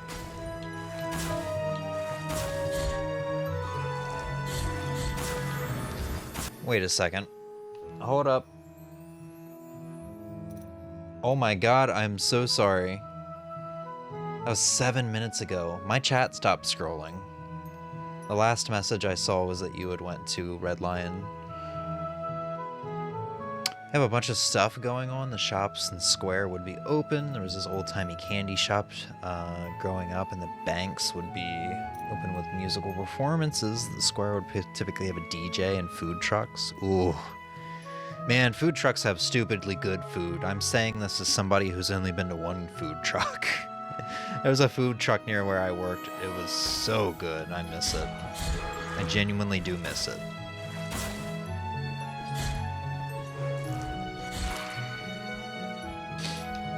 The train station was open. Big beat of blue wax. Train station was open. I lost my spot.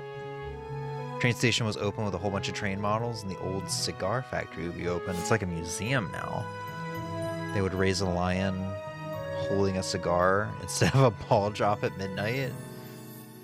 Oh, and the different churches tended to have kids' crafts. Nice. Fun fact, Red Lion was one of the major cigar producers during World War II. I have running plans with Katie every year now because that's when we exchange gifts and all that. Yeah, you guys don't get to see each other often enough. Real quick, I just want to make sure. Okay. Yeah, I don't know why chat froze like that. It didn't freeze, it just stopped scrolling. So, my apologies on that, Emmy. I wasn't ignoring you. Oh. I still need the big blue... The big red wax. Ow, I still got cut out. Oh, fuck. Fucking my mojo all up. Why didn't I slide?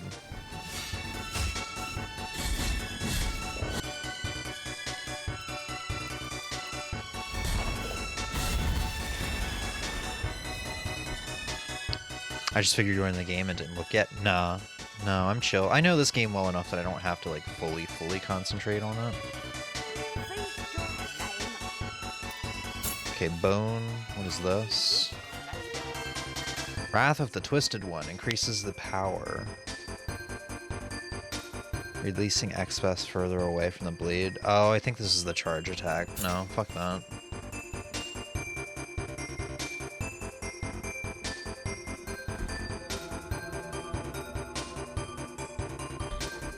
Oh, I went too early.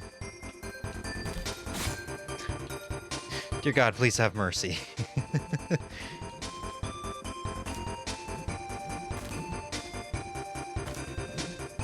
Whew, I dropped down a little too soon. God. That was risky. Oh, I think the room down there is a dead end, though. Yeah, the food truck that was near my job is the food truck that got me into quesadillas. Man, I miss that truck. People at my job who would go get food from there too were convinced that she was like lacing her food with nicotine or something extremely addictive.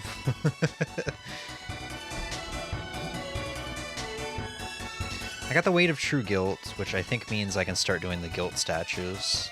I'll hold them off for the end.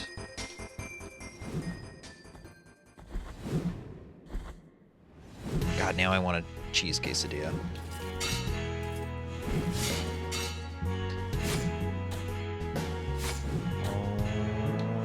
Oh my God.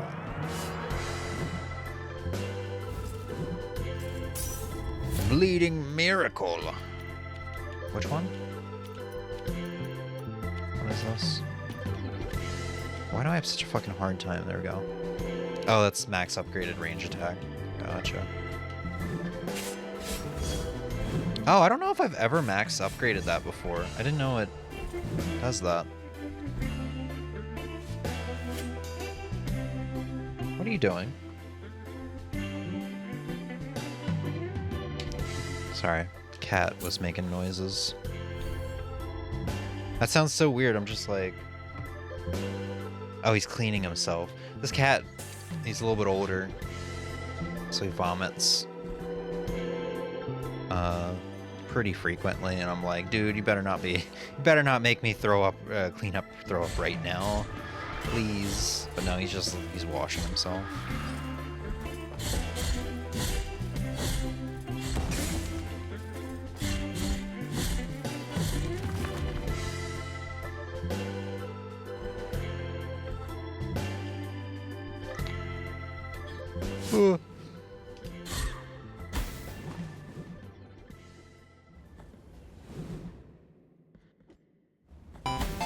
Seriously, you are distracting me.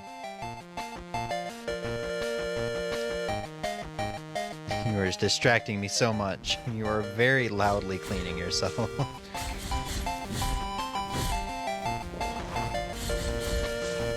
Ow. What prayer do I have on me again?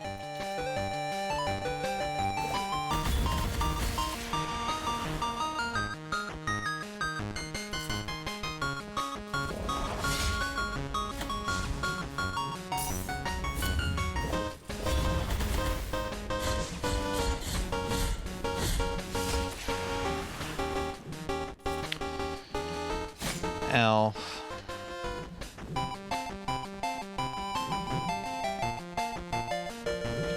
Ow, I was a little too hasty there, and now I'm paying for it.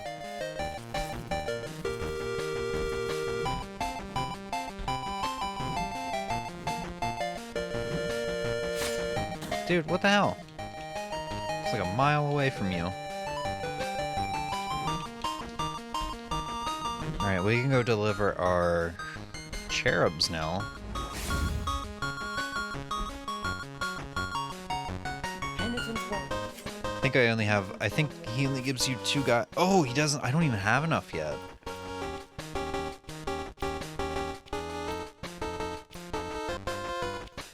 I don't even know where to see where they are. I know I have at least half, so 19. Maybe he gives you something at 20.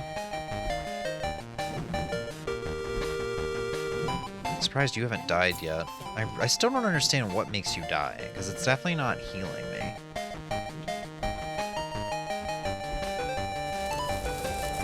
It's the baby.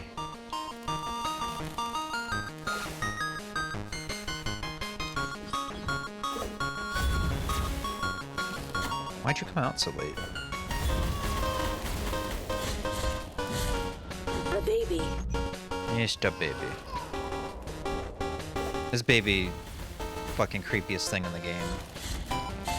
It can one-shot you. It literally grabs you. It'll pick you up. If it grabs you, it'll pick you up by the arms and tear you in half and just pull your arms outwards.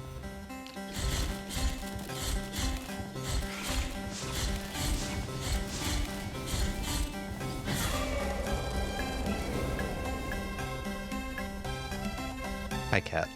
Hi, kitty.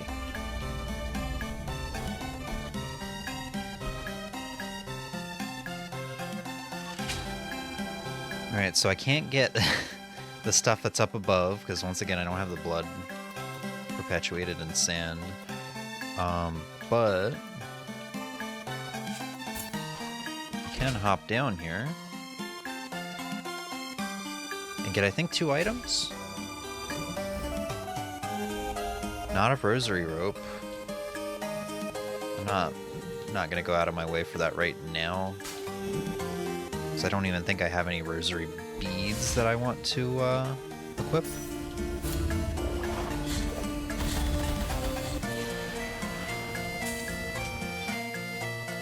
And yeah, no, it was just that one thing. Oh shit.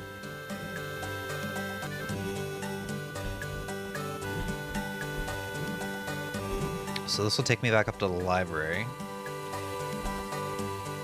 I got that baby grip.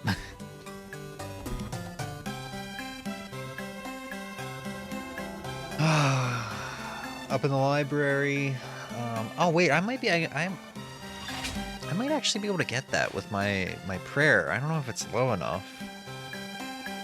Oh no, it's absolutely not low enough.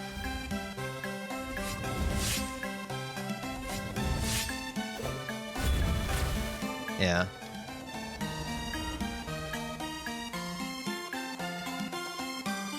And I can't drop down either.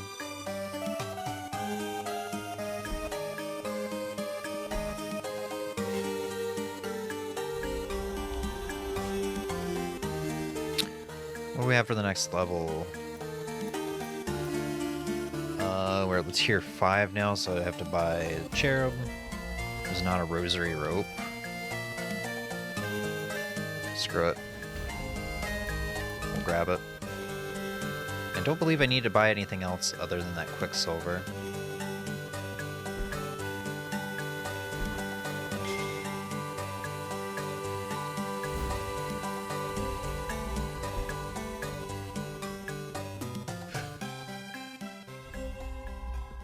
Atonement.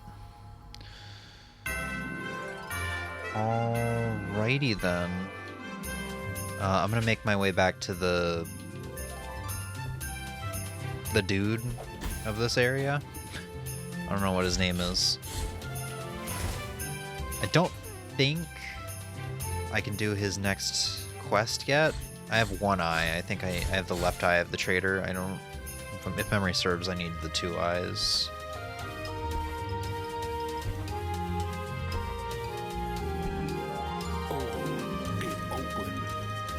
Oh no, he needs the key grown from twisted wood. I think I need the eyes for what's in here.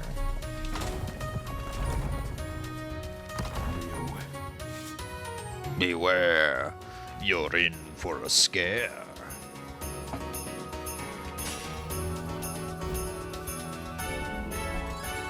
The Eye of Sauron.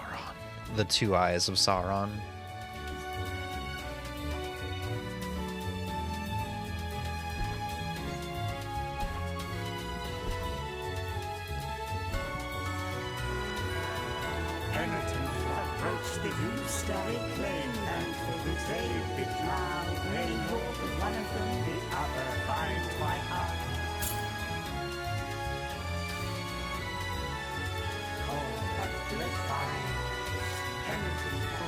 Yeah, I don't have the other eye yet.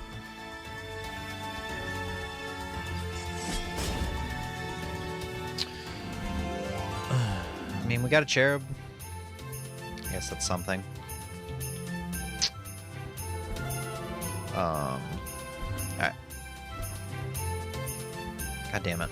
I'm getting lost. Getting lost. As I go in and out of a door, I'm just saying I'm lost as I go back and forth. Oh, this mask is gonna be the last thing we find, isn't it? Oh, there's actually something I missed. Here. It's actually where the last bile flask is in the vanilla version of the game. I constantly forget about it. I'm not even sure which... I think I know where it's at.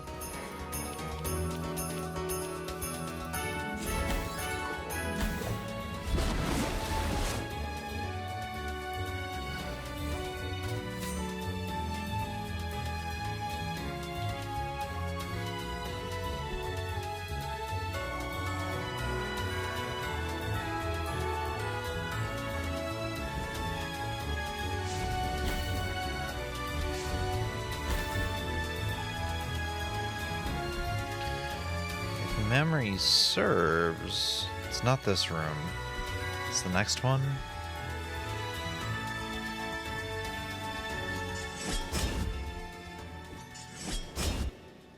No.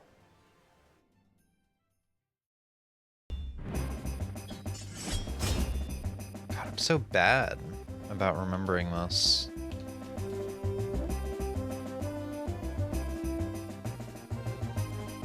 Which room is it? I could have sworn it was this one. If it's this one, I don't know what else room it could, what other room it could be in.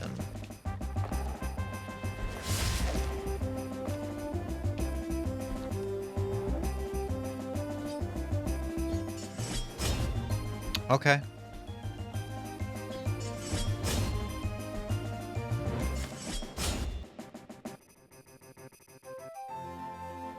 It's in my room.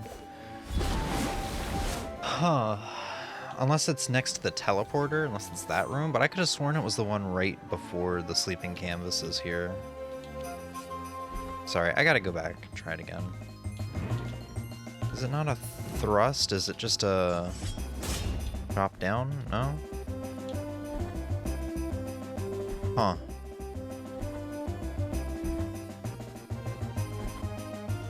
Watch this be where the mask is. And I just completely pass it up because I can't remember which room it is. There's like a long vertical corridor, kind of a lot like the ones we've been going through. And if you down thrust the ground at the bottom of that room, it opens up a room with a bile flask in it. In the vanilla game, at least. I really thought it was this one. Huh. Alright. Shortcut stickers fit nicely? Hell yeah, dude. Hell yeah, I hope they help you out in your in college next semester for your Microsoft Office class. I mean, I know it's not just for Microsoft Office, I know, but I do know there is a Microsoft Office one.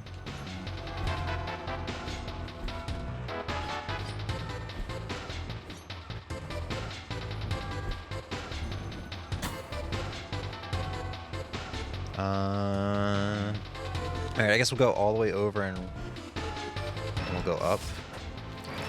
I'm really bothered that I couldn't figure out where that one was.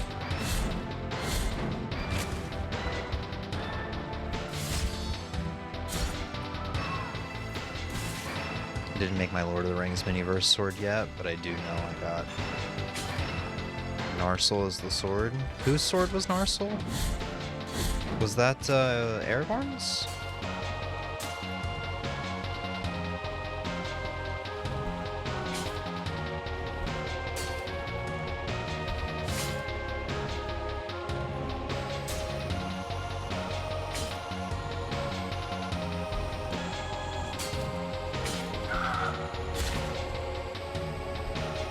Shit, there was an item up there. Ugh, that doesn't work. I need the sand. Ugh. At least, like, I don't think the sand is necessary for beating the game, so as long as the mask is not connected to the sand, I'll be okay.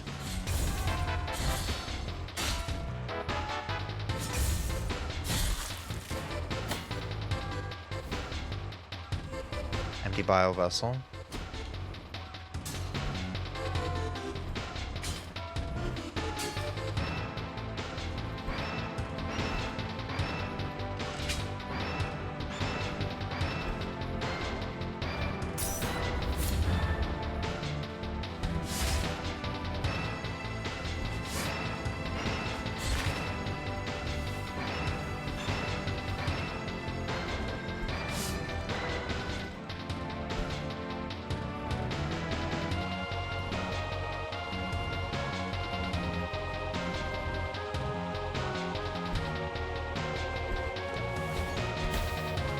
At least on the bright side, the room coming up with the swinging like chandelier.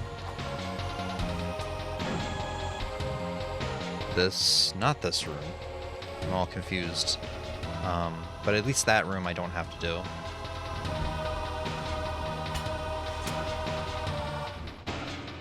Because I don't have the blood in the sand. Bring me the bones. Ow. I already got the guy that was down there.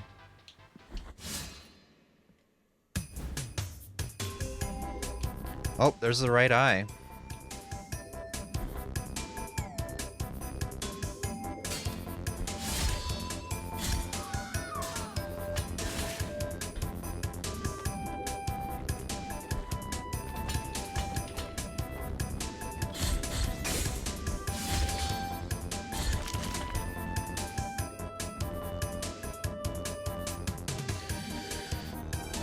Rooftops. I guess we'll go deliver the right eye, see what we got. Since it's in a convenient enough place.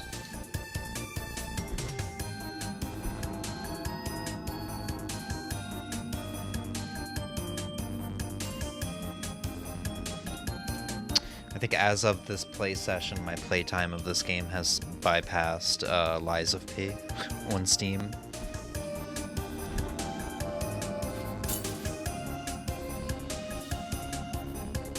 Wielded by the kings before him and it broke.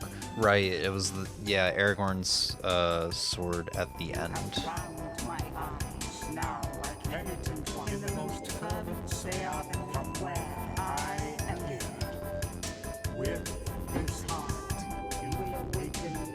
Yeah, great. That's a great reward. Thanks. Thanks a lot. You got anything else? Can I get something else? Different reward. Can we do like an exchange? You know, like a Secret Santa sort of deal? No? Okay, whatever.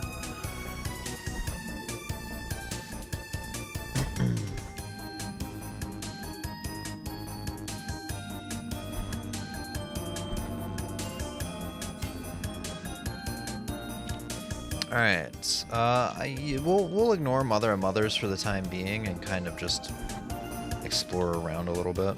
The same penitent one. The petty you want. No, I do not want to do any boss fights.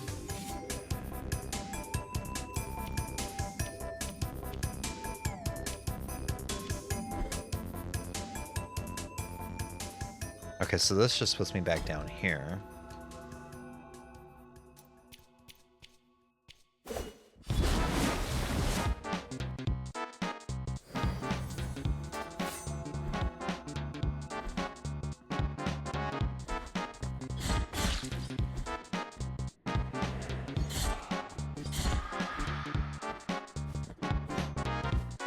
Oh, you're in a really shit room, to be completely honest. I mean, at least you were relatively decent. Like, decently easy to take care of.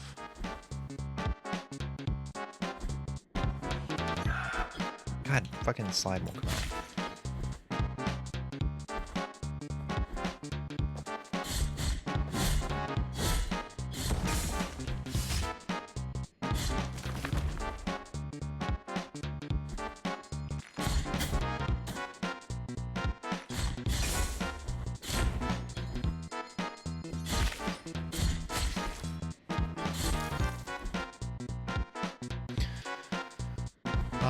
Alright, we could put the masks in.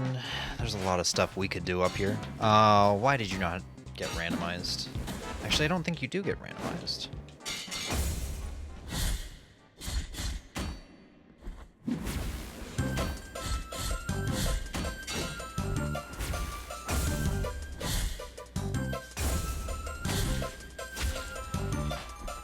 I mean, yeah, he has to give an item. He's sort of like a mini-boss.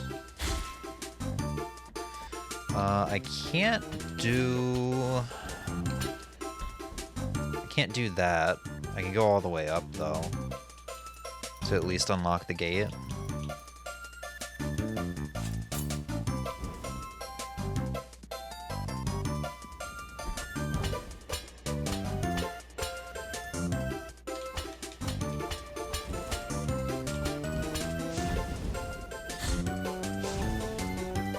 Cool.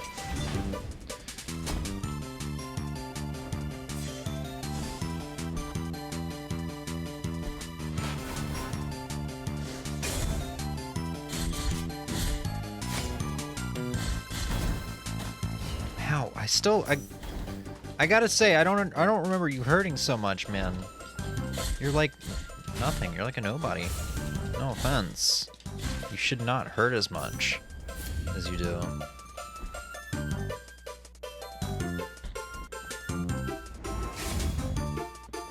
I think this is a dead end with an item. Yeah.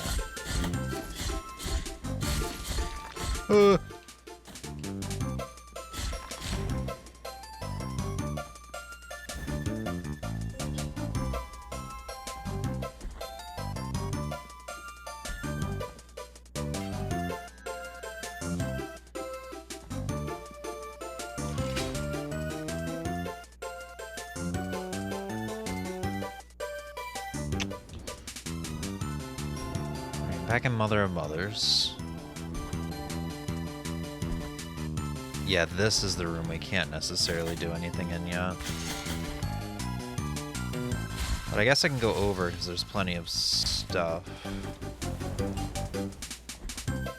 over here. I don't remember if it's any items that I could get.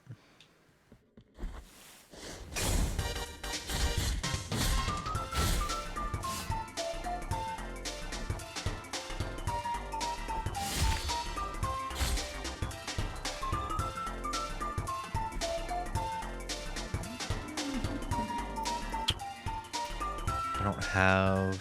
I have 2 of the toes, unfortunately. I don't think 2 toes will do it. I do think it needs to be all 3 toes.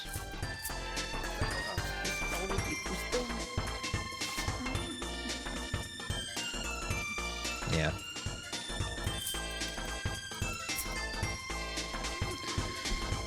Yep.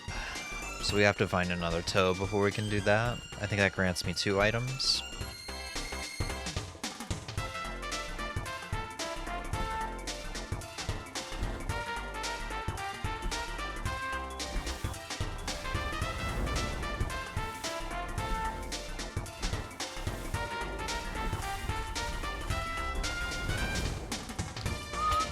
I don't think I can do anything down here yet. Oh, there's an item I forgot about. Tears of Atonement.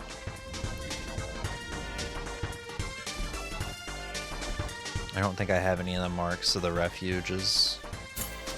No.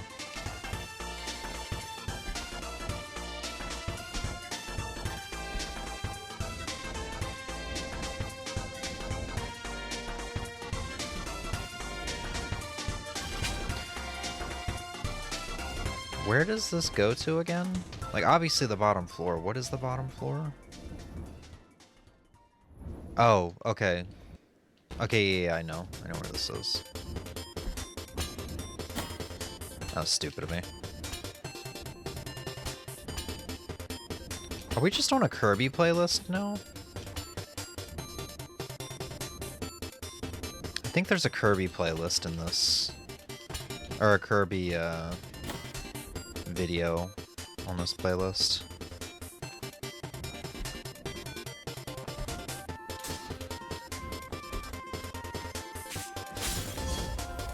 Big bead of red wax. That means we can backtrack to that one room in the library that needs both of the big beads of wax. You dick. You dick. There's more dicks.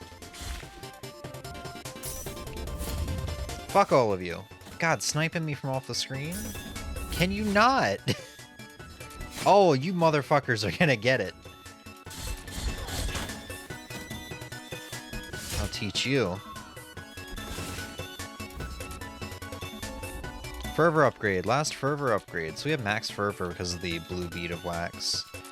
I'm gonna fuck this guy up, man. Piece of shit.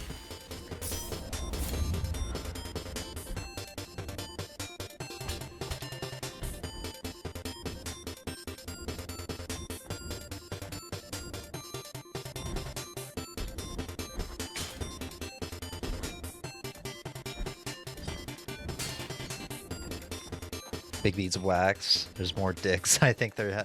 Yeah. This game's pretty quotable.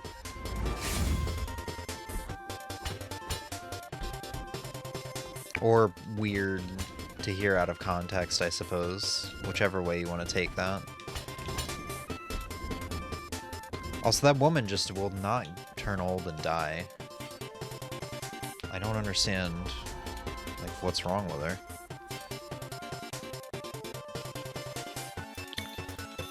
Yo! There it is! We don't even have to go fight this boss. But I'll do it for shits and giggles because he's really easy. He's like arguably the easiest boss in the game. We can go to the final boss now though. Unless there's like a mask I forgot about. We have all 3 masks. Just make sure I have the correct thing equipped. Yep, here we go.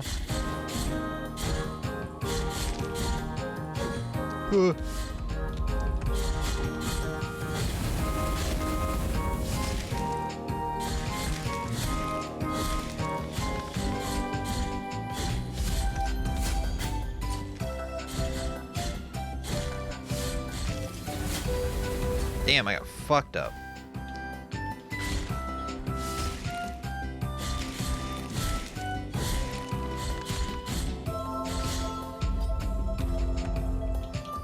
Admittedly, I completely forgot that combo ender was a thing. Where I just went up like that. It's pretty cool.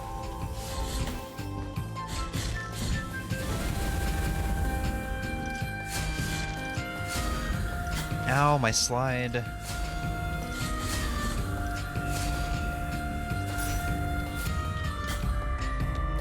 Man, it was so cool in my my run very recently. I did this boss fight damageless. It's a very easy boss fight. Just kind of struggling right now for some reason. Ow.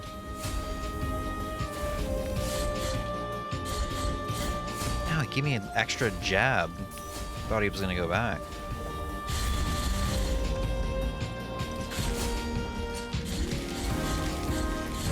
There we go. Just for the Tears of Atonement. I think there's another item over here. I think it's a mask in the vanilla game. Alright. Well, this should be, we're almost at the 4-hour mark of stream. But this could very well be a sub 4-hour run. If you count the time, like, when we actually started.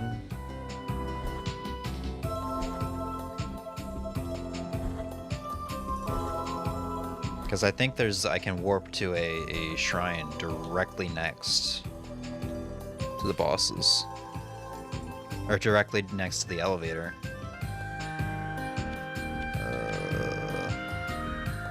Right? Not quite. Actually, the other elevator's closer. Don't you need the sands? No, I think the sands is entirely for items. A lot of the items in the game, but still, it's not necessarily for progression. I mean, if I'm wrong, we're gonna find out. But no, what I really needed was the last mask for progression.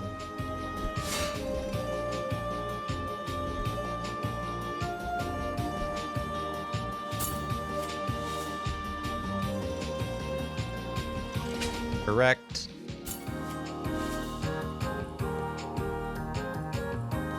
Yep, there we go. Elevator to the final boss.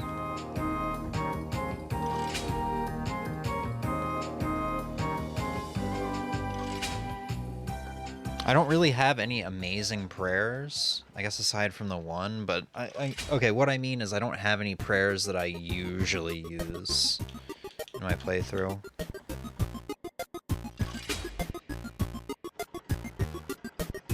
But, yeah. We'll get to see some Blasphemous II. Blasphemous II has good things. I don't want to make it sound like I've absolutely hated on it. It's just my first 5 hours of the game is not great, and the game's not as fun as this one. I mean, I beat this game in like the first 3 days, and then, you know, I continued to beat it, and then I did randomizers. I put a ridiculous amount of hours into the game in like the first 2 weeks I played it. Oh god, she parried me.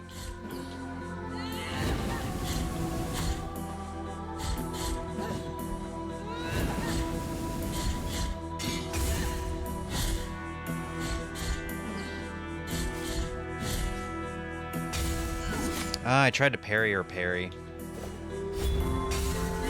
Ow, she parried my prayer. Ow. Well, this is not going well. Right, she kind of waits on that one.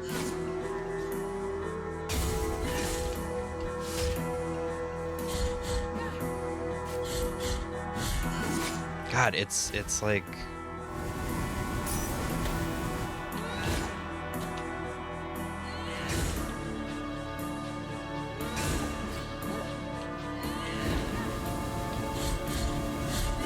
Yeah, she screws me up every time.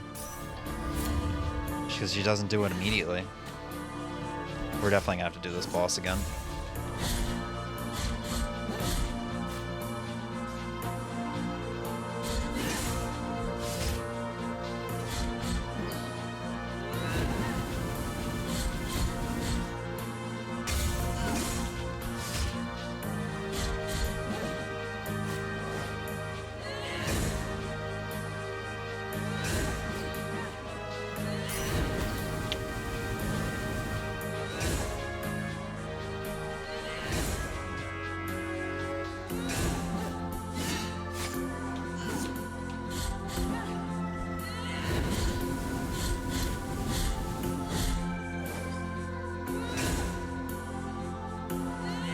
Oh, it was too early.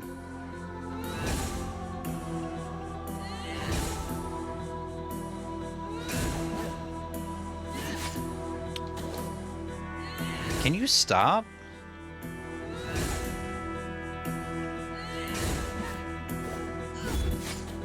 Yeah. I kind of screwed up at the beginning. I forget she's not one of those bosses you can just go in on.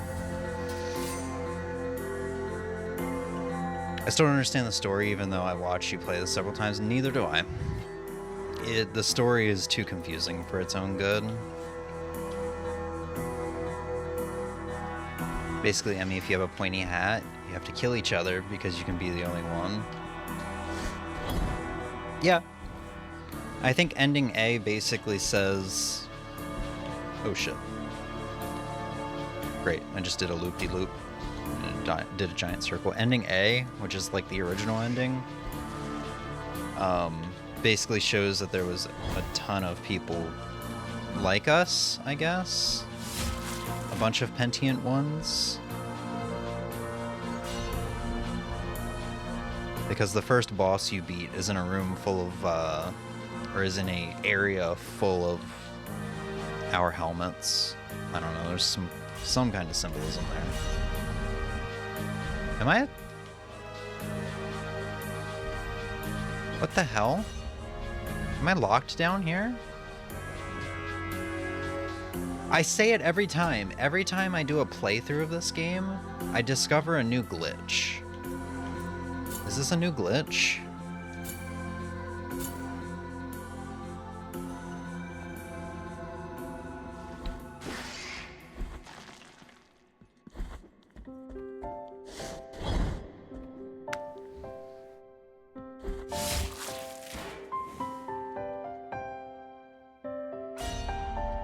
There we go. Yeah, that's a new glitch I never saw before. I was worried I was like soft locked.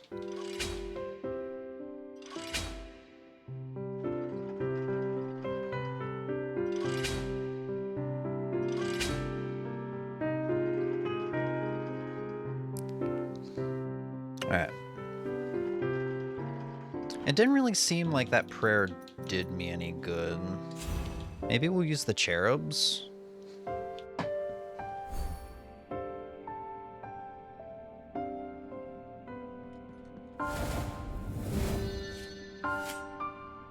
Bless you.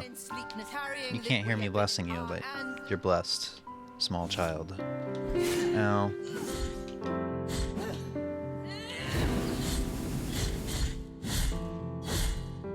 God, the fucking cocksucking delayed. Show me a move. I'm gonna show you my dick in a minute.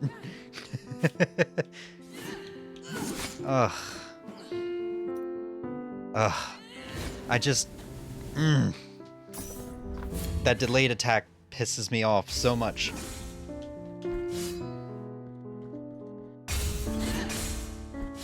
What is he doing? He's winning, Justin. He's winning.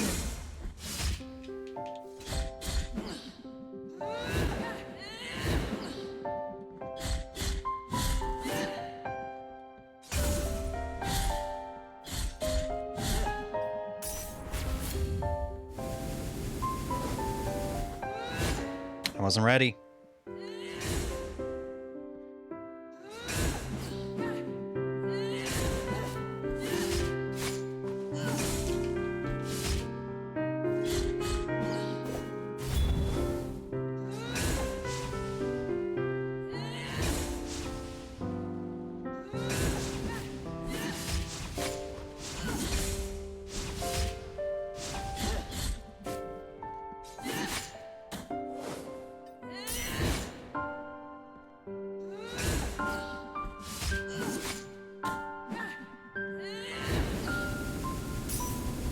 That was a bad time to use that.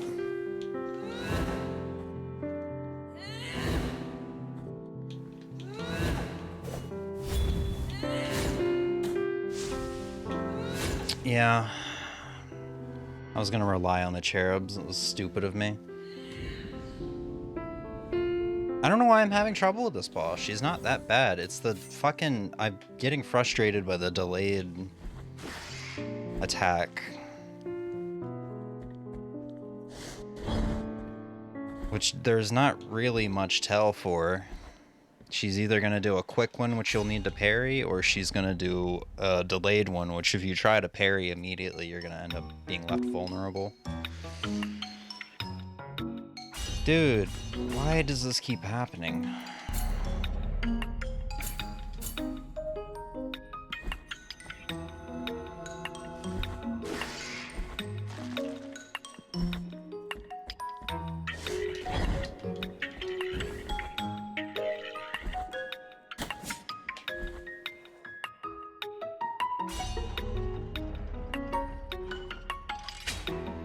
She reminds me of the Valkyrie Queen from God of War. Oh, really? Is she like a boss that you fight after you fight all the Valkyries? I've heard you guys talk about the Valkyries and how much of a pain in the ass they are.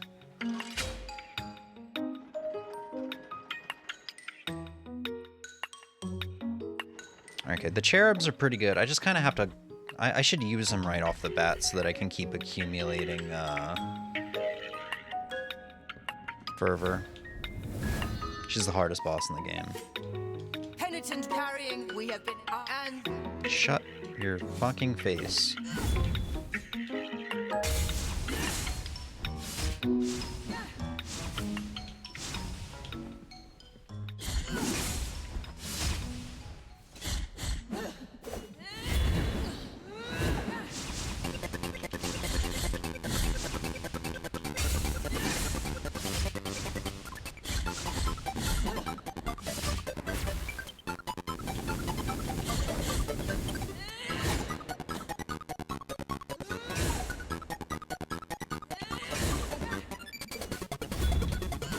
Ow.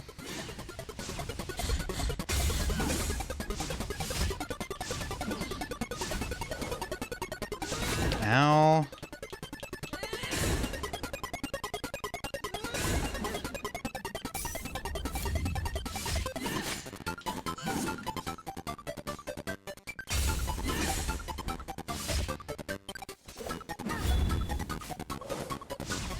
I wish she would stop doing this. It's not hard, but it's just annoying. I can't attack her or anything.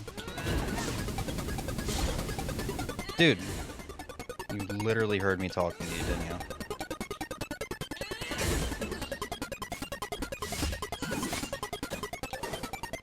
Oh my god.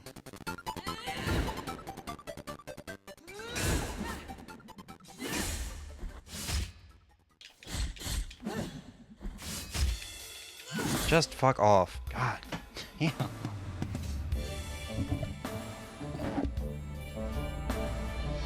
go on!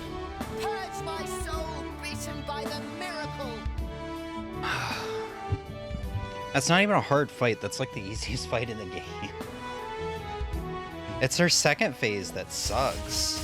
I did that phase blind on stream. Probably one of the last randomizers we did.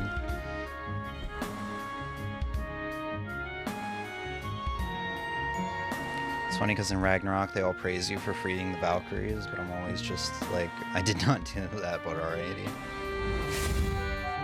And why are you not even old yet? I mean, I guess I'll take you to the final boss with me. Oh yeah, I can't take you with me.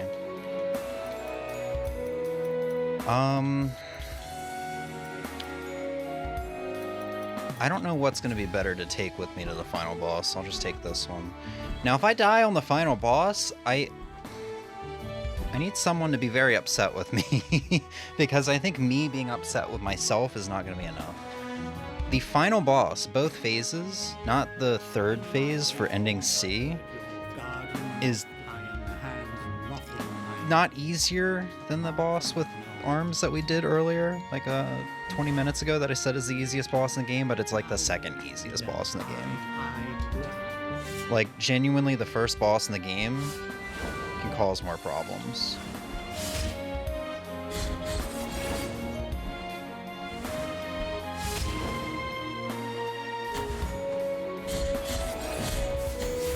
Fuck you. Oh, he's still shooting.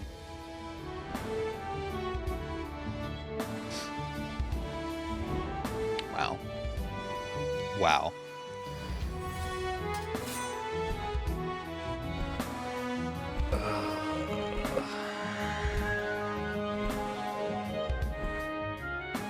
I guess in my defense, there's no defending myself for that, but in my defense, the first time I fought that boss, he did not throw a single attack at me, so I don't even know what his attack powers are.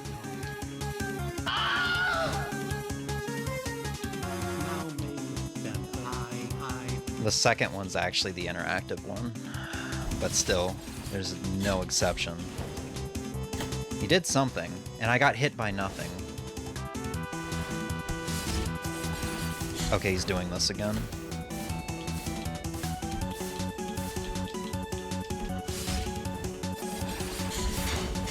Orbs? Okay.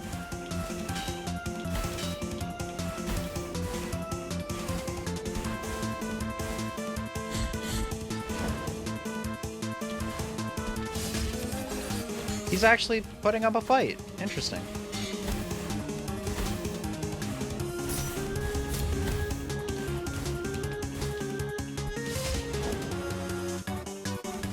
Well,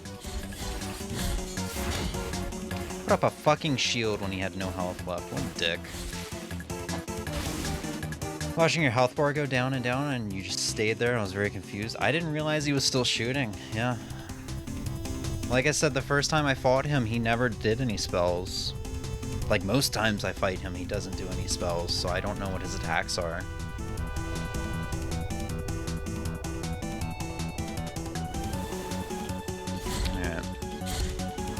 Whoa.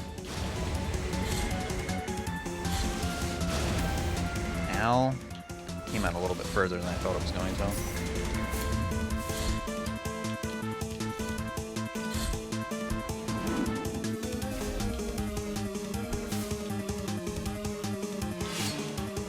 Dude, can the sword get on screen, please? Thank you.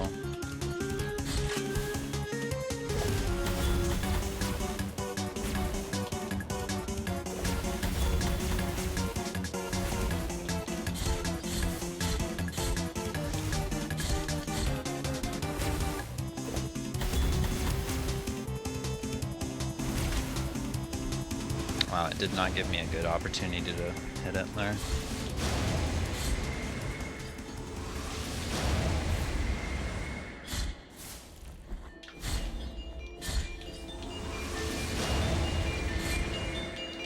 Oh shit.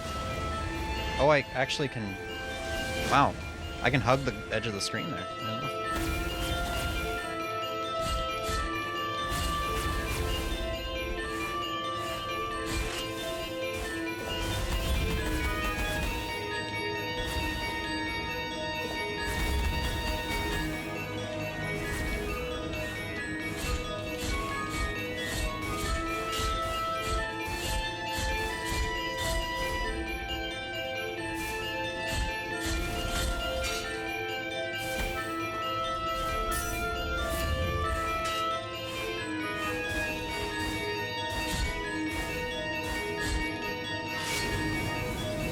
Oh my god, this fucking platform.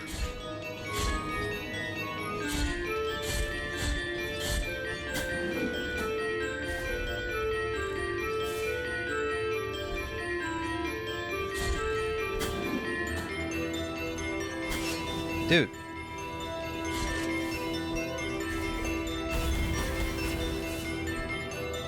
And now I have no magic.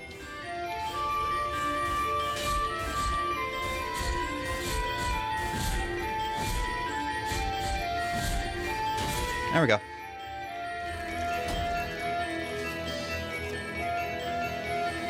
This game copied that one DKC boss. Ah, yes. That one DKC boss. Which one?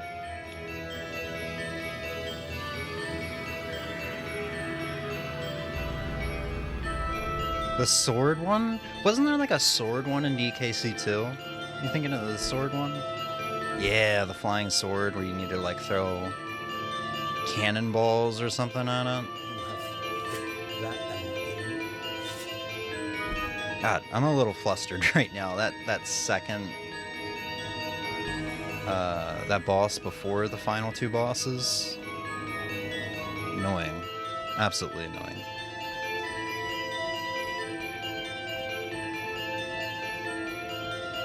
We did it. We did it though. It was fun. It was kind of a meh run. I didn't do very well. It was not a good run for me, especially at the beginning.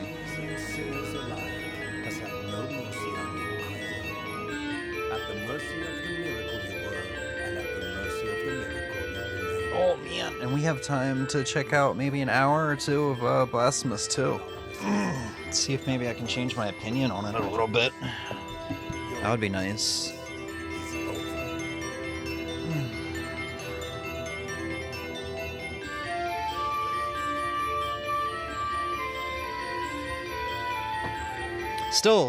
I'm still really glad I added this to my all-time favorite games list.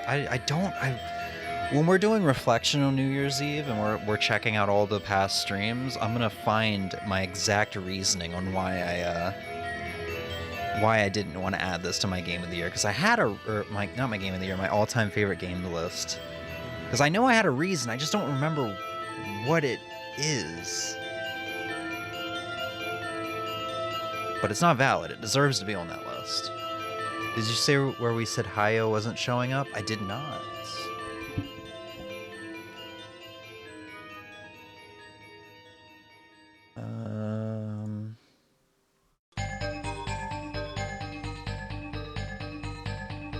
What is he doing? He's winning, Justin. It must have just been one of those times where Twitch just decided not to work for some reason. I don't know, he's working now. He is indeed working now. No!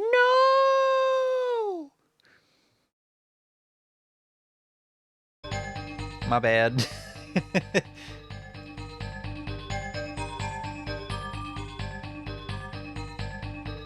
Alright, let's change game name.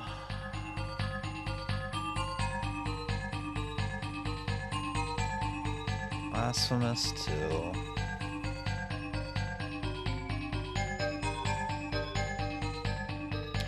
How long was the file? 4 hours on the dot. I know it was longer than that because I died more than a couple times, and that sends you back to your last checkpoint. I actually don't know if that counts for the time though. What was the no for? The no was because I accidentally closed out of the music. We lost music for a second there. But yeah. That might also be my fastest run, too. We got really lucky with getting the last mask early. We didn't have to go through, like, most of the rooftops. We didn't have to go into the prison. We didn't have to go up into the higher area that we got the key for. And we didn't even get the blood sand, which would have made us backtrack through the entirety of the map. We got really lucky. Volume warning.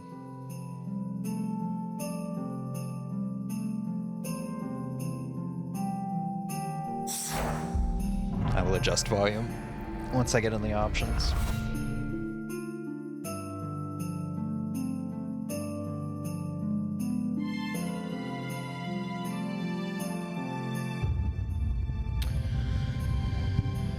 Alright, Blasphemous II. My controller doesn't work. Think you can get it inside mine? Indeed. Indeed. There we go. That was weird. And unplug my controller and plug it back in. Audio. Look, man, the story isn't crazy or anything, so we're gonna leave the story. We're gonna turn it down and leave the music. The music's alright, but we're gonna get rid of it because we already have our music. Cutscenes volume, voices.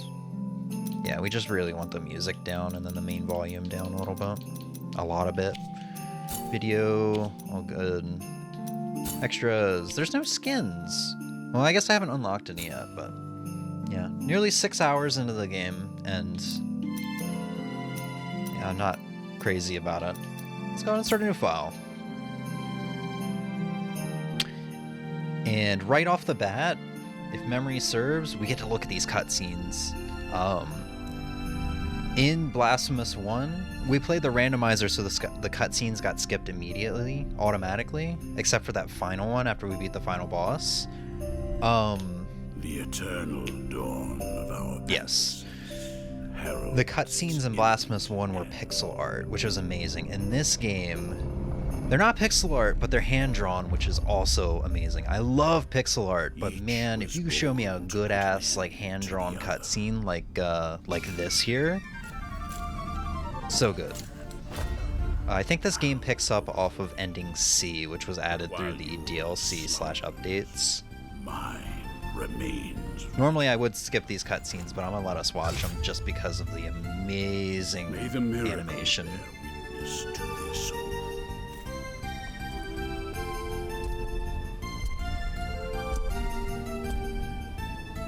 By which I remain here. Proud. This is actually not very fitting, the music, the Kirby music. Wounded by the silence of this secluded existence.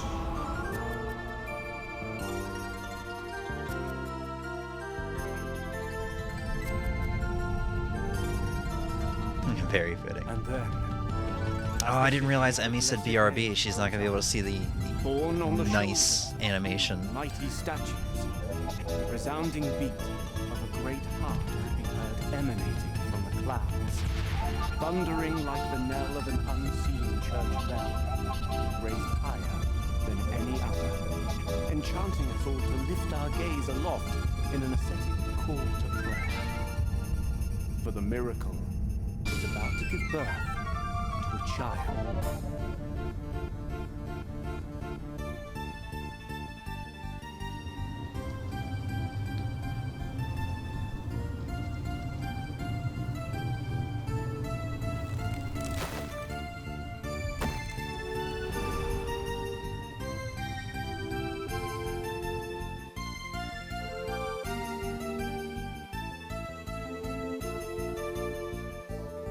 And yeah, I think I do prefer the pixel art animation is super impressive for cutscenes in Blasphemous 1, but I think I do like the 2D hand animation for this game more.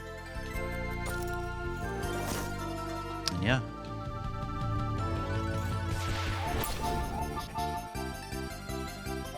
Bioflasks.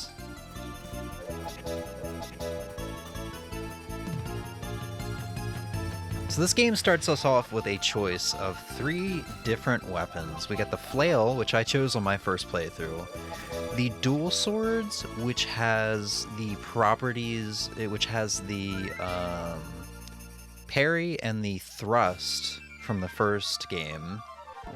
So the lunging thrust where I would dash and then thrust forward. The parry is very hard to use on this. The timing is, the timing is very strict on it.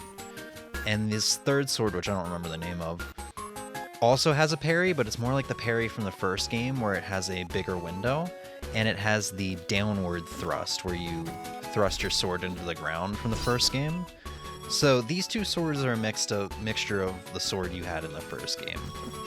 I recently got this, because you do get all 3 weapons in your file, you just have to earn the other 2 that you don't choose.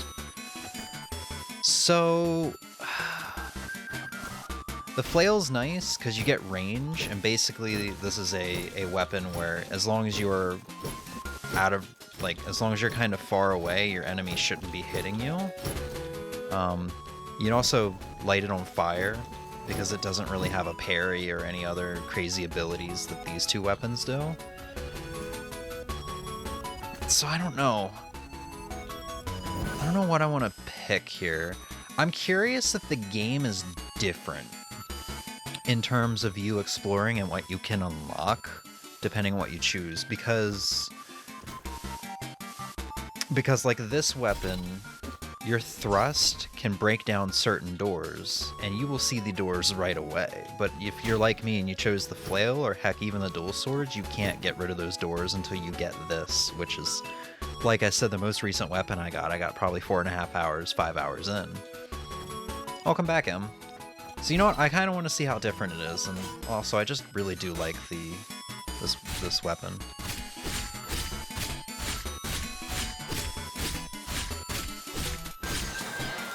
And that's kind of an omen of what's to come, is just health bars that are bigger than they need to be.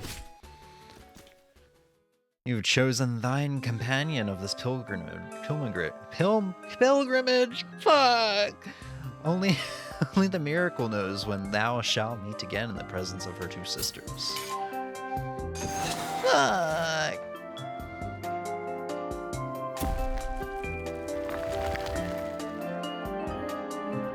So I don't know, hopefully maybe starting from the beginning can change my tune again and make me enjoy this game a little bit more. I was really enjoying it just until like the past like 2 hours or so of the game, when things just like are suddenly gonna do half health and you can't do anything to them.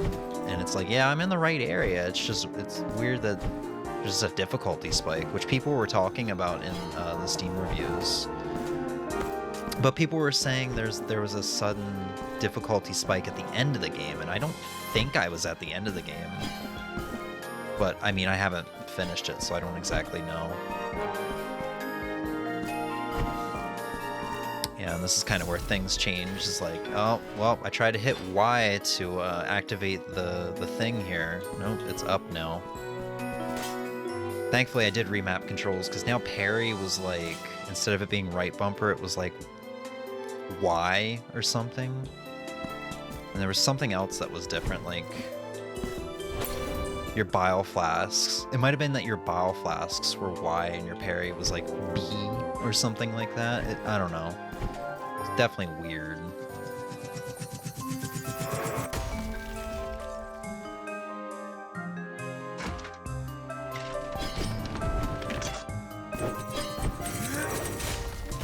Hell. Jesus Christ.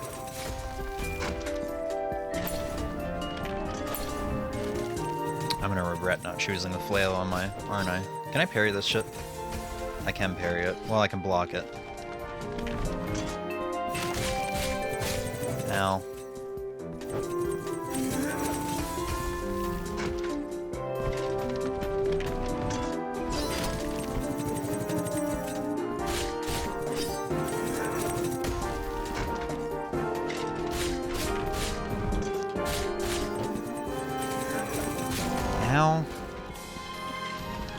See, unlike the first game, the tutorial boss you actually have to try.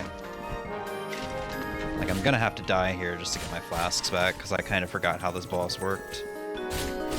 Tutorial boss in 1, you probably aren't going to die to.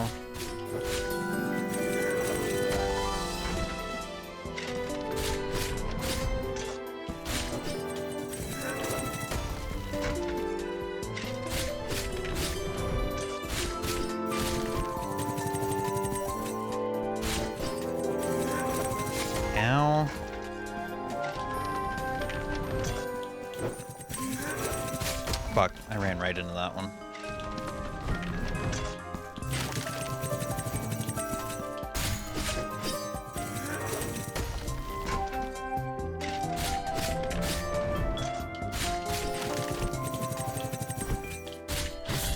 There we go. And you can kind of already see what I mean by that, like, oh, enemies in this game, the bosses too have too much health. I think that amount of health would have been justified if he had more, like, actions. You know, different attacks he could have done. But no, he really does only have the 2.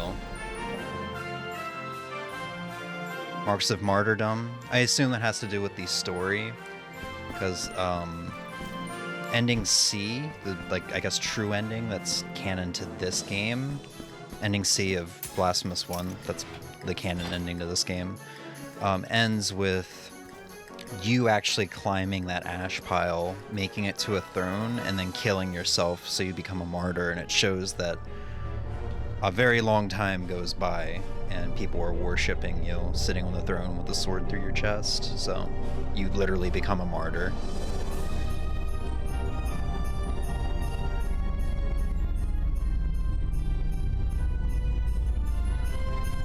Penitent one, returned from the tomb, and walking among the mourners.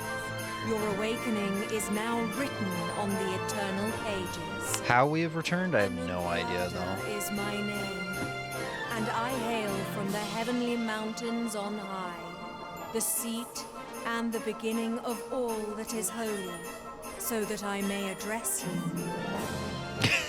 It's just the music. Look upon me thus as a preceptor in this enterprise, hailing from the highest of all seats. Penitent one, the miracle shall give birth to a new child, in a great heart descended from the clouds, that watches over the ancient city of the blessed name from on high. You must reach it to stop its birth. But on this ascending path of penitence, the arch-confraternity awaits you. Those penitents that the miracle itself took as its sentinels now await your arrival. And maybe the text in this game, the story of this game, wouldn't be word spaghetti to me if I actually understood Roman Christianity or whatever this game was based off, or whatever the story is based off of. I can't remember what it is. Some religion. Some religion. As somebody who's not religious, I do not know religion. If you want forgiveness, get religion. The first among them all, who was Eviterno, father of the penitents. Penitent one, the miracle has instilled 3 regrets in the consciences of 3 of its guardians. Spooderman 3 reference spooted. Spotted. Spooted. I still got, man, you know what? That's what I'm gonna do tonight after stream. I'm gonna watch Spider-Man Far From Home. I'm still like working through Tom Holland's trilogy that I talked about last time. Look for the guardians.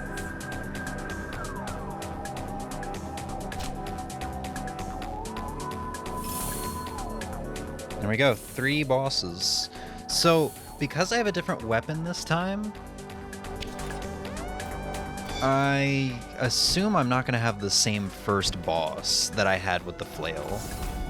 I'm actually going to have a different area as my first area. I'm going to assume that is going to be the case. Let's see, Rugo Alba is the most balanced weapon in your arsenal. Behind its coarse, serrated blades lies a versatile weapon, able to combine powerful attacks without giving the enemy's moment respite. A blood pact will allow enemies' wounds to heal the wounds of whoever wields it. Wait, does it actually do that? Wait, so if I take damage and then... No. Why? Why does it say my enemy's wounds will heal the wounds of the person who wields it? My health does not go back up. Roman Catholic, that's what it is. I'll put some dirt in your eye. See it chump. Oh, have you ever seen the See It Chump? There's a YouTube video where somebody adds the Scooby-Doo fart after he says that. See it, chump, and then he jumps down there, and there's the Scooby-Doo. There's a fart noise and a Scooby-Doo laugh, and then Brock looks down and he goes, "What the hell?" I don't know if you know what I'm talking about, but that is a really good edit.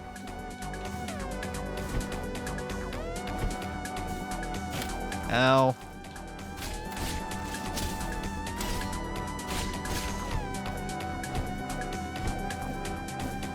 But yeah, I mean, otherwise, like, movement, the game actually feels a bit better than Blasphemous 1.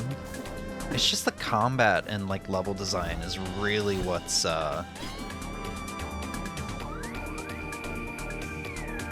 I don't know, really is what's lacking here.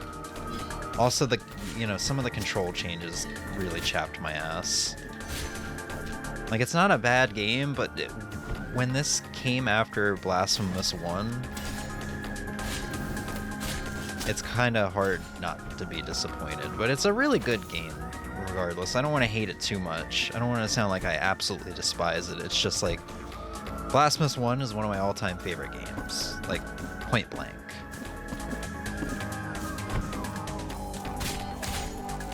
Oh.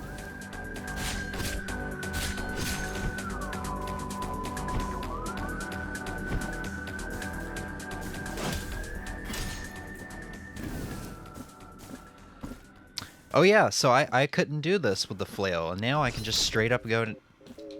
Oh, I can't do that. Right. I need more air. So I need to be like up that ladder. But yeah, this is the thing this blade breaks if you have air.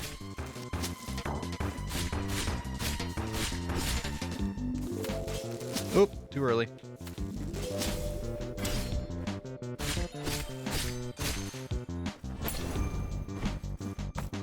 Cherubs are indeed here, just like the last game. Just less of them for some reason.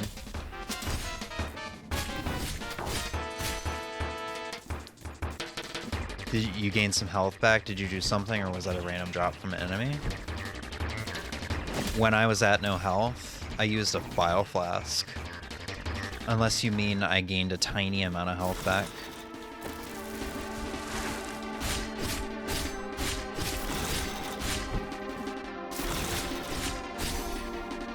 Glory kills are still here. And they actually do something for you in this game. Yeah, here we go. Execution. Some attacks will leave your enemies stunned. When this happens, press Y to execute stun enemies. Defeating an enemy this way grants you a Fervor, Tears of Atonement, and Martyrdom points bonus. I don't think they gave you any bonus in Blasphemous 1. I could be wrong. I think it was just for, show.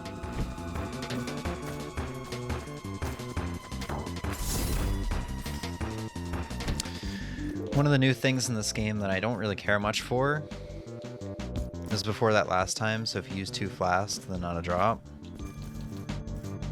I don't know, I'll look back at the stream later, because I'm not really sure what you're talking about. Welcome to my yeah, so now we got somebody who chisels or crafts wood. Basically, you can carry around these statues and they give you perks. That's one of the new things in this game. Yeah. So visit the sculptor's workshop whenever you want to equip figures in your altarpiece of favors. Each figure confers powerful benefits onto Pentient one. You can react in mysterious ways when placed next to others in the altarpiece. You can increase the number of slots in your altarpiece of favors in exchange for marks of martyrdom. So, I have 2 spots open. He just gave me 1. So, this guy increases physical damage inflicted, which is good. I guess the reason I'm kind of so meh on him is I've got like 10 to 15 altar pieces in my main file, and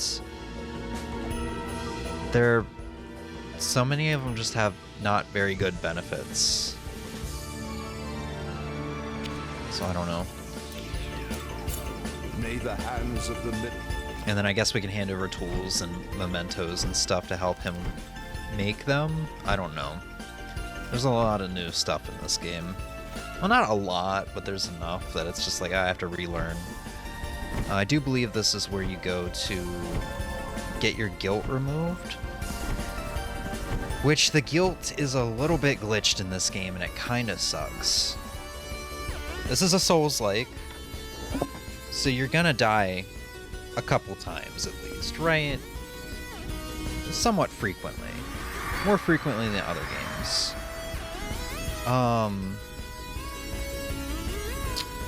So when you die at a boss, or really anything, your guilt gets left behind, which cuts a sliver of your fervor, your magic bar off.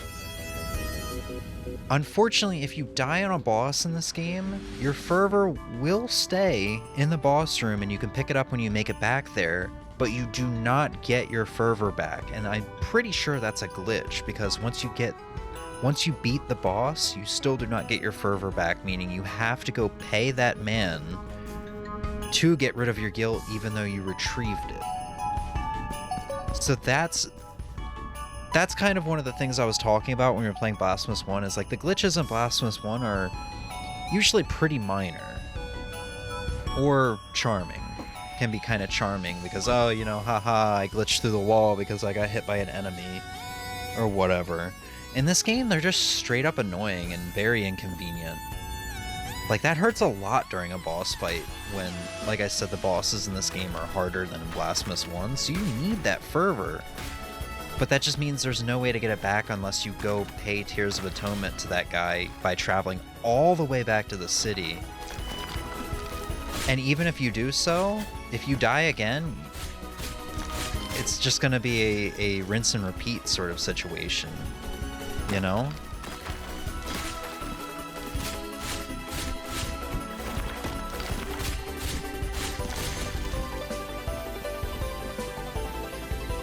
It's not that big of a deal. I was just curious because of what they said the weapon apparently does. No, yeah, no, I am indeed curious as well.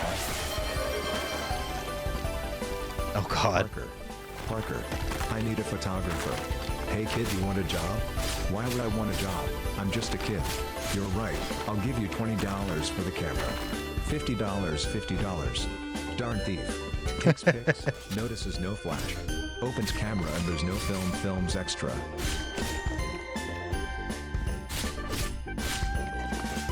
I really do love that that actor, I can never remember his name, is basically the only J. Jonah Jameson. Because they brought him back for No Way Home. And I think he might have... Yeah, I think he was in the animated Spider-Mans, just for a scene. And not like they referenced his character from Tobey Maguire's films. I mean, like, I think he was the voice actor of either Miles J. Jonah Jameson or Gwen Stacy's J. Jonah Jameson. Yeah, he was scammed by a little kid.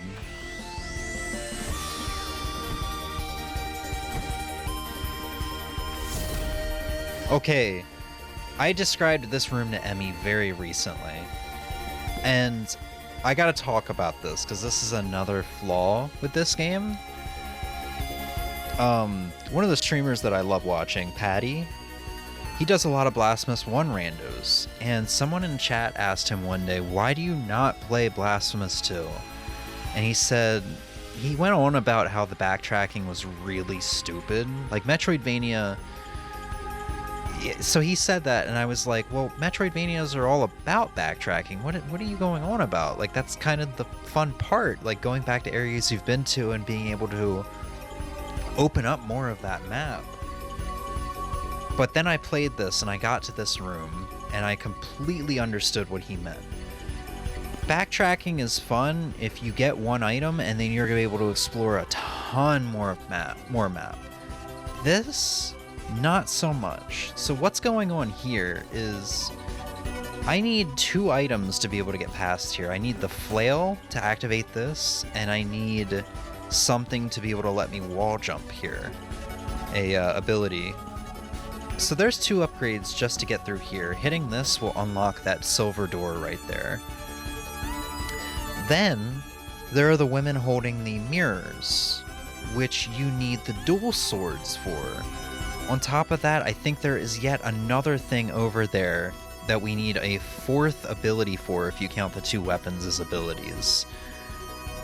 And once you do that, there's not really a whole lot over there. There's stuff that'll let you add, like, get more rosary bead slots and stuff like that, but it's not like it unlocks a whole big-ass map. So it's really stupid because, and this is a recurring thing in the game. It's a really stupid thing because it's a reoccurring thing in the game where you'll backtrack and be like, oh boy, I have the flail and the wall jump. I can progress now. Here, let me hit this and wall jump.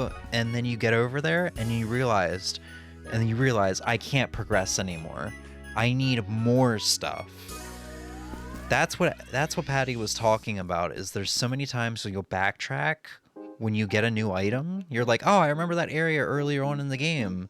I actually have that item to progress further in that area. I can do that now. And then you do it, and you're like, I need more shit. So you go back once you get the more shit, and then you're like, cool, let me go forward. You go forward 5 steps. I need more shit. This is one of the things I'm talking about, how this game is just not as well designed as the first game, because the first game's level design was so fun. Like, we talk about the first area, the area I walk through, it's like, okay, yeah, I need the blood sand to be able to access a higher up area, and that's it. Or I need the downward thrust, and then I can get into another area, and then, like, I need the ability to walk through the muck, and then I can access another area. It's not all jammed together in one spot. Sounds like DK64? Oof. I think that's the same issue some people face 100%ing it. Yeah.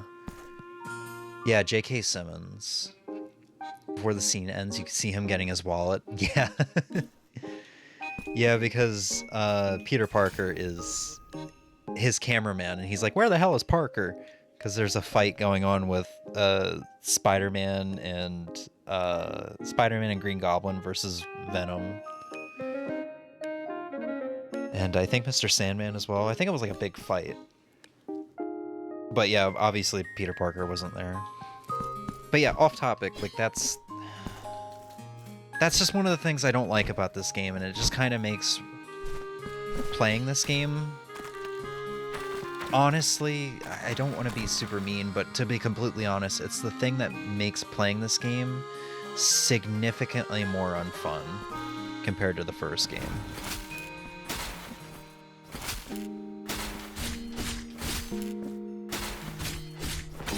Too early.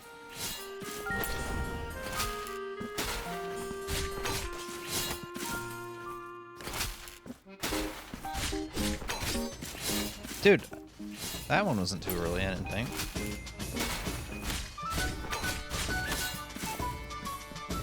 Here, just hold this for me. He said, no, you hold this for me. But you kind of see what I mean, even with like the animation of that guy right there. And just the amount of moves that he has, or I guess how few moves he has. It's so drastically different in this game. Ow. And there's just something that's not fun about it. He feels like he has too much health, too. Especially for how much damage that he does.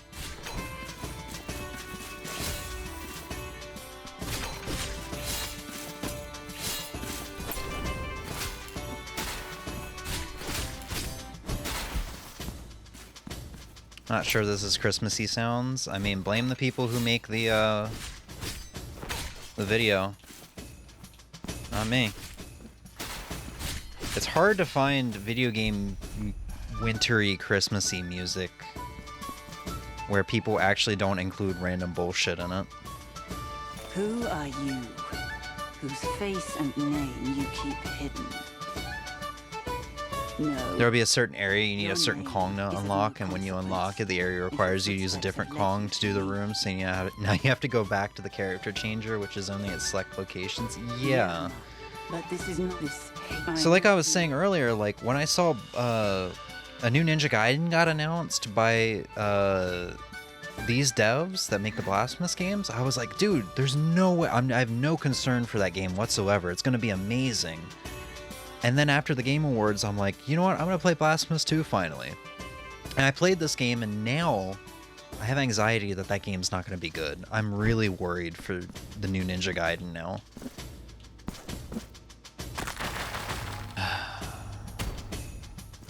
So, I'm just really disappointed about this game, because then there's presentation like this. there's presentation like this and like 3 different weapons you can use. Even if the weapons aren't as good as just the one sword you could have in Blasphemous 1. Oh, even though, well, I guess the flail is kind of fun to fling around, but it's not as satisfying to use, you know? Yeah, it's the same devs. Same publisher, too. Not that that would really mean anything, but... devs can always learn from their mistakes. Yeah. It's just weird that the first game wasn't the mistake. The first game was extremely highly praised and you know, blew up in popularity. It was the second game where they, like... I don't know. I guess maybe they tried to do new stuff and it just didn't work out, when in reality they should have just stuck to what they did in the first game. I don't know. I don't know. But now I'm kind of at the point, it's like, do I want to force myself through this game just so I can say I beat it and I experienced all of it, or do I want to put it down? And honestly, the answer is I want to put it down.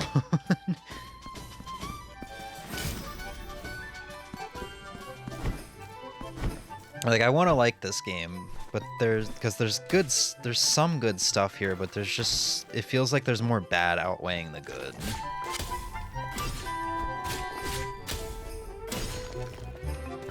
So I don't know.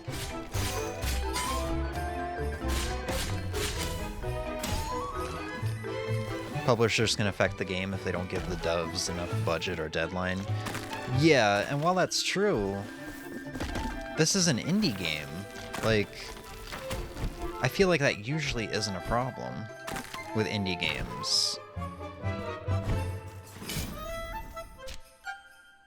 I should probably go back and get that. I think it was a martyrdom point.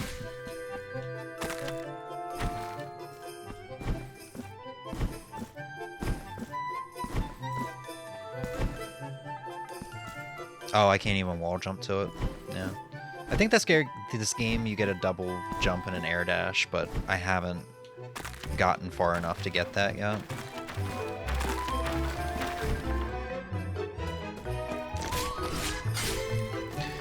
But yeah, I feel like that's maybe most of my complaints. I mean, there are definitely more glitches that I've experienced that I could talk about that have kind of like chapped my ass a little bit. Because they're like, you know, oh, guess I need to do a full reset now, sort of deal. But, I mean, I feel like that is probably the extent of my issues with the game.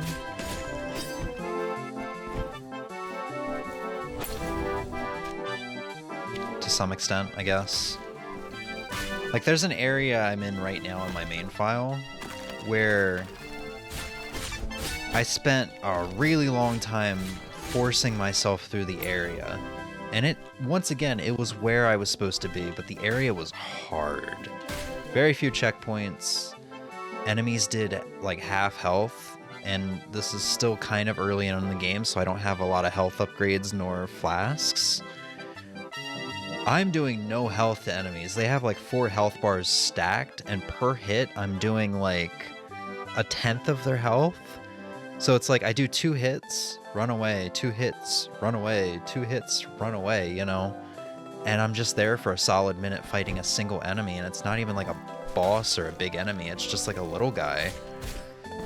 I finally get through this area, which once again I'm supposed to be in because I get an upgrade. And I talk to a main character and she's like, before you must ascend, you must descend, which is, I guess, spaghetti talk for you're not supposed to be able to progress anymore. You have to come back once you go somewhere else, even though you just got your ass kicked getting up here. I don't know.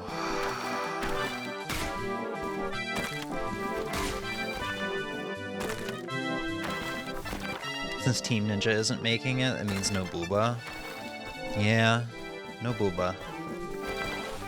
I mean, there was some booba in Blasphemous 1.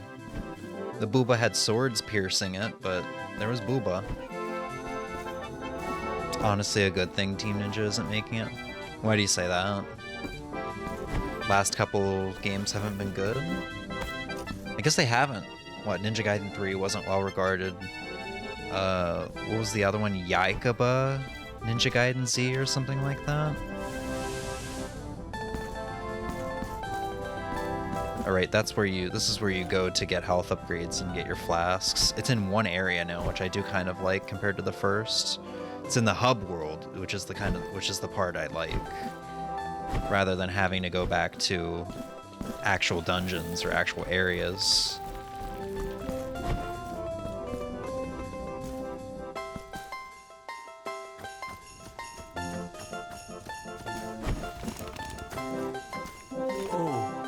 I'll humbly allow you never know what. Last game I followed them was DOA 6 with the added, oh yeah, that microtransaction nuttiness.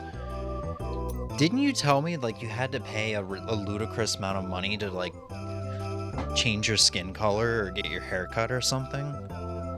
And it wasn't even like a one-time fee. If you wanted to do it again, you had to pay that fee again. If you want to change your hair color, you gotta pay $3 each time. That's what it was. Yeah. Yeah, that probably is for the best. Look, I still think, even though Blasphemous II I'm not crazy about, I still think this is probably the best hands it could be in. I think maybe other companies that could do this well, do Ninja Gaiden well, would obviously be Sabotage, because they made the Messenger, and Messenger is literally a love letter to Ninja Gaiden. But maybe like Way Forward or Yacht Club Games, maybe? That are used to making like action platformers. I feel like those are other companies that could do it well. I still think it's in pretty good hands. It could be in far worse hands. It could be in... I was gonna say it could be in Ubisoft's hands, but Ubisoft literally made my next game of the year, which is an action platformer that we'll be talking about on Friday.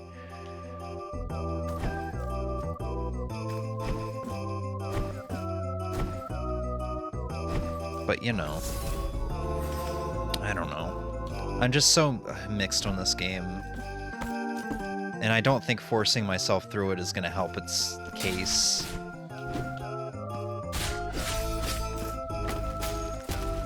Oh cool, the executions actually hurt other enemies in this game.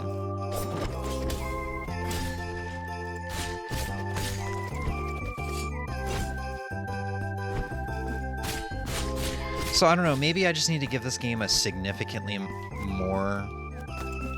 need to give it significantly more amount of time to grow on me than Blasphemous 1 did. Which Blasphemous 1 didn't need any time because I played the demo, which was less than an hour, like slightly less than an hour. It was like 45 to 50 minutes. And I knew I loved it. And I knew I wanted to buy it, even though at the time I couldn't justify the purchase. But I did find it for like $4 or something, so it wasn't bad. I was looking for another 3D Ninja Gaiden game, but I'll try the new 2D one. Yeah, no, I want a 2D, like, 3D Ninja Gaiden's had its time. You know, there hasn't been a single 2D Ninja Gaiden that is released since the 3D games started. I think the last one was on the Game Boy in, probably the 90s.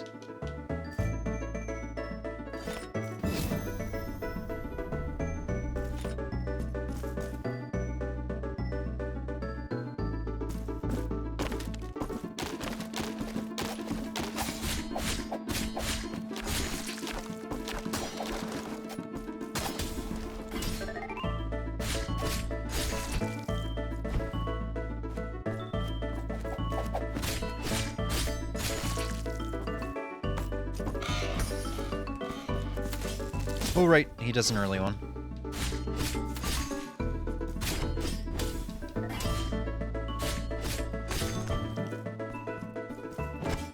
Oh.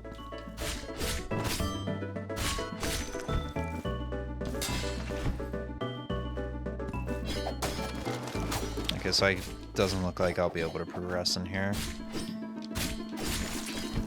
Maybe? Oh, not on the other side. On this side I can. Oh, I know where I am. I think there's a shrine in here. Yeah, because it leads to a new area. God, look at this art, though. That's like... At least they didn't falter with the art, man. It also looked like there's a new ninja. Yeah, I don't really mind that so much. Maybe Ryu's student or son. I don't have too much of an attachment to Ryu. It's really the gameplay that I have an attachment to. I love how my stream paused itself for no reason. It didn't buffer, it just paused. The blasphemous devs are listening. They've hacked into your stream. You're gonna hack into everybody's stream to get them to stop watching me.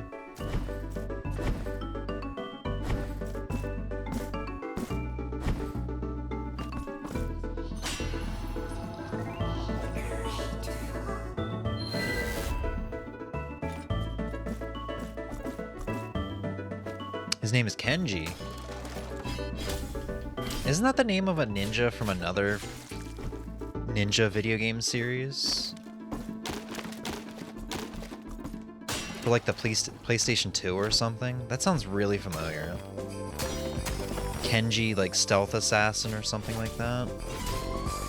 Or no, that's a different one. I think.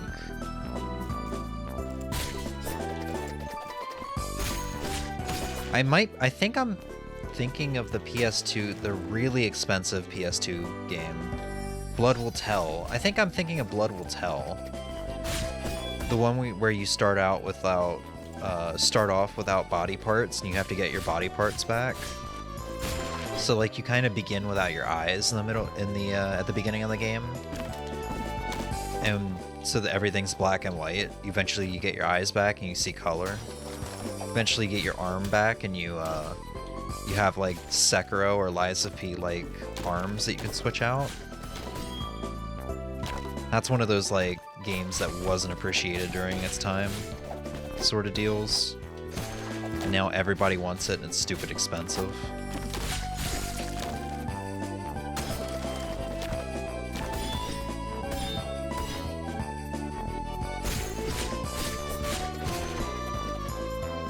Isn't that an anime concept? What, starting out? Oh, you mean like the arms? It might be. Okay, this is a minor complaint. I have to talk about it because when you do it all the time in the first game, it's just weird in this game. You can't drop down from ladders anymore. You could just hit B in the first game to drop down from ladders. You can't do that anymore. You can slide down, which is nice. But now if I want to get off a ladder just to drop quicker, I have to like jump off of it. Super minor, but it's enough to be like, why was this change made? Because I feel like they had to kind of go out of their way to get rid of that, 'cause I'm assuming this is running in like the same engine and stuff. But then again, I don't understand how game design works, so maybe it's not right for me to say that.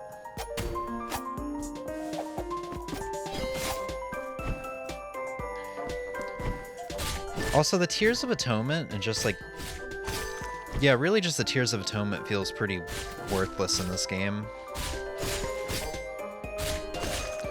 Because in the first game, it always felt like I was saving up for something. But now, even on my main file, it's just like, yeah, I have all this money and I don't know what to do with it. Because I've only found, in my 6 hours, I've only found one bile flask. So I'm not saving up money for bile flasks. There's no, like, mea culpa shrines where you can upgrade your abilities. There's nothing like that. So you're just holding on to tons of Tears of Atonement, and there's not really much to use it on. Well, there's stuff to use it on, but it's not like stuff that you're actively looking forward to getting, if that makes sense.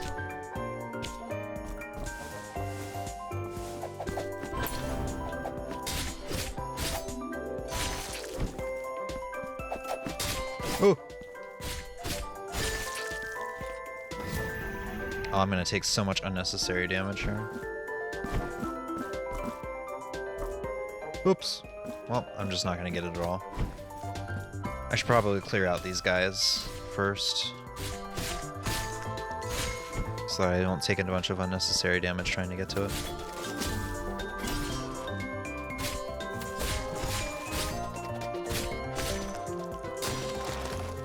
Yeah.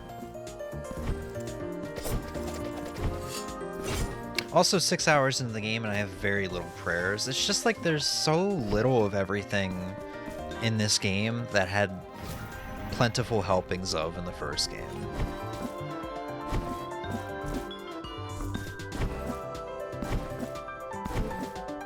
I do see some messages, my apologies, I will get to them. I'm just kind of busy kind of talking about what has kind of dissatisfied me about this game, you know?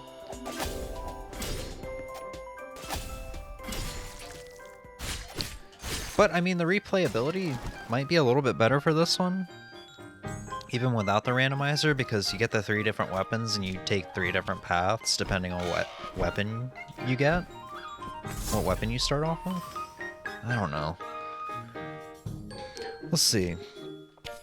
This one article says this. As for the story, it's set during the events of NES version of Ninja Gaiden and stars a new protagonist, Kenji Mozu. It's up to him to save Hayabusa Village while Ryu is away in America. Oh, that's cool. So it's like a simultaneous timeline sort of deal. Oh, it would be cool if Ryu showed up at the end of the game and's like, here, let me help you with the final boss. I just met a girl and I couldn't save my father. I need to blow off some steam, you know? The whole ninja getting his body parts back thing, or I think there's an anime or manga or something about something like that. Yeah, that does sound like something. I feel like prosthetics in anime, like certain animes, is pretty common. Or not common, but like kind of popular. I don't know. I like the characters in Ninja Gaiden, so I'm excited to see Ryu's successor. Can't speak for the 2D gameplay since I haven't played any. Yeah. You'd probably be best off to start with Ninja Gaiden 2 for the NES if you wanted to start with a Ninja Gaiden. 1 can be pretty brutal and is not well designed.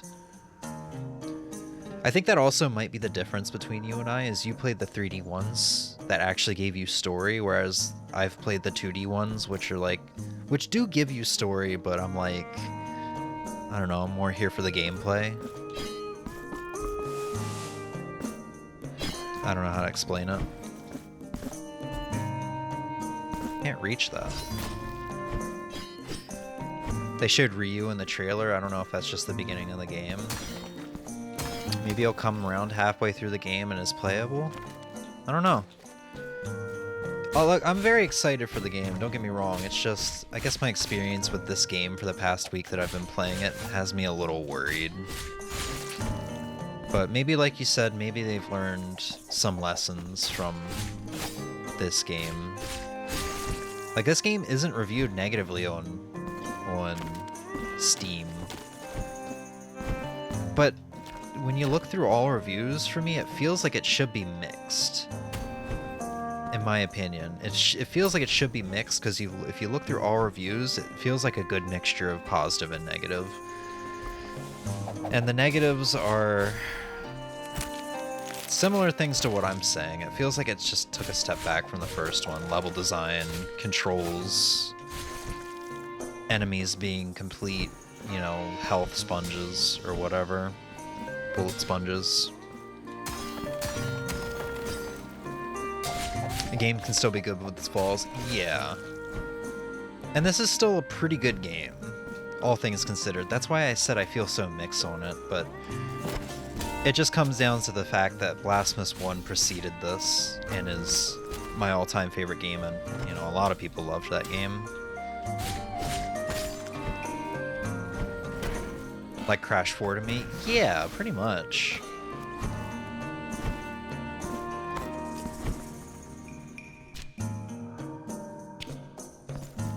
Okay, so this is... Okay, that's weird. It's not even like a ladder I could drop down. It's just that one room I was in earlier.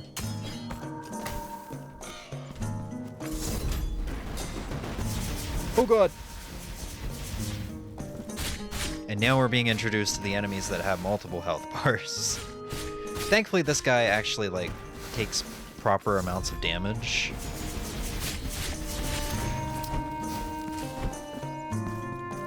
Too bad I'll never see Crash 5. That is sad, yeah. It is sad.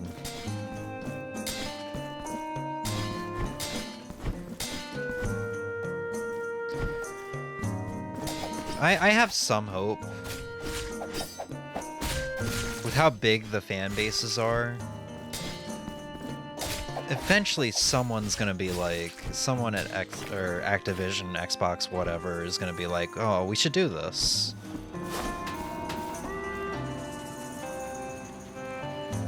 I don't know. And it feels like the people at Toys for Bob really are fighting for it, are really trying for it, so there is at least the passion on the inside too.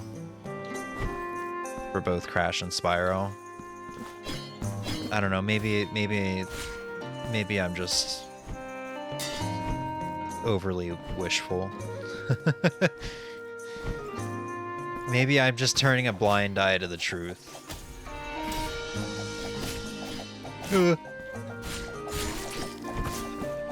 Alright, we'll probably play about another hour of this game. Isn't Toys for Bob leaving Microsoft? Oh, are they? Well, there's some good news then. If that's true.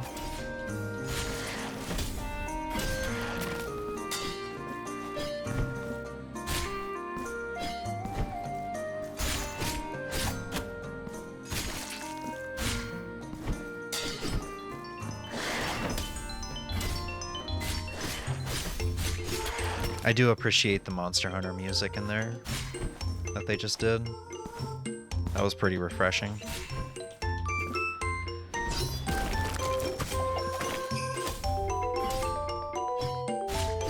Ugh.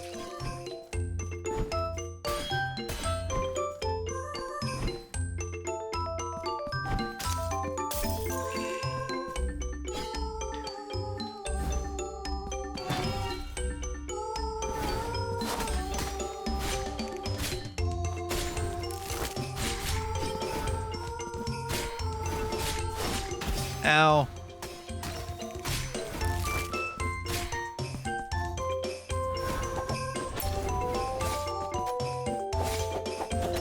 Oh, fuck off.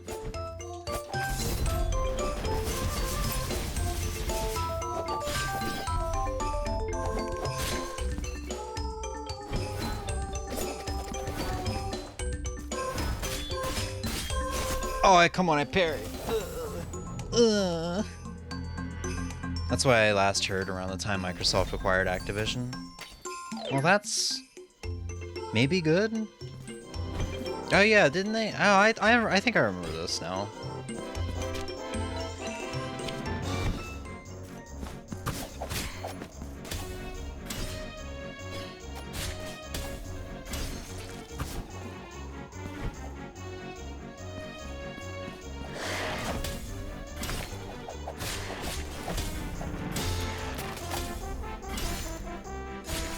Just gonna abuse the hell out of this parry.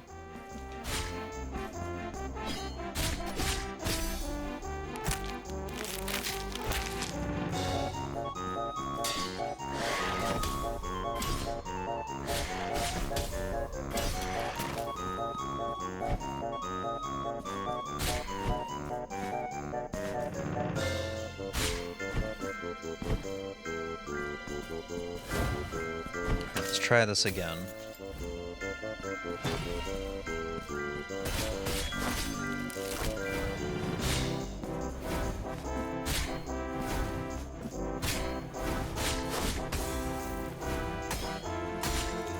Ow! Fuck, that sticks around, I forgot. Sticks around after they die. Oh, that was a parry. Full on disagree. Come on. If I can get this fucking parry off, there we go.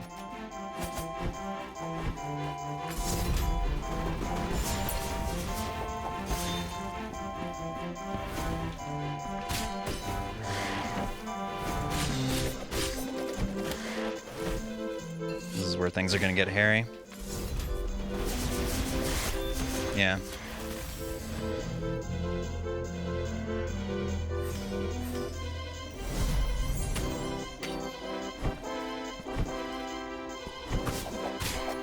It also just kind of sucks because it feels like the game's trying to get me to play it only one way.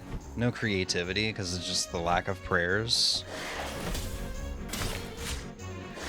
I mean, I have no idea if there are more prayers in the game, but when you get 6 hours into the game, and we've already fought like 4 bosses, like 4 big main bosses.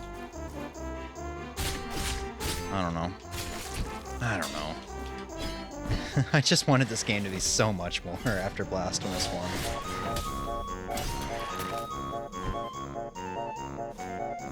Going indie, but they don't own the rights to Crash or Spyro. I mean, they can... I mean, we may never see the Crash characters again, but there's maybe chances that they will make Crash and Spyro-like games.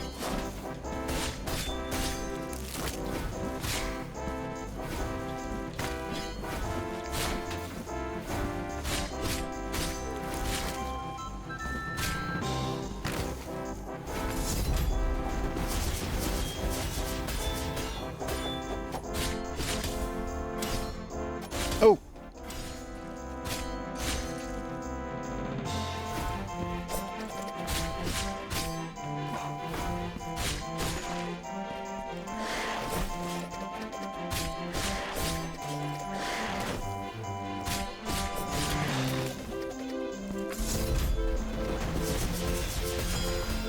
Wow, I did that without even taking any hits. I specifically left my guilt fragment there to act as a heal. They can make a good game. Yeah, okay, well this is still good. We could see a fresh, fun, new IP that's gonna be really good.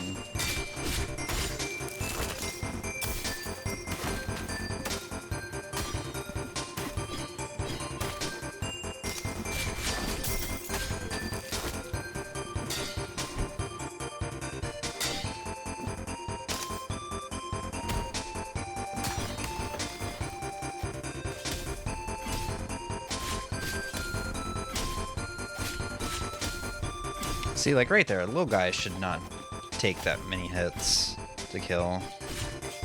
Oops.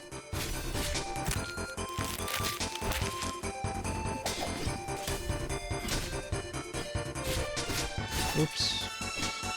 I say oops because I thought I was going to get hit.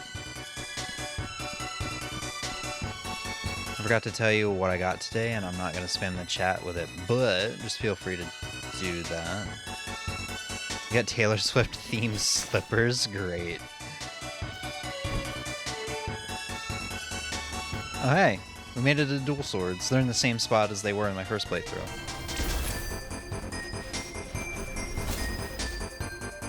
Oh yeah, congrats. Yeah, this is the weapon I never use offensively, because like I said, the parry has a very, very, very short window. And they're very boring to use because the attacks are just like swipe, swipe, swipe, swipe. Very unsatisfying to use. And the thrust attack isn't really that good compared to the first game. Sarmiento and Centella are the fastest weapons in your arsenal, forged with the intention of being wielded by experts from the school of the Verdera Destreza, whose swift and accurate thrust blended with their defensive mastery. Adherence to the teachings of the school can transport the wielder to ecstasy, empowering their thrusts. So maybe this is like a maybe this is like a situation where the parry's really good and it'll do a ton of damage. It's a risk versus reward sort of deal. But I don't know. That wasn't sort of the deal in the first game. Maybe my flaw is I'm comparing this to the first game too much, but it's impossible not to. Say Meet Me at Midnight, which was the thing for her Midnight's album promo, and I'm pretty sure it's in the song. Pretty cool. But thankfully you can change weapons at any time. So, kind of going back to what I was talking about. So you can change weapons at any time. Reminds me of God of War, I think 3, for some reason. Or I guess all the God of Wars. The good God of Wars, so like pre-4. Oh, that's gonna piss people off.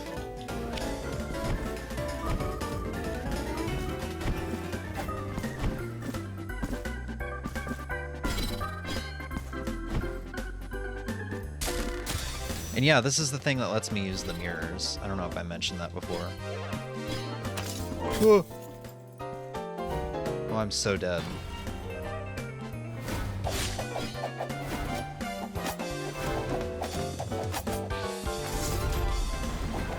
Fuck you guys.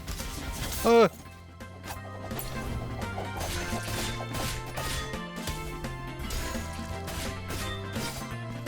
I parried, I swear.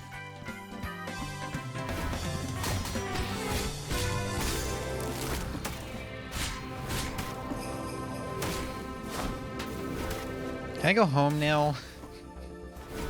I don't want to be here anymore. I'm scared.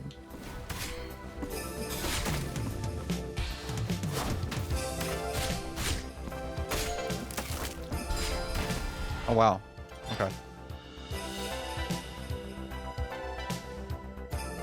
I do have a pair of 3D Pikachu slippers. 3D? Like he's wearing 3D glasses? What is this you posted in my chat? Dallas Cowboys.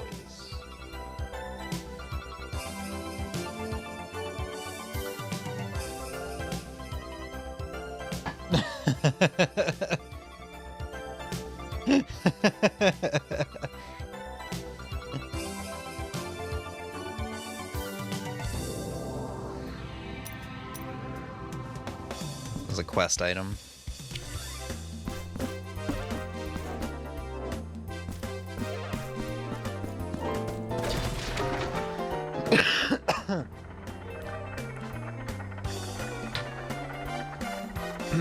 But you also kind of see what I mean by the level design, just kind of like, not the level design, but the environments just kind of feeling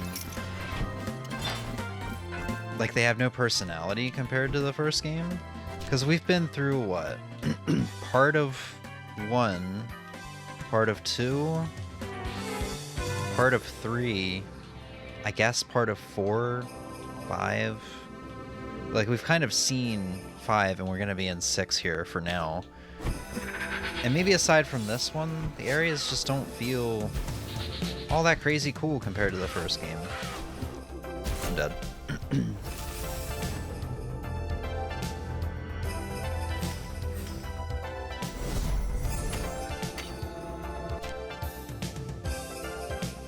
Also, the boss was right there and I somehow didn't get to him, but now I have to go back and get my guild.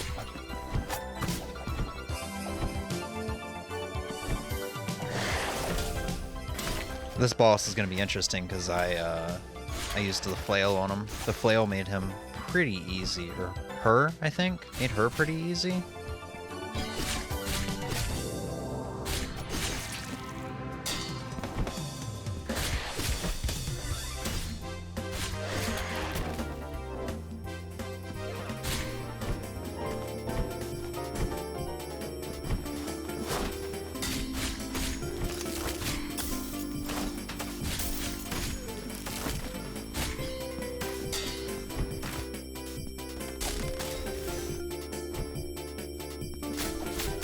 Ugh.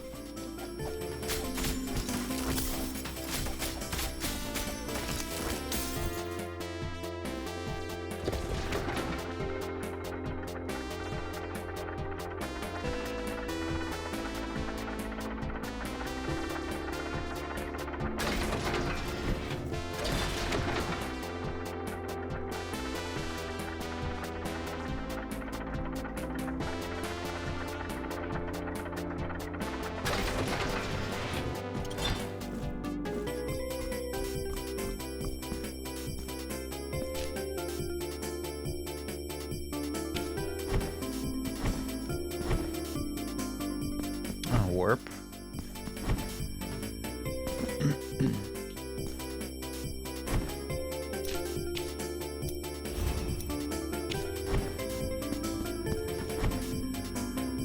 Hold on one second, the kit wants out.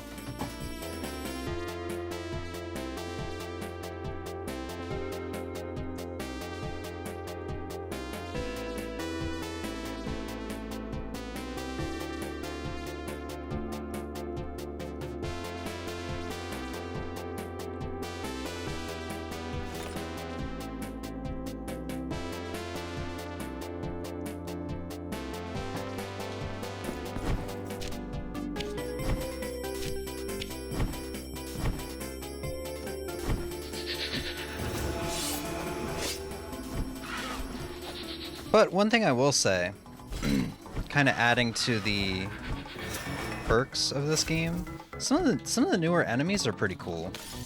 Like this one where like a little ghost soldier comes out at you, that guy down there, but he's actually like coming from the host, the body that's sitting up there.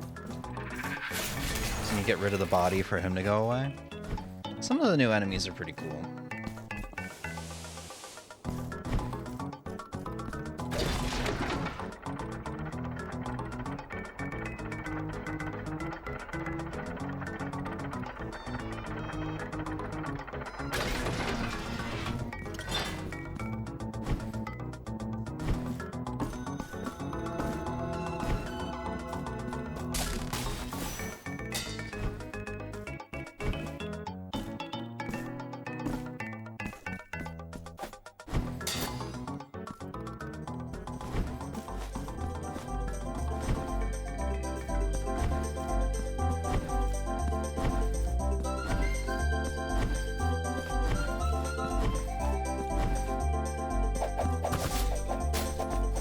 My god. Fuck you guys. The shitty fucking dual swords were going right over their heads. What happens if I go down? Have I met with a dead end? Oh, there's a warp. That's gonna be where I come through after I beat the boss.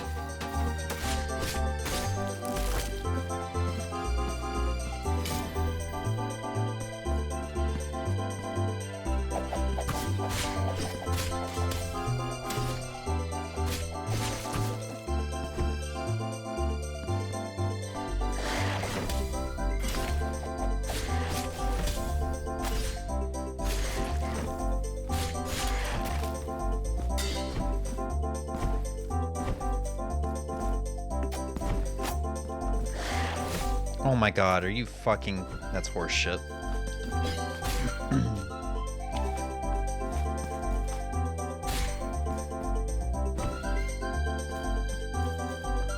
Wait, what is this room? Oh, this is before the boss room? Interesting.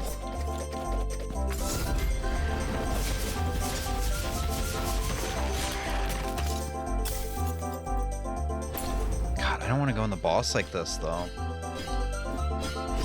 Wait. On the other side, can I not get to the boss yet for some reason? Could I only get to the boss because I had the flail?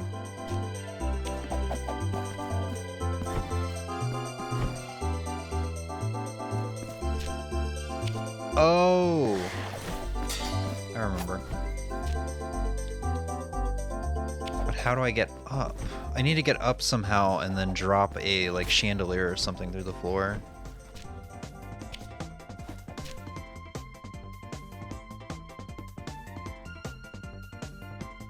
There's no way up. Did I go to the left? Oh wait, I think I needed the dual swords. I know where I need to go.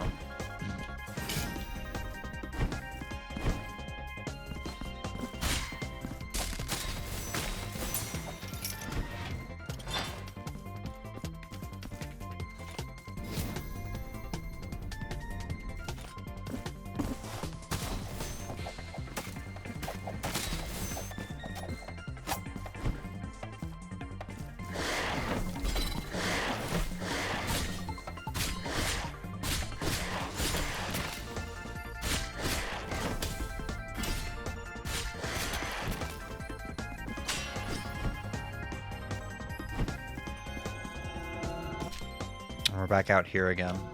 Right, this is the front door that we couldn't go into.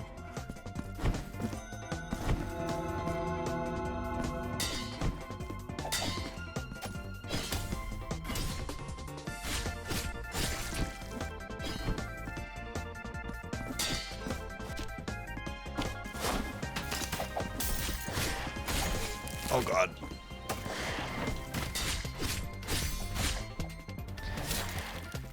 You know, a lot of the levels, I'm just realizing it now, too, a lot of the levels kind of feel claustrophobic. Especially with the enemy placement compared to the first one. Like, if there were a lot of enemies, it was usually in a bigger area, but in something like this, I keep getting, like, just completely surrounded without really any options. Because the area is so small.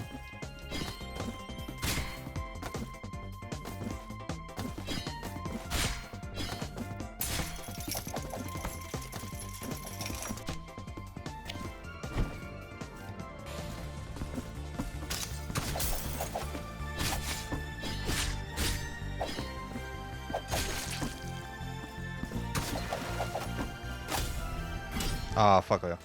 Fuck you!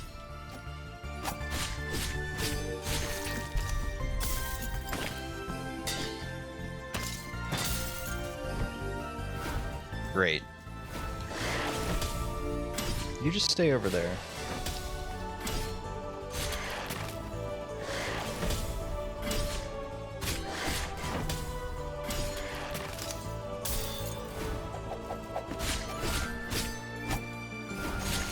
I did read some people saying, and I think this is true as well, the iframes for the dodge seems to be increased, so there's a bit more like that.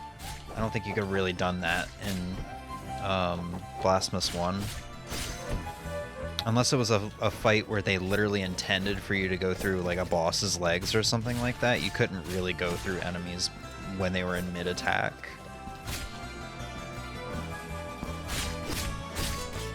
Oh, too early.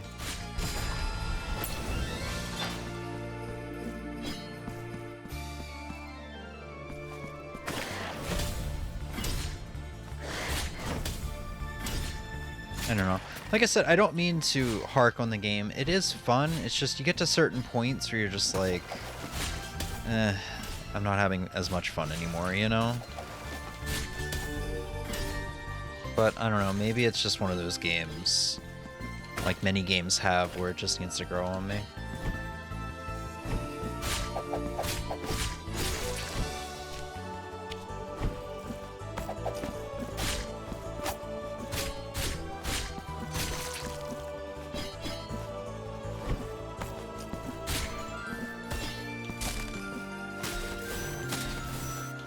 Ugh. Can I get that? Oh, if I had the flail, I could switch out.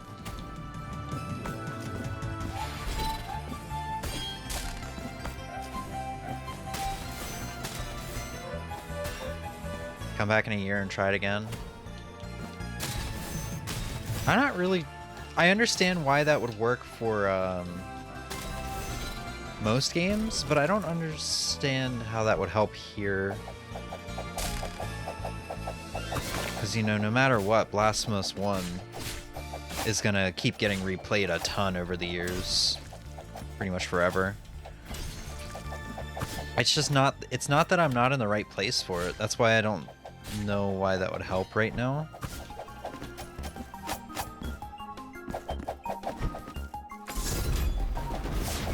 It's more of just it has its problems. And there's no getting around that. I'm gonna definitely give this at least one more sitting on my main file, that's for sure, but still. I'm gonna reactivate that again.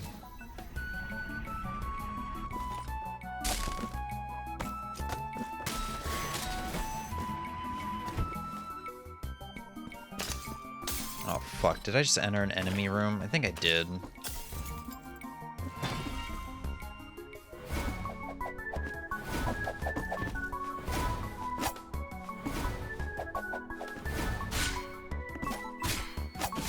Oh, fuck off. I was on the table, you were on the ground.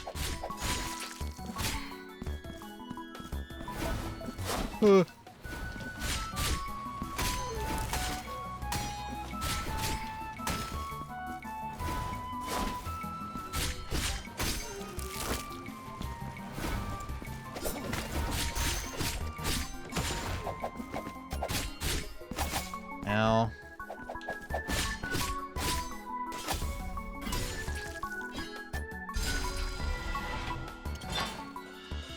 Silver-clad crystal shard. Piece of a mirror that once reflected 2 moons and a great storm. Sharp point can mark the silver on other crystals. Okay, it's a quest item, so I'm probably not supposed to understand what that means.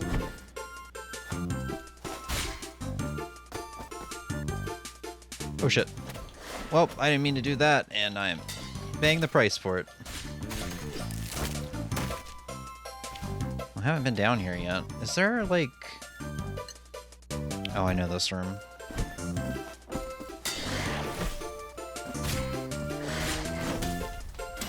It'd be nice if there was a checkpoint around here. A shrine?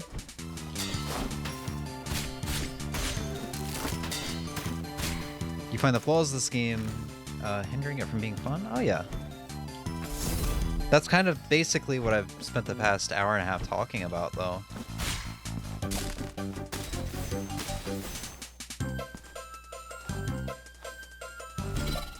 I mean, I guess it's fun in its own right. But this game, I don't know, the flaws of it kind of take away from the fun. Like, you get to a point where you're having fun and then something happens. I don't know. Because I guess that's also not true either, because you eventually get to a point in the game where nothing's fun anymore, which is my main file. But for like this beginning part, it's like, yeah, the flaws are there, you can still have fun, but eventually the flaws intensify, I guess.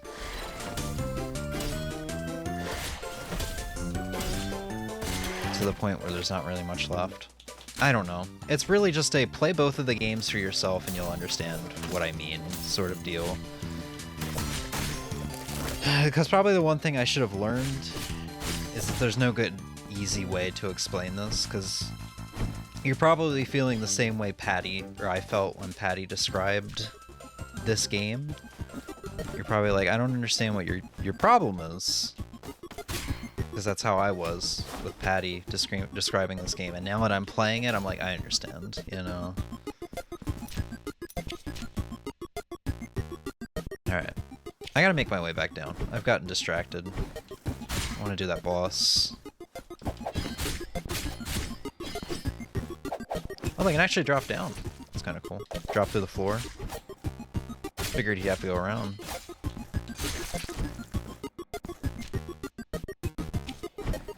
That's fine fine to feel that about a game. Yeah, I know. I just like,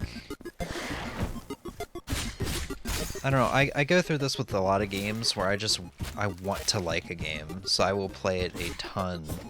Or I'll give it a shot. It's not that I'll play it a ton, I'll give it a bunch of shots over the course of like many years in some cases. Just hoping that I eventually like get it, you know? That's what happened to me with me in Halo.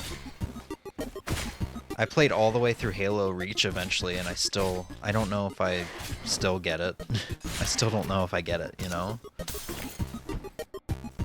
But it's still a situation of like, I want to like this game.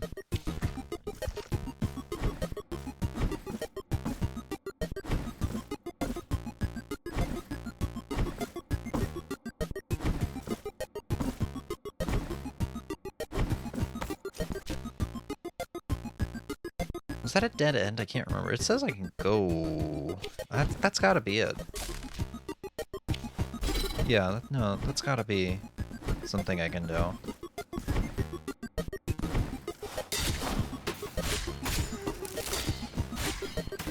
You guys don't even know what I'm talking about because I don't really have any way to point at the map.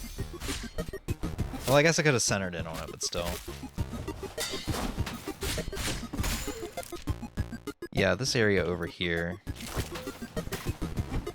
I thought this was a dead end. Oh yeah, no, I just didn't want to talk to the old people. So basically what the deal, yeah, you enter and exit, and like the husband will be, or I think he's his brother, her brother.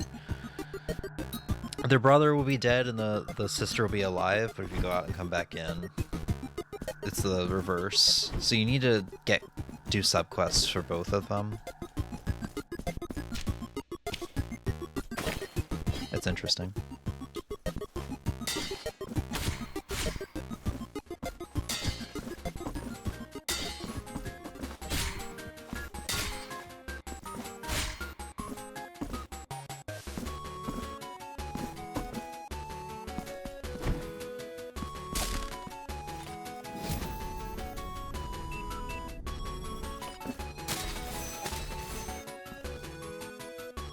Can I eventually... Oh, yeah.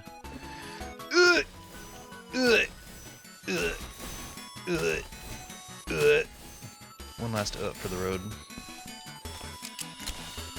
Oh, we got another one of the carvings. Play games where I have a lot of issues with, but still find it fun, like Batman Arkham Knight. Yeah, I guess for this one, it's just like, I find it fun, but after I get to a certain point in the game, you know, the point I talked about earlier, it's just like, yeah, now I don't want to play it anymore. I just want to drop it. I don't know, I guess I'm just going through some type of heartbreak.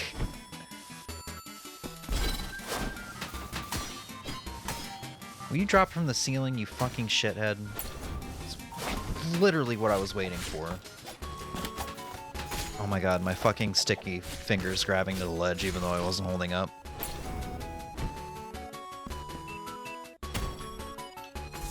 It is kind of funny hearing myself do so much complaining for an hour of a game.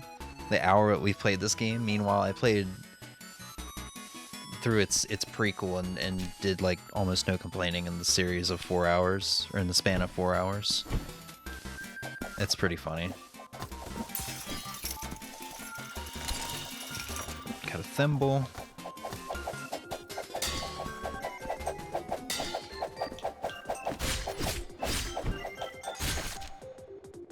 Okay, and I'm back down here again. Alright, boss time.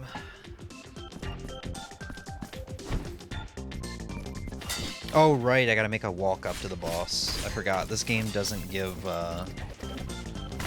generous checkpoints before the boss, like in the first game.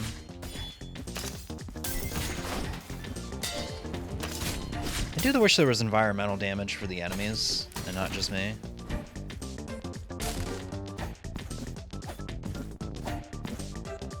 Jesus Christ, I am failing.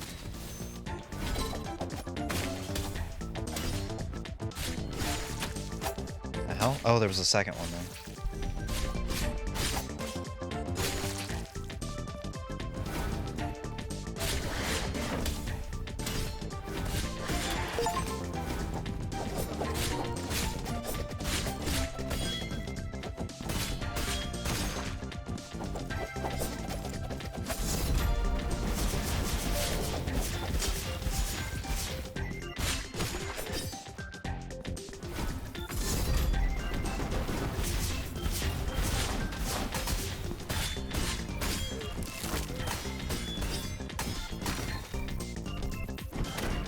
God, I can't go through you? Why can't I go through you? Ugh! So I'm just gonna get cornered and I can't do anything? Are you serious? Oh, fuck. That's my bad. That's my bad.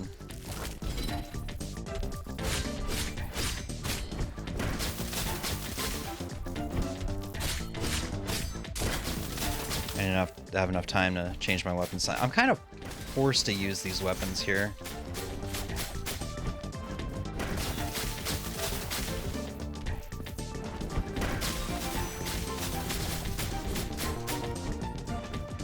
Oh, I missed. Jesus Christ.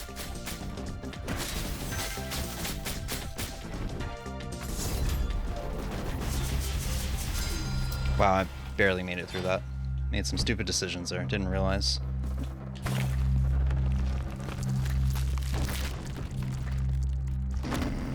Usually when I have issues with this game, it's because I had different expectations for it, but the game is still good. What the hell?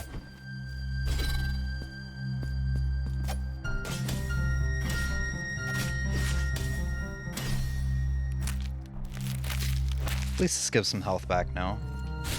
Gave fervor there, alright. I ignore you.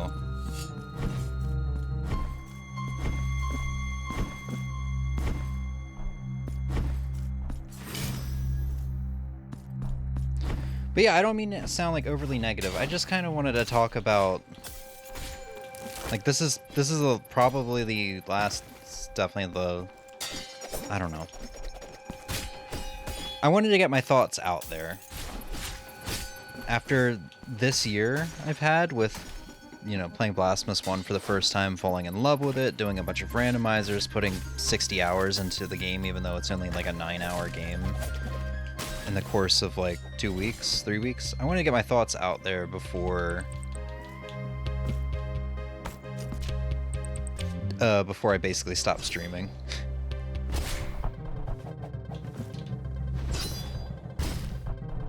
Alright. Welcome to this palace. How silent, how mundane these luxurious chambers have been. Halls that were once frequented by the most distinguished of visitors. They all ended up staying here. Captives, trapped, petrified like golden statues. Prisoners of the very riches they craved. Dance now with my steel, penitent one. We will embroider your flesh in sacred torment, in a tapestry of blood and gold. Alright. Let's see if I can remember how to fight this boss. It's gonna be a different experience, man. I used the flail for her the first time. I didn't even have this weapon. Oh right, it's delayed.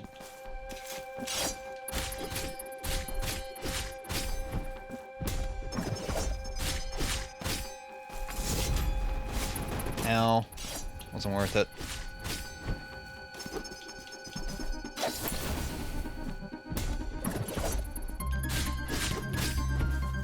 Oh, this is actually a really good song for this. Went in too early. I probably should rely on the dodge more than the parry for this fight. That might help me out. Ow.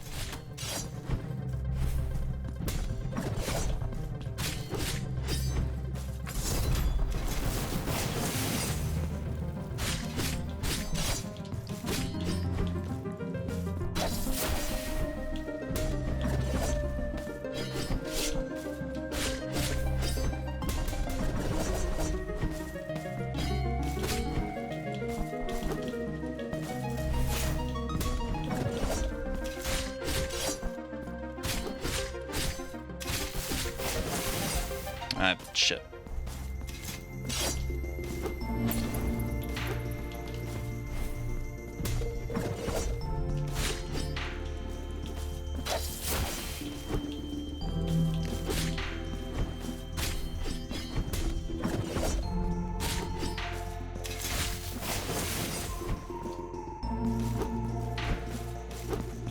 At this point, I'm too afraid to try to see if I can parry that.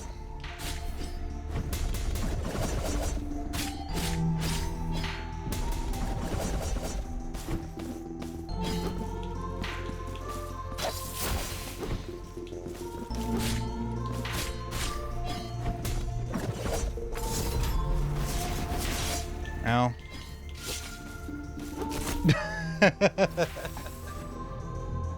Okay, we got a little over half her health. Now the big problem, though. Because of the glitch I mentioned in this game, I can't get my... I can get my guilt fragment back, but it won't count that it's back. Which means because I died on the boss once, I now have to go pay tier fragments to get rid of... to get my fervor back. It's weird. I don't like it.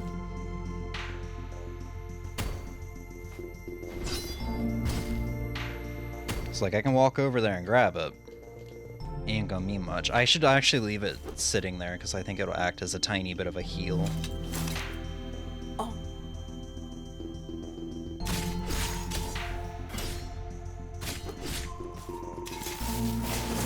Nope.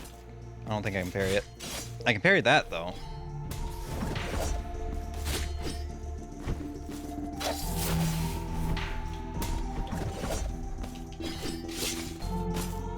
probably parry that.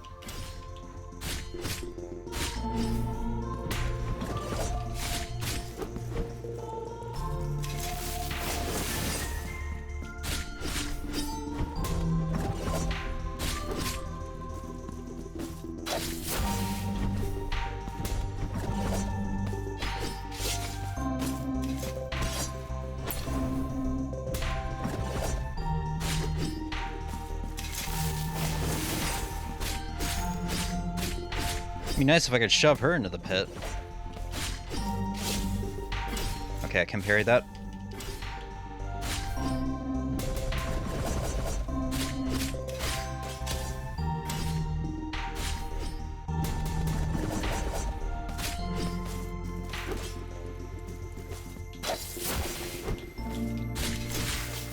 Oh!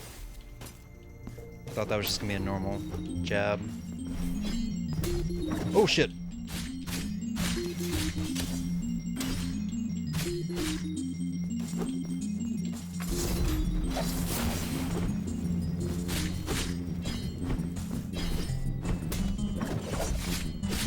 Went in there too soon.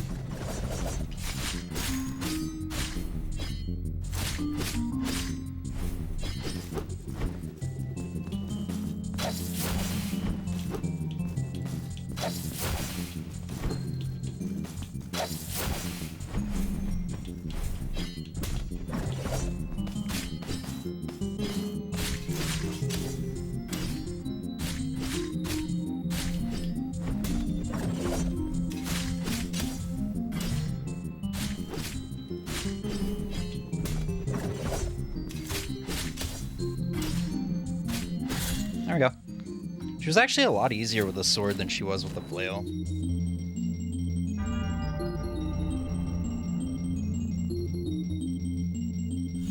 Sometimes the game doesn't just doesn't vibe. That was me with Lethal Company. Just didn't get to enjoy the game.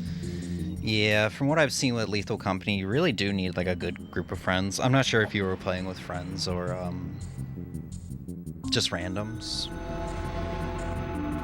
Or if you're playing by yourself, I feel like that would be that's probably the worst way to play the game. I think you need just like the right group of friends where you don't really have a friend that isn't, like you don't have a friend that's being a tryhard, I guess. I think it's just meant for like dumb, stupid, goofy fun. Be a witness to this vigil. So you need like the right friends that are just like, yeah, we just kind of want to dick around. It was friends. Yeah. Ospina, Either way. the daughter of the looms, of the mantle of gold and fine. I actually don't care. I Actually do not care. Sorry, I do not care. The memory of him still hurts.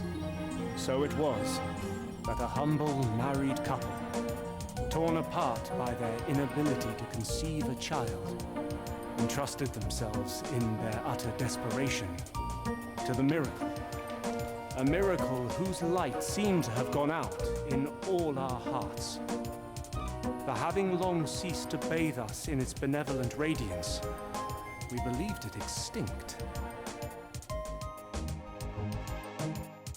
The warm and golden caress of twilight invites me to close my eyes.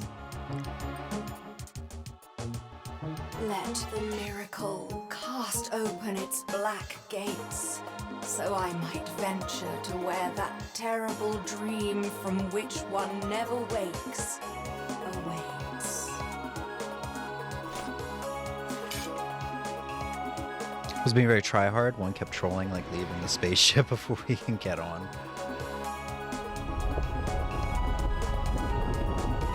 Or one was being tryhard. I think I said I was being a tryhard. One was being a tryhard.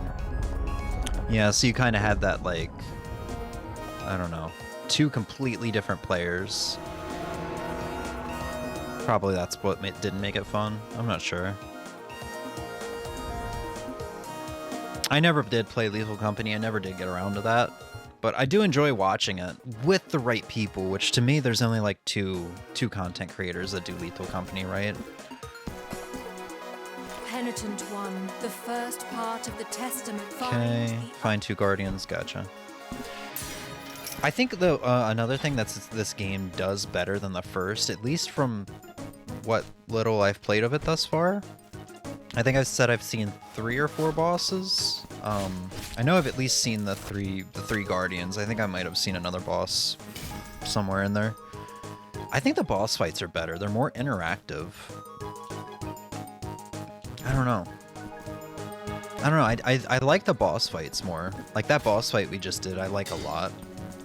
The third guardian that's up here, which was just so happened to be, yeah, it's the third one that I did. I guess you could probably do them in any order, considering this was the second boss for me, I think, in my playthrough. My playthrough that I haven't finished. That boss was amazing. But I think that's what we're gonna go ahead and call it. We had about an hour with this game, probably more. Oh yeah, exit or return to main menus in a different spot on this game too. It's just like they changed the controls. They changed some other things too.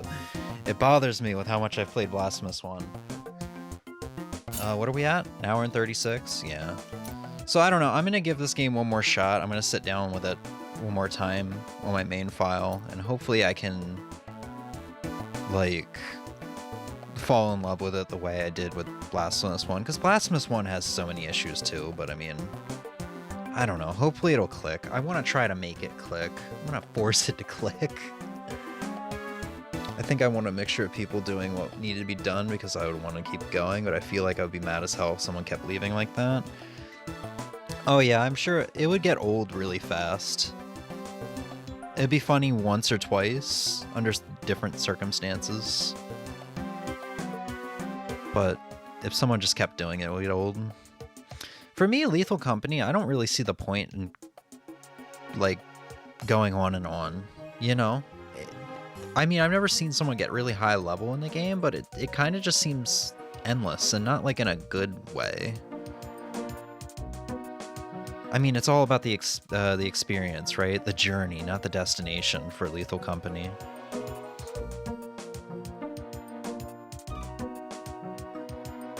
But yeah, I don't really know if there's any perks to just like, you know, keep going endlessly until you get ridiculously high quotas that are nearly impossible to achieve, yet you keep achieving them.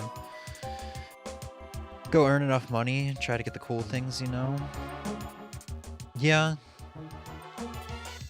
I don't know. I don't know if the things, the items that you buy is really what makes Lethal Company cool. I mean, like maybe aside from the jetpack, right?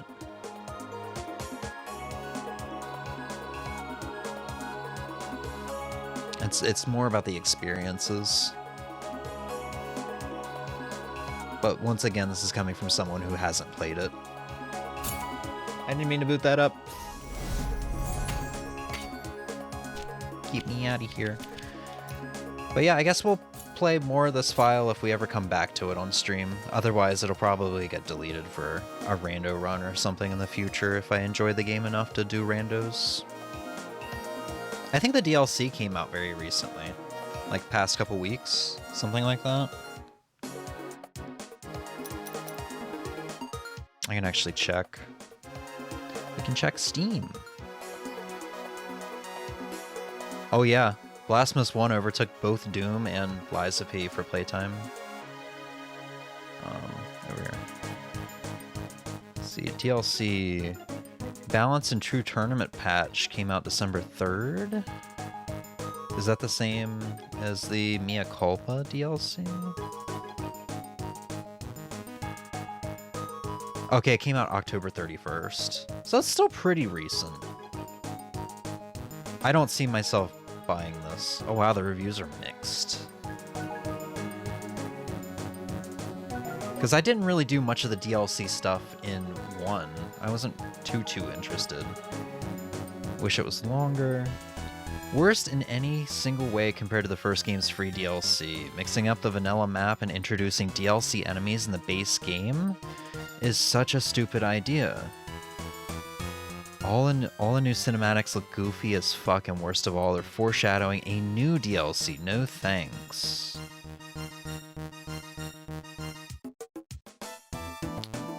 turned out to be much more challenging than expected, with new traversal mechanic with the Mea Culpa was an interesting addition. It became increasingly frustrating to deal with the game as the game moved on. I reluctantly admit that I could not defeat the last boss of this DLC. Also, recycling the DLC's enemies in the base game was an awful idea and undermines the uniqueness of new areas.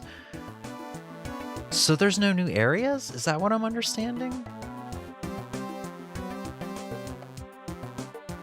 DLC stuff in 1 was a lot of new bosses, right? It was new bosses, there was new areas added to the map, like the maps that already existed, so they added like, you know, a hallway that would be a dead end was now a new room. They also added I think one new area, which was that area at the bottom right of the map, the like shipwreck area.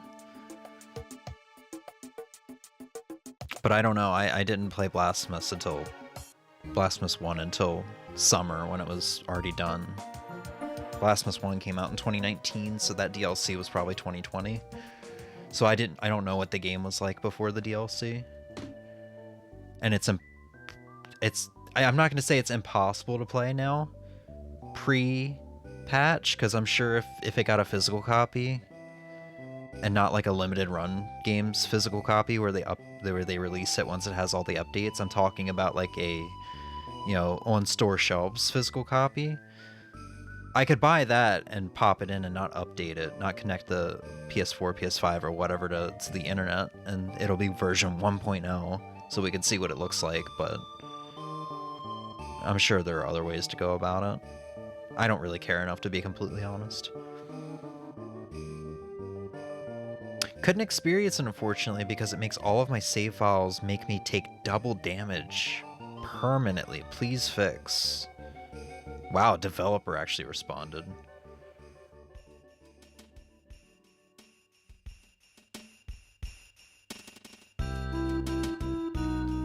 Okay, so they released a patch.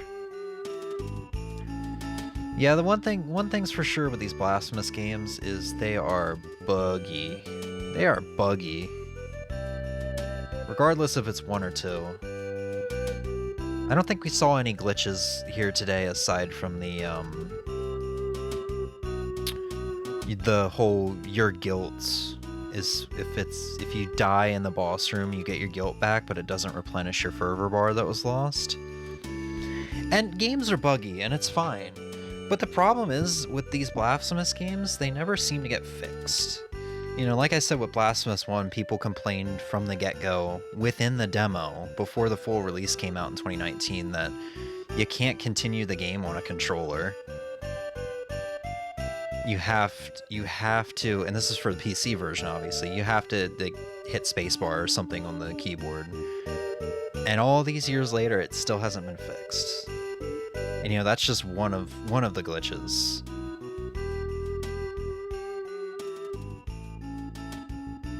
Yeah, I recognize some of these areas. Some of these areas are from the base game. Some of these enemies are from the base game, too. So I don't know what's exactly being showcased here, aside from a new boss or two here. Because I think some of these abilities, like the air dash and such, were already in the game. I haven't gotten to them yet, but I'm pretty sure they were already in the game. Sounds like a new area, but the enemies from that new area are all over the place, so the area doesn't feel special.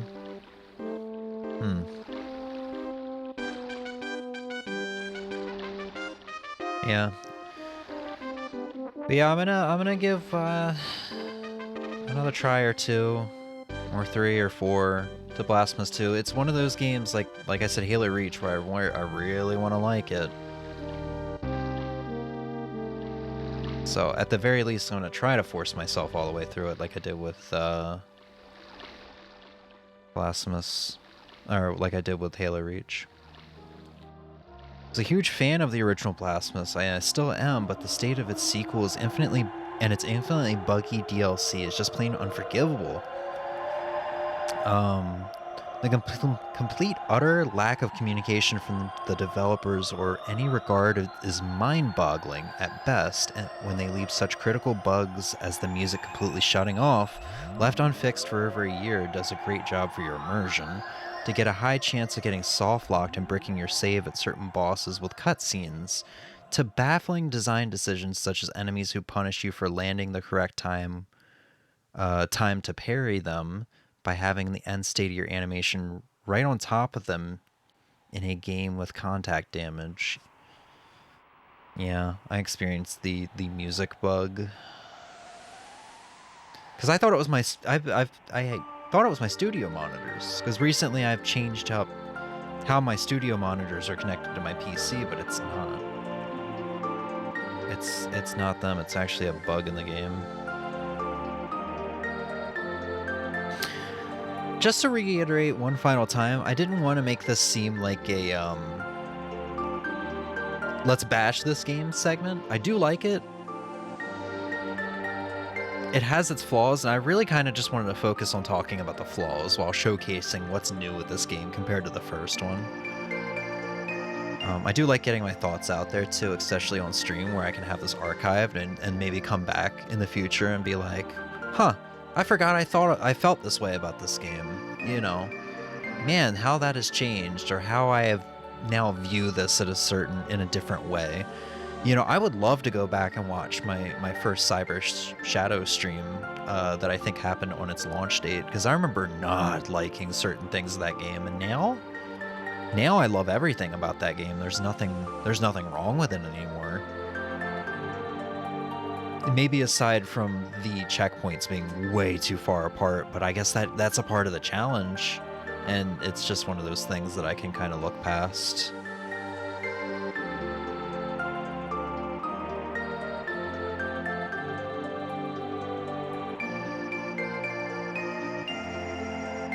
Too Long Didn't Read, Blasphemous 2 is a decent Metroidvania that suffers only when directly compared to its supremely excellent predecessor. Oh, that's like a summary for the stream, I feel, for the Blasphemous 2 segment. Isn't that bug in Blasphemous 1, the music one? I never experienced it if it is. No, the audio is very consistent in the first one.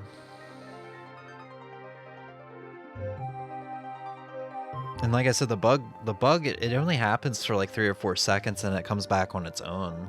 It's just off-putting. And it's just one of those moments where you're immersed in the game. You're in there. You're in the game. And then that happens and you start looking around. Your immersion's broken. You start looking around like, okay, what's the problem? How do I fix this? What do I need to do? You know, that different part of your brain turns, the troubleshooting part of your brain turns on. So.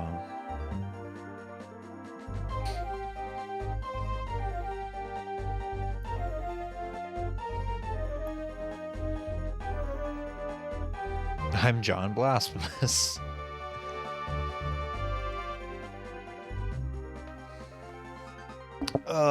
Too late, I'm writing it down in my diary. Once I write it, it becomes true. I do not hate Blasphemous 2. I like the first several hours of it. Where I'm at in the game right now it just makes me completely hate the game. But hopefully I can just kind of get through that, and the game can maybe get back to being pretty good with some annoying things and some flaws.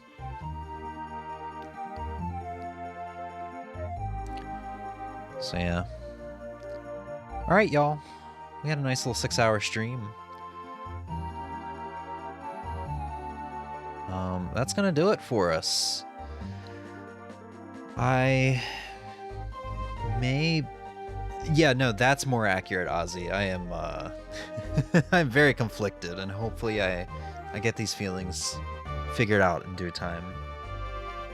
You weren't really having a good time the first time you played Cyber Shadow, and after stream you booted it up again, and I looked at you like, what are you doing? Exactly.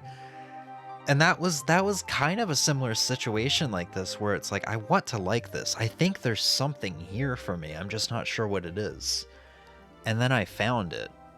And now I love that game. I haven't played it in years, though. At least all the way through. I haven't played it.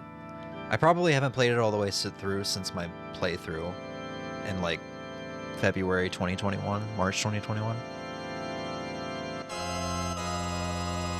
This is not very Christmassy of you, YouTube. What the hell? This is the opening theme to Final Fantasy VI. Which is apparently in the, here, let me show this off. This is apparently in the video game music for winter video. Alrighty then. Have you seen Thor Love and Thunder? No. I haven't even seen Thor 3 yet. I'm excited to see Thor 3. I've heard people say it's, in their opinion, the best movie in the entire MCU. But yeah, I've heard Thor 4 is terrible. And to the point where Chris Hemsworth, I think his name is, Thor's actor, said he will not be returning as Thor unless they get a different writer or something like that. Which is funny as fuck to me. But, yeah. Here, let's go ahead and skip over this song so we can have some music. Fire Emblem 4, or Fire Emblem Genealogy of Holy War. I think that's 2? I don't remember. I don't know my Japanese Fire Emblems that well. Alright, y'all.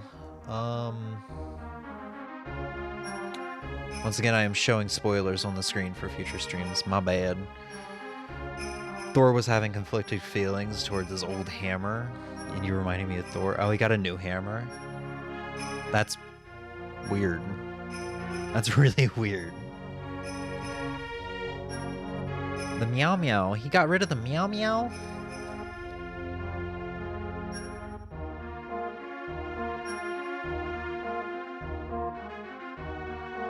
Yeah, that is weird. I'll watch it someday. It's like dirt cheap on 4K. It's like $10 all the time. There's a weird bit in the movie. I'll see it someday. I will see it someday. Alright, y'all. Emiyazi, thank you for hanging out. It's funny, the first time that they prep bring... Oh, so it was one of those, like... They completely ruined the joke by overdoing it situations.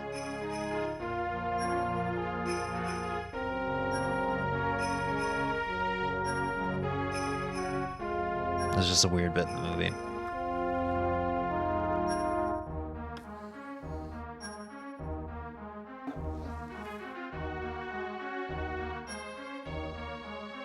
Thanks for the stream. See you later. Okay. Yeah. All right. Thank you guys for hanging out, Emmy and Ozzy. I will be back tomorrow, maybe? Maybe? With Monster Hunter and maybe the Star Fox PC port. And maybe taking viewer requests. I'm not sure. I might not be back at all. I might need a break before the final stretch of the year. But yeah, hope you guys enjoyed the stream. I definitely enjoyed playing these wonderful games. Have a good night. Bye.